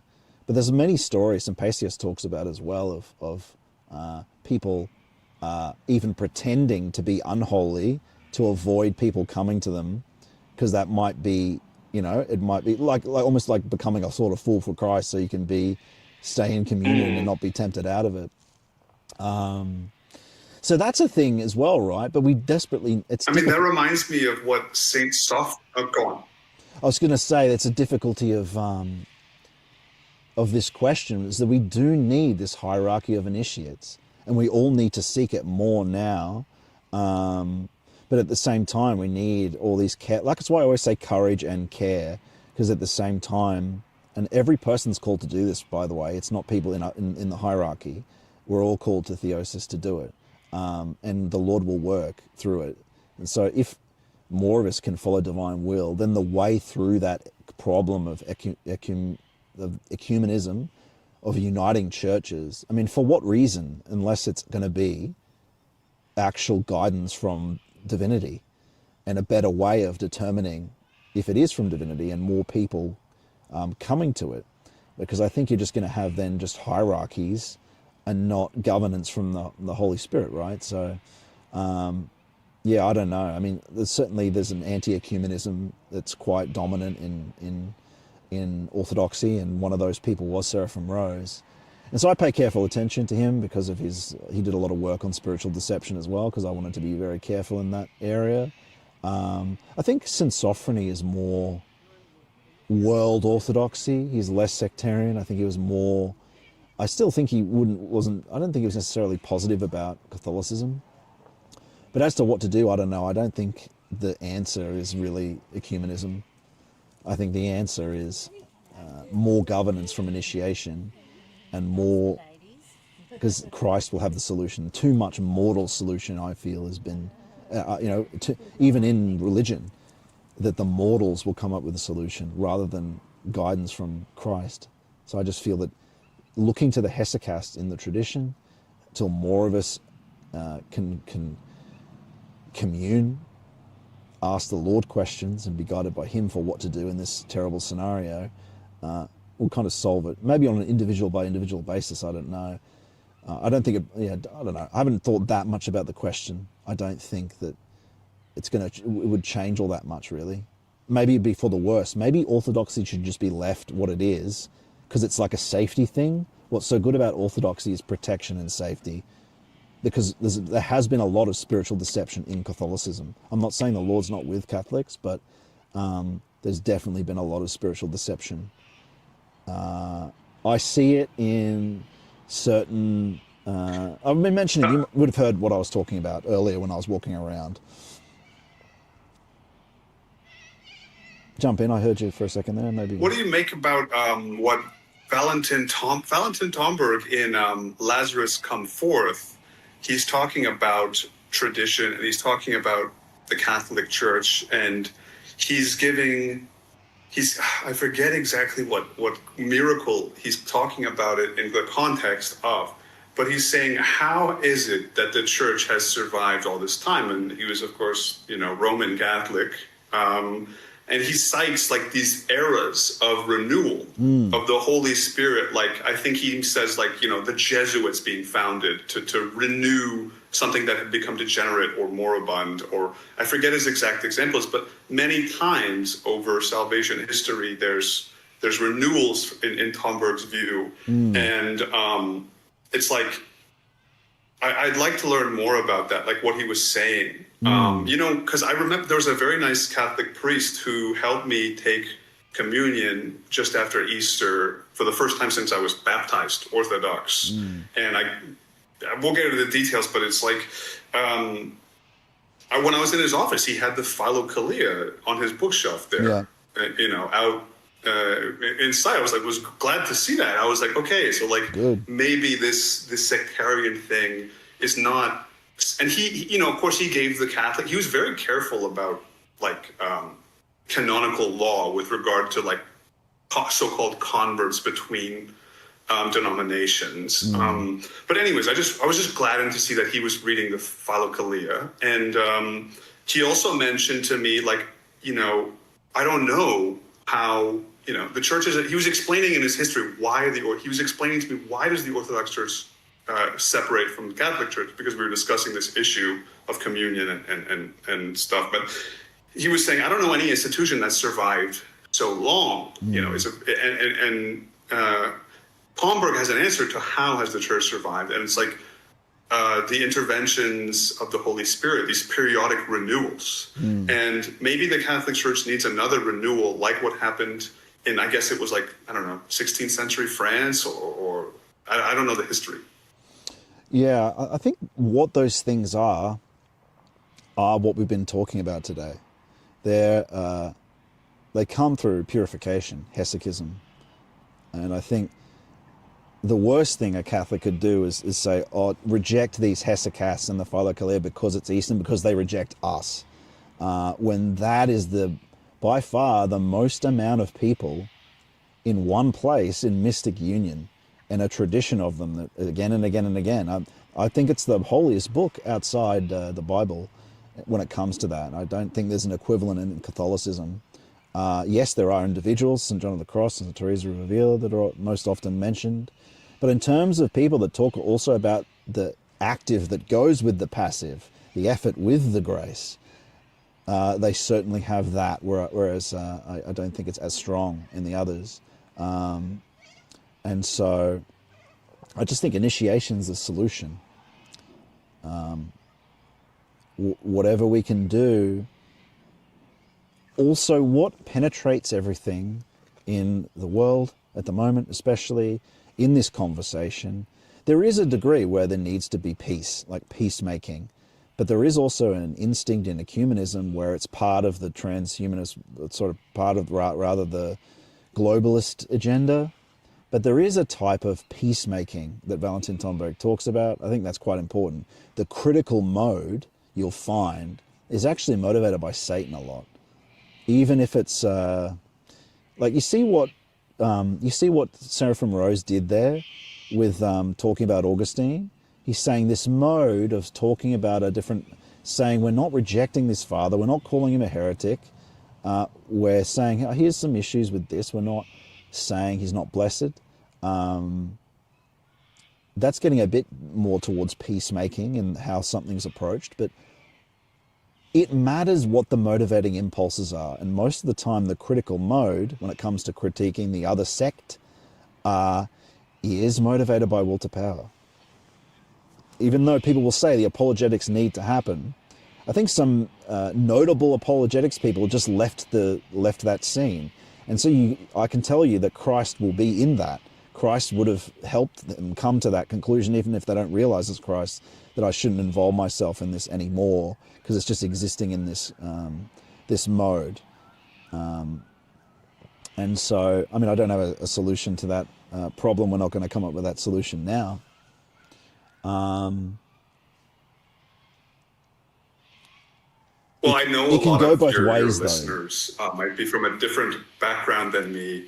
And I'll just say, like, how much, especially in today, like TikTok and YouTube apologetics, it reminds me so much of just like far, far left sectarianism. Yeah. Like, wow. Just score your points, find yourself in the elect. Augustine talks, when he was a Manichae, right? They were convinced, oh, we're vegans, and that's everyone who's not really vegan is distance from God. And Manichaees literally believe that. And it's like, I believe it. I was a far left vegan, whatever. It's just like, they're so similar to me. Like, and yeah, peacemaking, Valentin Tomberg says, like, he says it much more politely than I do, but he says, like, I never learned a thing from a sharp polemic. Yes, that was such a good point. Like, we learn from the peacemakers. Yeah, and the thing is, what we need now are inspirations from outside of time. And that's what all this is so much about. It's about worship to get outside of the impulses that come from temporality, that come from the news, that are derivative, which essentially limit our true possibility. And I'm going to bring the stream to a close in a moment, Kit. So thanks so much for coming back, for continuing the chat. I'm sure we'll see you next week. But I'll just jump over to finish off the stream. For sure. I'll see you next week and soon. Talk to you later. See ya. Thanks for the contributions. Yeah. If you get too much wrapped up in the combative, you don't have impulses from outside of time. There are these difficulties, though, of determining what's true. I think the arguments, every man has to come to his own conclusion.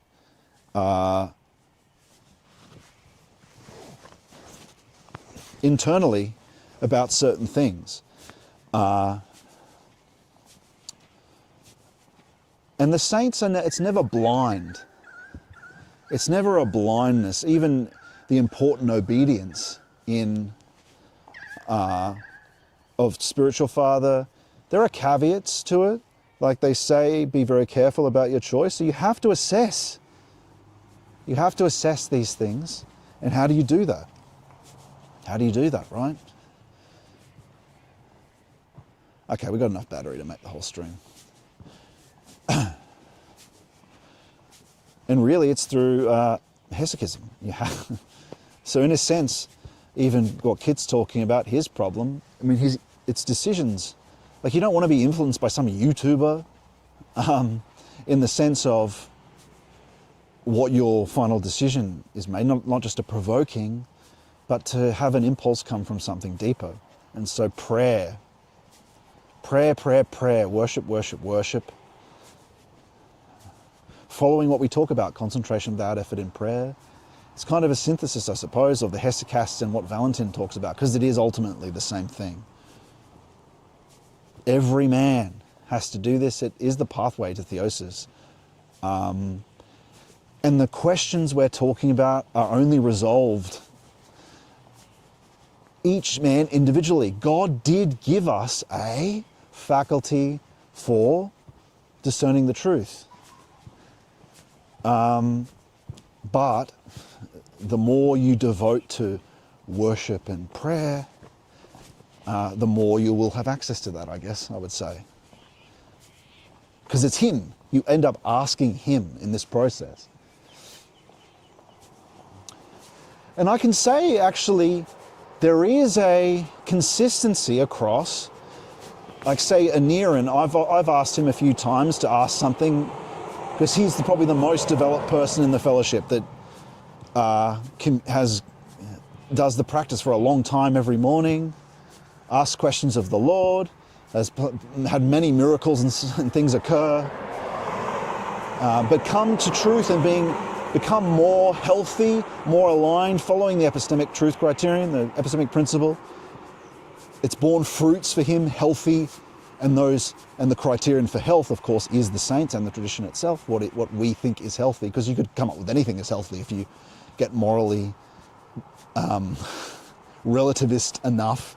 Anything could be healthy, right? That's degenerate, as we see in Eastern yogiism, that tantric stuff. And so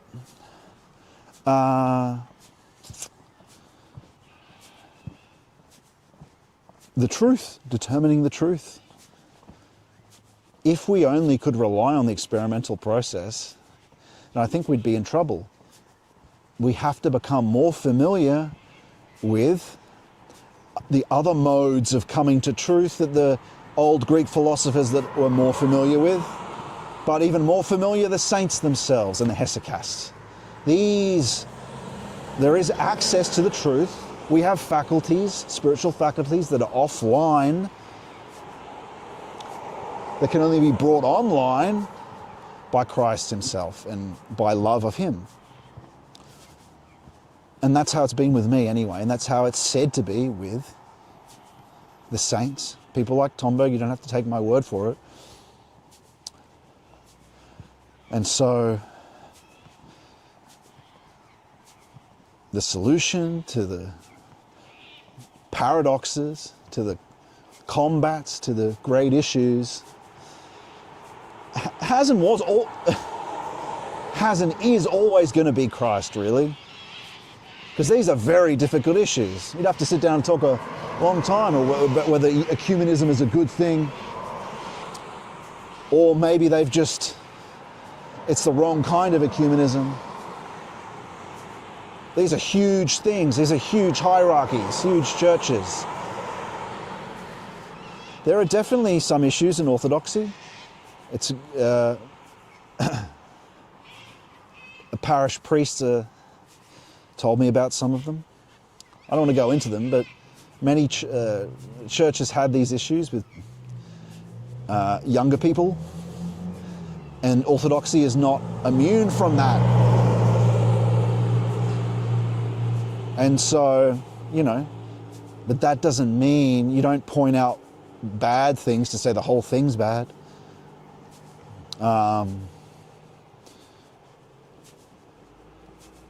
And another thing, of course, is that the devil seeks to attack those who are ascending the ladder more furiously.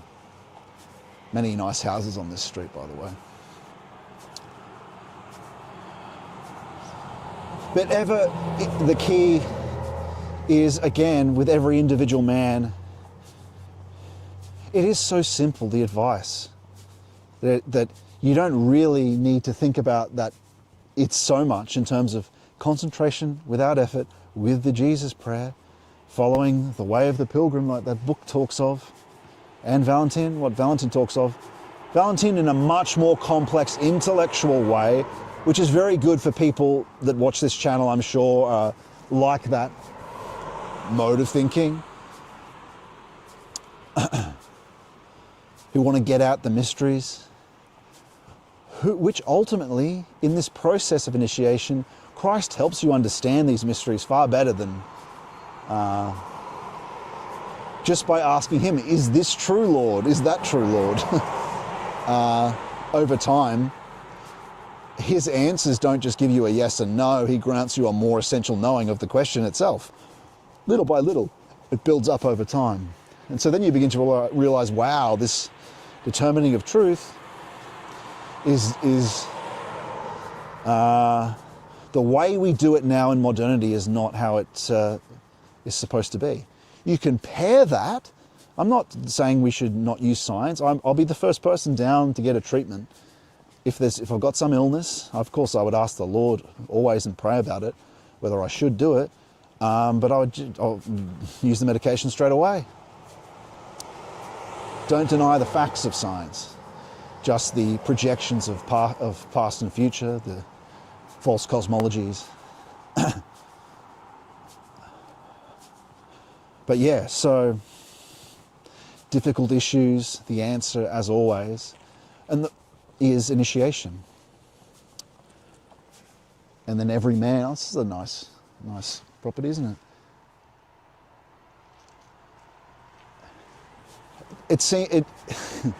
It's incredibly simple, but also complicated, and it's the deepest thing that you can do. But what you have to do is not risky at all. The Jesus prayer and concentration is ultimately the only action you perform, and more worship. Down the road, you might, as some of the saints of the Philokalia also say, after purification though, after you doing your concentration in the morning, you could visualize some things from the Passion. I visualize the Passion. They say you can contemplate those things. Again, that's not rank imagining whatever you want. We know that's revelation. We know that's revelation. It's not someone's visions. But yeah, mainly, and the practices grow, of course, and it's the rest of the Christian life, forgiveness, following the commandments, but in large, it's concentration in the Jesus prayer as often as possible, really. That's it. But the key thing people don't do is the concentration bit, which St. Gregory Palamas says much about concentration, Valentin Tombe, but it's absolutely key. And giving the hour is what people don't do. They don't do concentration, they don't give the hour. They also don't figure out exactly how to do the balancing of the concentration. Anyway, I talk about how to do it. But it's simple. It's very simple, yet where it goes is very complex because it's the essence of things. The things that happen to you on the path are, you've got to be courageous to continue. Especially if you begin asking questions and following through from the answers. Because at first you'll go, oh, should I follow this intuition, this conscience I'm getting? You know, we're just not used to doing that in modernity. But you're also you're being conscientious by filtering these discernments you're making and these divine experiences you're having in reply to your discernments. You're filtering you're being careful. You're not just saying, oh, I've read the epistemic principle, I've read Valentin Tomberg, I've read the Philokalia, I'm safe now. No, you do need to go, okay, these things that I've been doing, you have to sit down once a week or once a month and go, am I getting more healthy? Am I becoming more humble?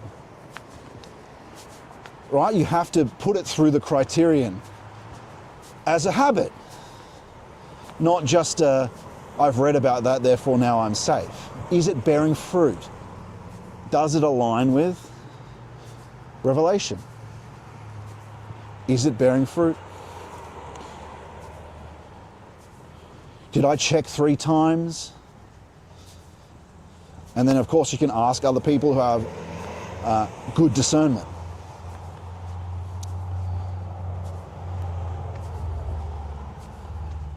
Can I say what's key? Because I know a lot of people, I'm sure there are people that do the practice now that are listening, watching, /washing.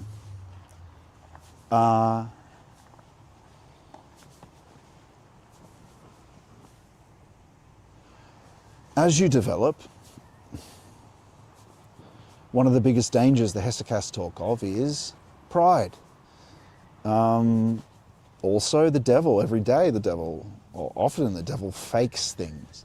He'll say things pretending to be God. He's the ape of God. He'll chuck it on the end of something, so you always have to check. Any thought that comes to you pretending to be God, you have to ask if it was him. So that's one practice for later that you do. That's including conscience or intuition in your assessment of thoughts.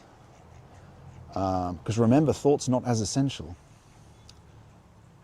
The other thing is, we do a lot of rejecting. St. Paisios, or even Unseen Warfare, talks about, it talks about countering thoughts with their opposite virtue, saying, oh, bless them instead.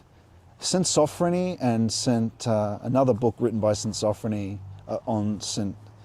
Silouan the Athonite, their way, and this is also, Paisios agrees with this, but Paisios does talk about combating, like some saints would do the opposite, but St. Sophrony, even as an old man, gave the same, he did it the same way, is that you just don't even do that.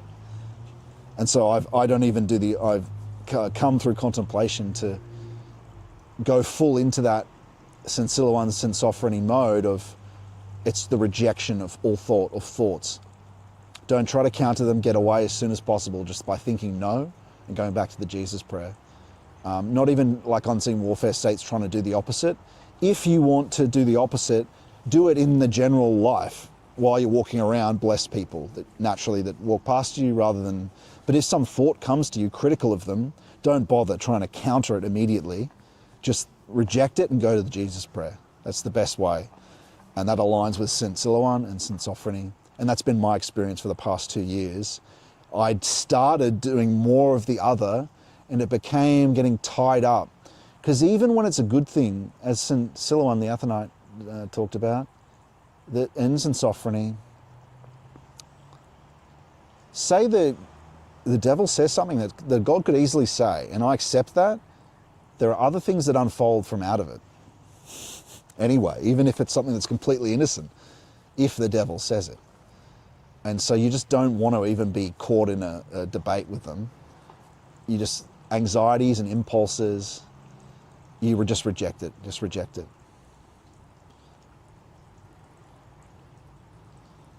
And that's later on as well. I mean, most of you watching aren't dealing with discernment at the moment. So just concentrate on the practice, but as things come, any thought that's presenting itself as God, the practice we do is just rejecting it and then checking later. Because if you get excited about something before you've checked, then you see how the devil's got involved in transforming you in a small way. So you just reject it to begin with, think no, and then go back to the Jesus prayer. And then you could check later by asking through conscience and putting that through this whole method and mode.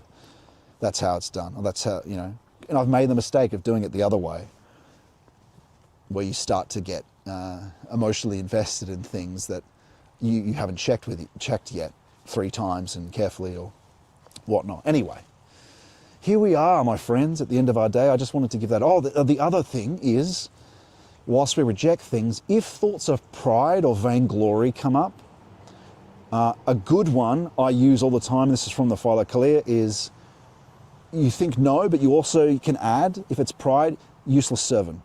Because in this hesychism, there's a tendency to inflation, right?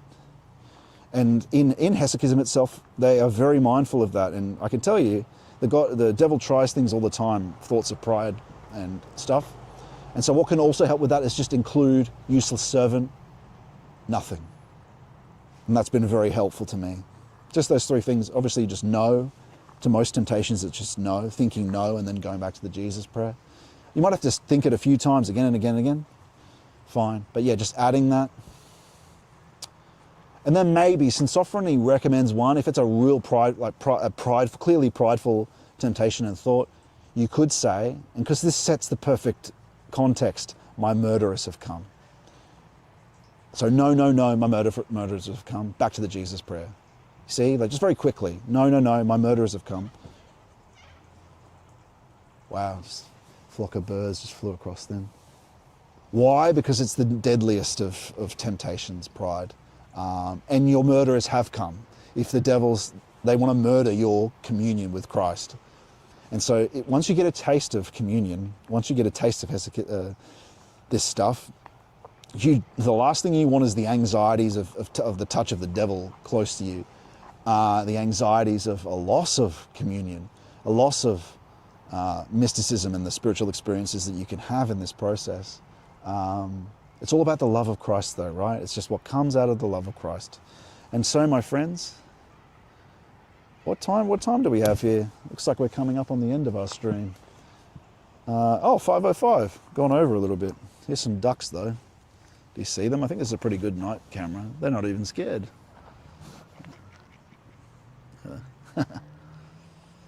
How you doing, little friends? All right.